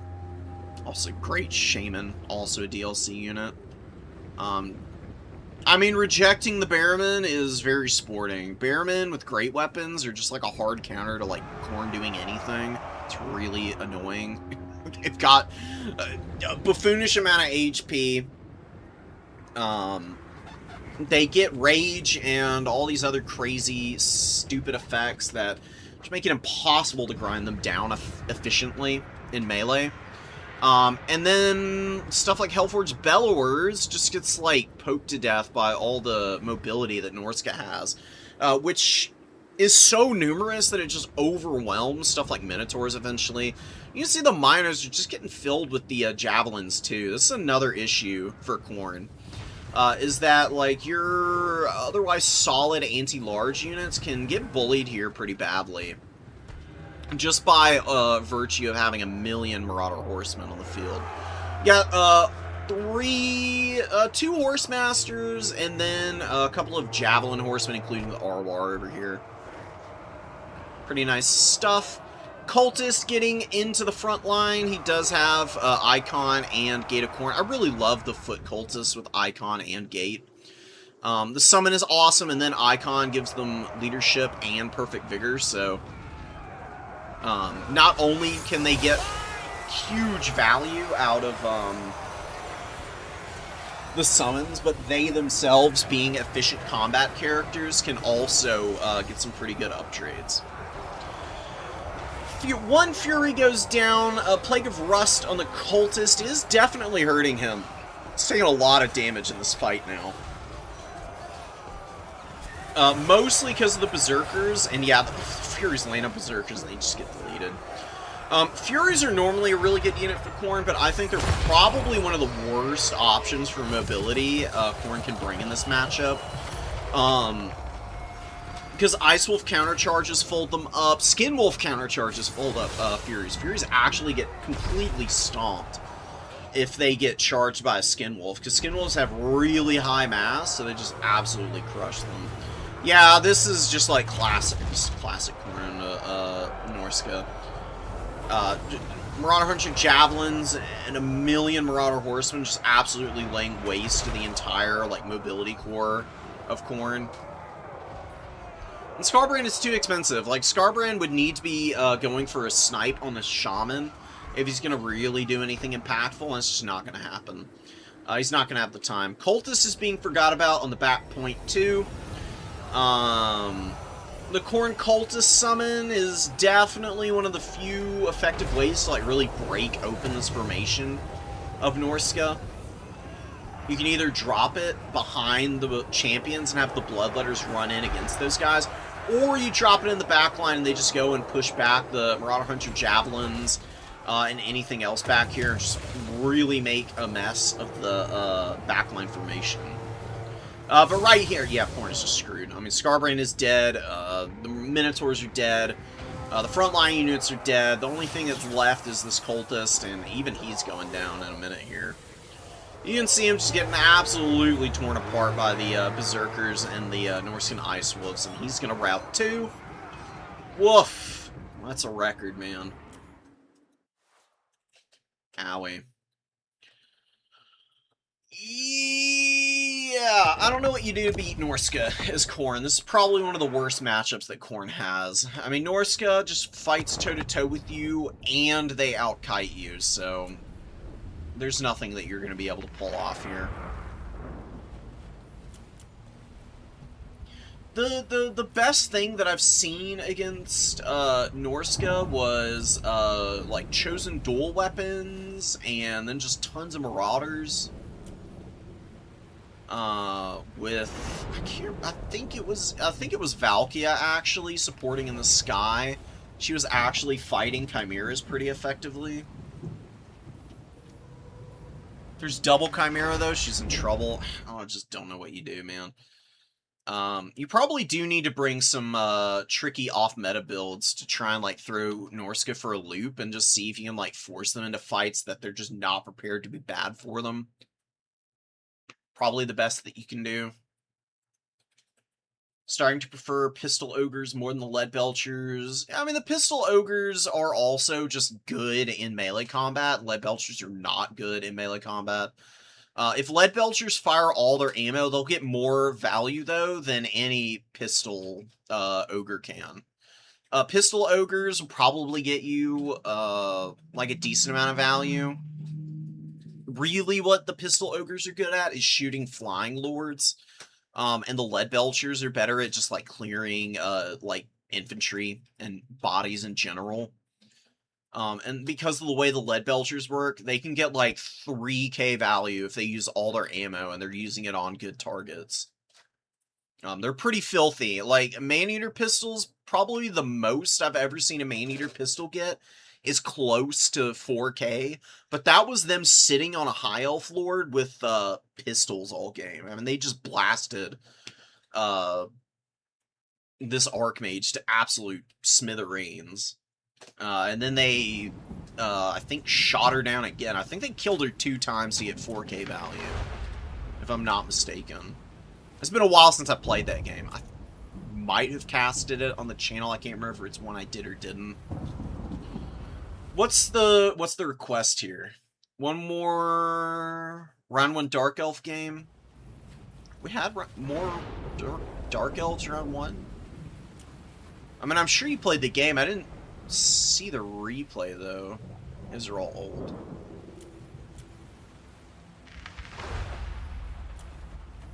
Oh, those are from last week.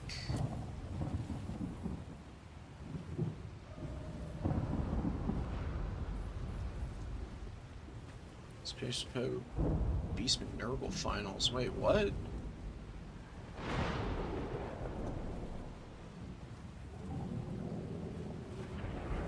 When did I get my... I don't even know when the hell I got my hands on this replay. Hey, this will be a fun one. I mean, y'all want to watch Maxi fight Space Pope? Let's freaking do it, man. When did I don't remember getting this replay from anybody, but I'm more than ready to... Let's get a top-level game to close the stream out. Why not? You know what I'll try and do? I'll try and cast a few more of the new player replays. Do I have anything going on tomorrow? Not really. I can try and cast some more games tomorrow. Do y'all some justice. The new players. Guys who I didn't get a chance to cover quite as many of their games. We just saw a lot of really interesting builds from some folks today, so I really like to try and cover those to see if there's some tech there. Or just to give advice to folks about things that they could do to, like, optimize the builds. Chaos Knights with the Lances going to the low ground, looking to maybe scrap with the Synagores down here. Space Pope. He's going for an interesting build. He's got Forsaken and Plague Toads with the Rotting Riders, looking to dominate this #1 objective. He's got a Demon Prince of Nurgle, who I actually really think is a good character. This is a sneakily effective Demon Prince. This guy's got a really nice mixed lore of magic. He's got some bound streams of corruption. He gets, what all does he have exactly? I need to back out to remind myself, but he gets Spirit Leech. I think he gets Fate of Buna. A couple of other pretty nice things. I think he might also have Stream of Corruption. The not bound version. But either way, I mean, a bound Stream of Corruption is pretty freaking sick. Yeah, Chaos Knights with Lances going after the Bray Shaman. Ooh, but they get hit by Devolve. That's huge. Devolve is really good at, like, just ruining Chaos Knight mobility. It lowers their melee attack by 24 and debuffs their speed by 25%, and they lose leadership. This is kind of a rough fight, man, and they're not going to be able to escape after this wears off either. Because they're running away from Sentis, who are already faster than them. Oh my god, and the Sons of Goros from the flank gonna get a huge charge off Maxi with a brilliant play out here on this side of the field. He even disengages the other Centaur and could re-engage here and get some good damage. Yeah, all that and just sacking an Ungor spear herd, no biggie at all. Who freaking cares? Good stream of corruption from the Demon Prince. I believe he used his bound one over here and got some good damage on the Sons of Goros and the Ungor Spearherd, but in exchange for a Chaos Knight with the Lances, definitely one worth making. Good Spirit Leech on the Doom Bull. Doom Bull's chilling, just kind of doing his thing, whatever that thing might be. Ungor Raiders are one of them's a little bit stuck up back here, but the other one is free to fire and should definitely just focus the Plague Toads. Plague Toads over here going for the Ungor Raiders. If you lose the 2 Ungor Raiders but trade out for the 2 Plague Toads and the Forsaken that are moving in, more than a good trade in favor of the Beastmen. This is one of the reasons Beastmen are such an annoying faction to fight against. The fact that they can bring 425 gold stalk archers who actually fire really fast. They fire slightly faster than most archers in the game. Their damage output is low, but, I mean, 120 arrows is still 120 arrows. Even if it's 1 HP damage that they're doing, they can still chunk and rip through much higher quality units and uptrade substantially. Slangors are in here. Plague Toad crumbles out here. This Plague Toad might crumble out when the Slangors close the ground, because they're going to give a attacked and rear penalty, plus these Slangors, they're pretty vicious on the charge. They've got 35 charge bonus, which for an infantry unit is absolutely out of this world.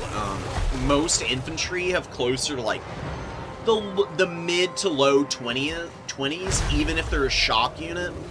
When you start talking about infantry getting up into the 30s for charge bonus, they are pretty wicked when they actually close the gap and get on top of units. It's one of the reasons Forsaken are so effective, is they're just really good shock infantry. Their flimsiness does lead them to being a little less than desirable sometimes, though.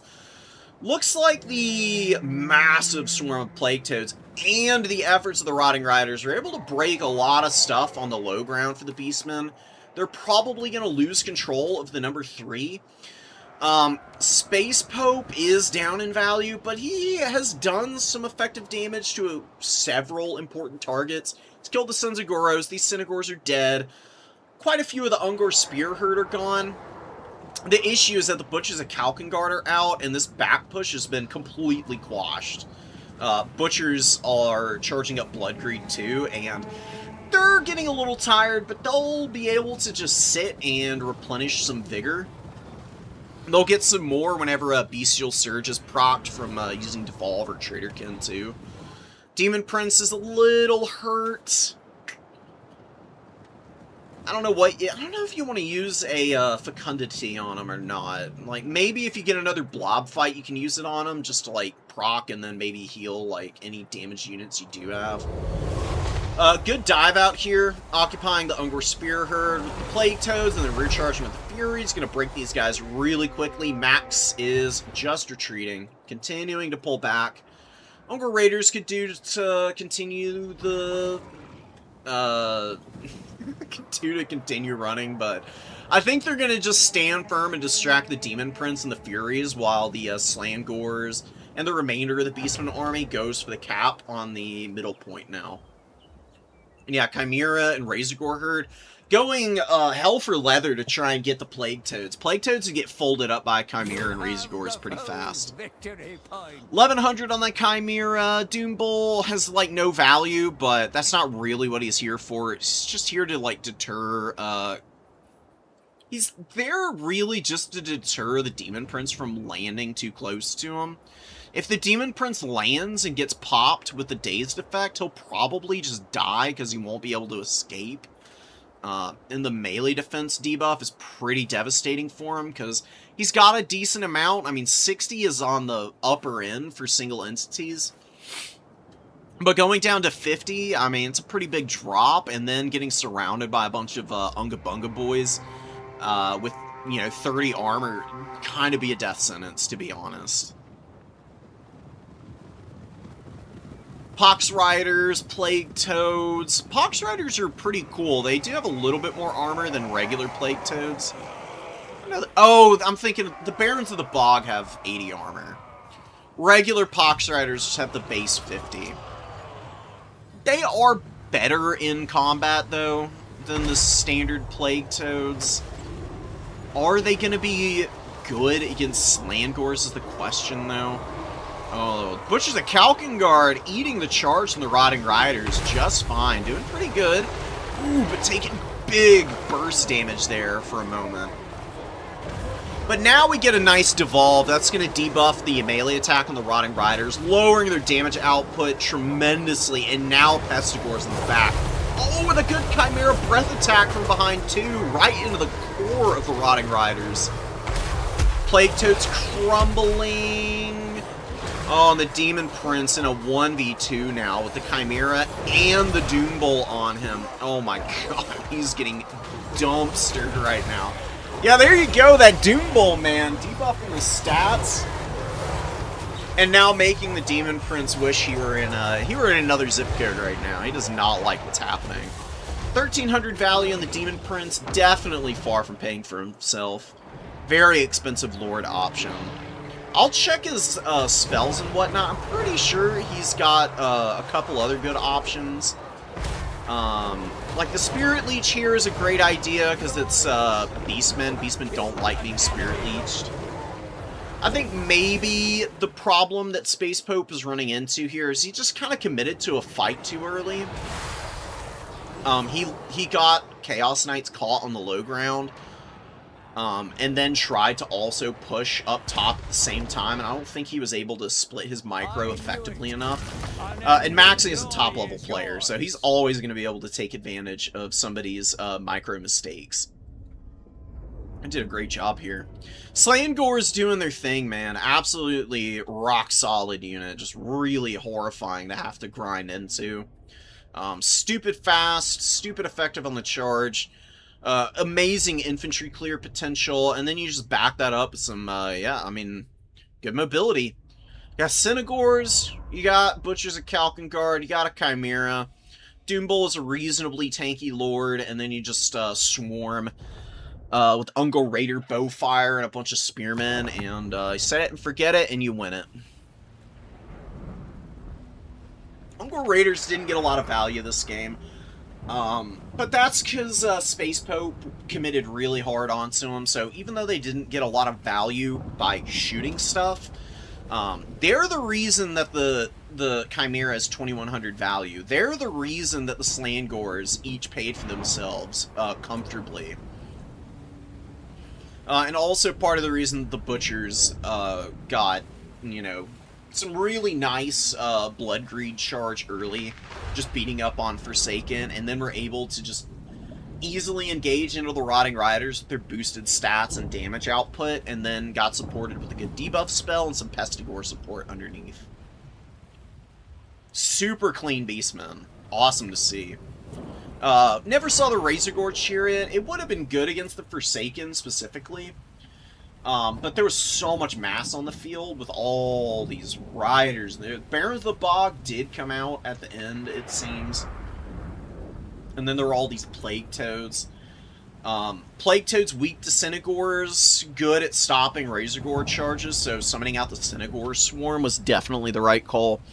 And yeah, I mean, Razorgore Herd is just a great unit. I mean, just like one in reserve, excellent option against stuff like Chaos Knights. And then they also have the good charge bonus to just, like, run down similarly priced, like, monstrous, pseudo-monstrous cap for the Plague Toads. Razorgore Herd, I would say, are, like, proper monstrous cavalry.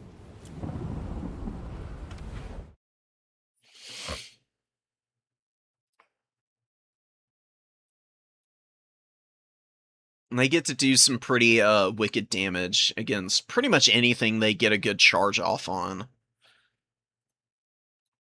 Yeah, for real, Mystery Replay. I don't know if Maxie sent that to me and I just downloaded it just cuz or what, but it was a good game. And Maximilianaire kind of showing off what the Beastmen can do to just absolutely bully Nurgle. This is a truly atrocious matchup for Nurgle.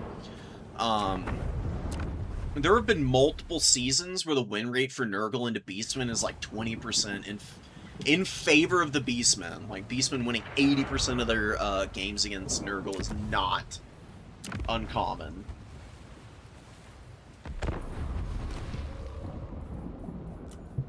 I just want to look at the Demon Prince of Nurgle for a minute, and then we can move on. Okay, so this is what you want to run against the Beastmen, in my opinion. You do have a pretty good spell kit against them. You run Miasma, you run Spirit Leech, and you run Curse of the Leper. Curse of the Leper is melee damage reflection. It gives you a bunch of armor, too. Beastmen do have AP, to where the armor wouldn't be that helpful, but you still get melee damage reflection at that point. And also, Curse of the Leper is, like, especially effective against, like, charging units, because with the charge bonus active is, like, the peak intensity of damage being done, especially for Beastman units.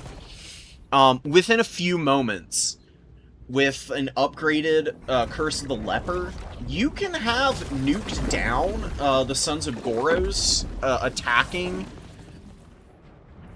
just about any of your units, whether it's the Knights or not. I mean, if it's the Knights, it sucks that they died, but at the very least, you killed what was attacking them to begin with.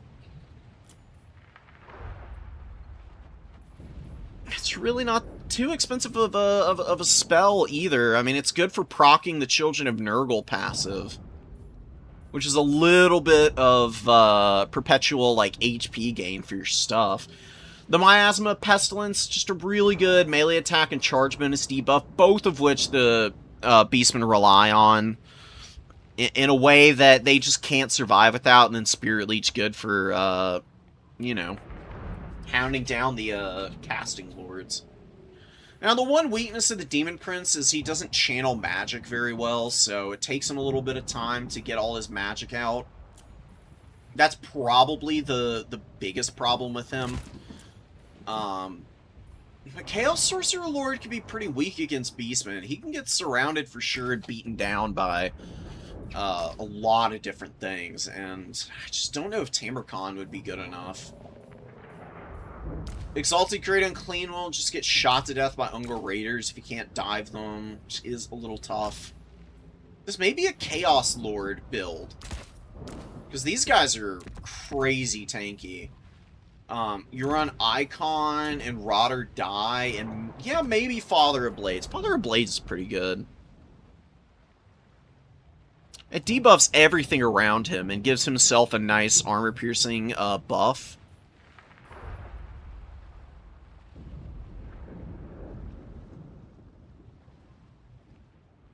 Yeah, Rot or Die chains to stuff around you. Not just the units in the immediate radius, but it spreads within 30 meters. So you can hit 6 of your own units, and anything that gets this spread to them is going to be doing the melee damage reflection and getting the extra leadership. So maybe you want to just force like a degenerate blob fight against the Beastmen, and just try and Rot or Die them to death, and hope that your opponent is just, like, fully committed onto your stuff. And you can just run a Chaos Sorcerer of Nurgle. You can do, like, Death Magic or Nurgle Magic and just go for all the good stuff. Stream of Corruption, Miasma, and Curse. Or, if you're doing Lore of Death, you go Spirit Leech and, This might be where Doom and Darkness is a little bit better. Fate of Buna is, like, fine against, like, the odd Synagore or two. It's very expensive, though. Purple Sun I don't think is good against Beastmen, because Beastmen, they just don't blob. I mean, Beastmen pick off isolated units and just make your life a living hell. And sometimes you just never get to touch them. If they blob, it's usually, like, the really low-tier infantry that they're blobbing. And Purple Sun hitting a bunch of Ungor Spearherd is just not worth it. Dooming Darkness to, like, get rid of Primal Fury and then get, like, big rear charges to try and, like, break positions. It's probably the best way to go. Stick Old Boy on a, horse. You can keep Life Leech and get rid of Evasion and just make this guy as cheap as possible. Maybe that. Maybe this would be a little more successful, because the Chaos Lord of Nurgle can actually, like, scrap and potentially beat the Doom Bull. Because he's got insane stats. I mean, 63, 62 is no joke. You compare that to a Doom Bull who's got 47 and 38. The reason the Doom Bulls are so good is because you just, like, cut their abilities. They're 1450 for a decent combat lord with a good debuff. If you have, like, a proper combat character who can actually out-scrap that guy, then maybe you're in the prime position that you need as Nurgle to be able to shut down the rest of the Beastman army. I don't know, though. It's a thought. I don't think it's easy no matter what you do, though. Like, Nurgle really is just kind of hard countered by the Beastmen. Maybe Uncle Frunkle. Uncle Frunkle would be really funny against Beastmen. It's just like, okay, whatever. I'm not moving from the middle point, and you can just come within range and get hit by my abilities if you dare. And if you want to stay a million miles away, then that's fine too. I don't know, though. If you're going to go for an unclean one, then you're probably just going to want an Exalted. Because these guys, man, they got 13,000 HP. They cost an arm and a leg, but this Pestilent Decay Mortis Engine is disgusting. If you can force a fight around an Exalted Great Unclean one, you just auto-win, because this just farms value off of everything. The problem is that they have 36 speed, and that makes them quite hard to maneuver between points. They do have some, their spells can be pretty long range, though. Like 200 meters for, like, Curse of the Leper, Miasma Pestilence, and Blight Swarm. All of which are very powerful, is really nice, so they can at least support somewhat on positions that are not their own. I mean, these guys can soak up a lot of damage. I mean, they got Fizzres, which is nice, and again, Mortis Engine, really good. They got Fetid Stench, which lowers leadership as well. They're a terror-causing monster. Great close-in combat skills. Could maybe do Kugath. What about Kugath and Beastmen? Kugath actually has a ranged attack. He's also one of the best duelists in the game. He's got even more HP, and he's got more armor. He is slower. But again, the missile kind of makes up for that. I don't know. There aren't a lot of Nurgle mains out there right now. There really aren't, so... until somebody else, like, kind of rises up to try and bring Nurgle back into the meta, I don't think we'll figure out a clean-cut solution for that Beastman matchup. You know, the game's changed a lot since Turin put out his Nurgle competitive guide, and I think it's probably really outdated at this point.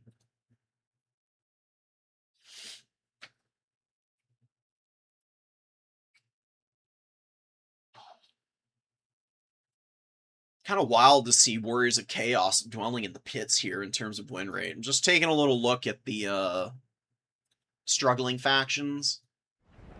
We only got one below a 35% win rate, which is Ogre Kingdoms. To be fair, I think a lot of this is just because they've played a lot of really bad matchups. Like, this is the majority of their games played, and these are all terrible for Ogre Kingdoms.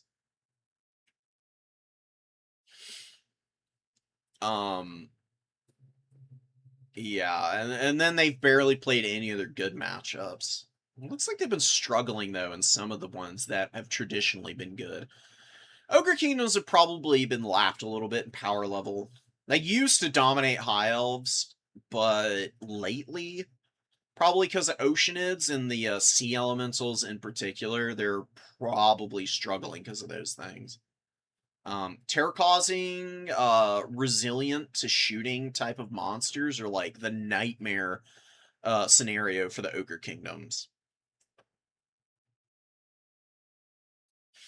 Kislev ain't doing bad. I need to play more Kislev. I need to get back into the swing of things with them. I do really love them to death. Great, great, great faction. Really fun. Really freaking fun. Oh, look. Like I said, I'm going to try and prioritize playing in some of Anticity's tournaments. Trying out the balancing mod. See how it goes. Alright, guys. I've been rambling for a while now here at the end.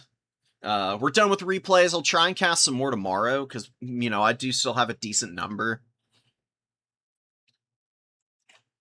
I would love nothing more than to try and give everybody some time in the sun.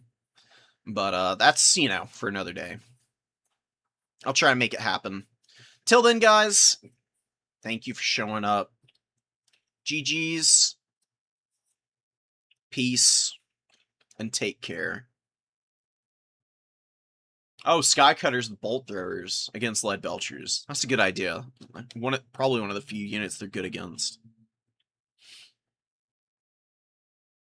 Yeah, thanks for showing up, guys. Everybody, please take care. You know, I don't think I need to tell everybody that things are kind of crazy right now. Whether you live in the US or not. And a lot of the reason things are crazy elsewhere is because of us. So, you know, sorry for that. As an American, I apologize. I'll take the lumps that we deserve. Deuces, guys.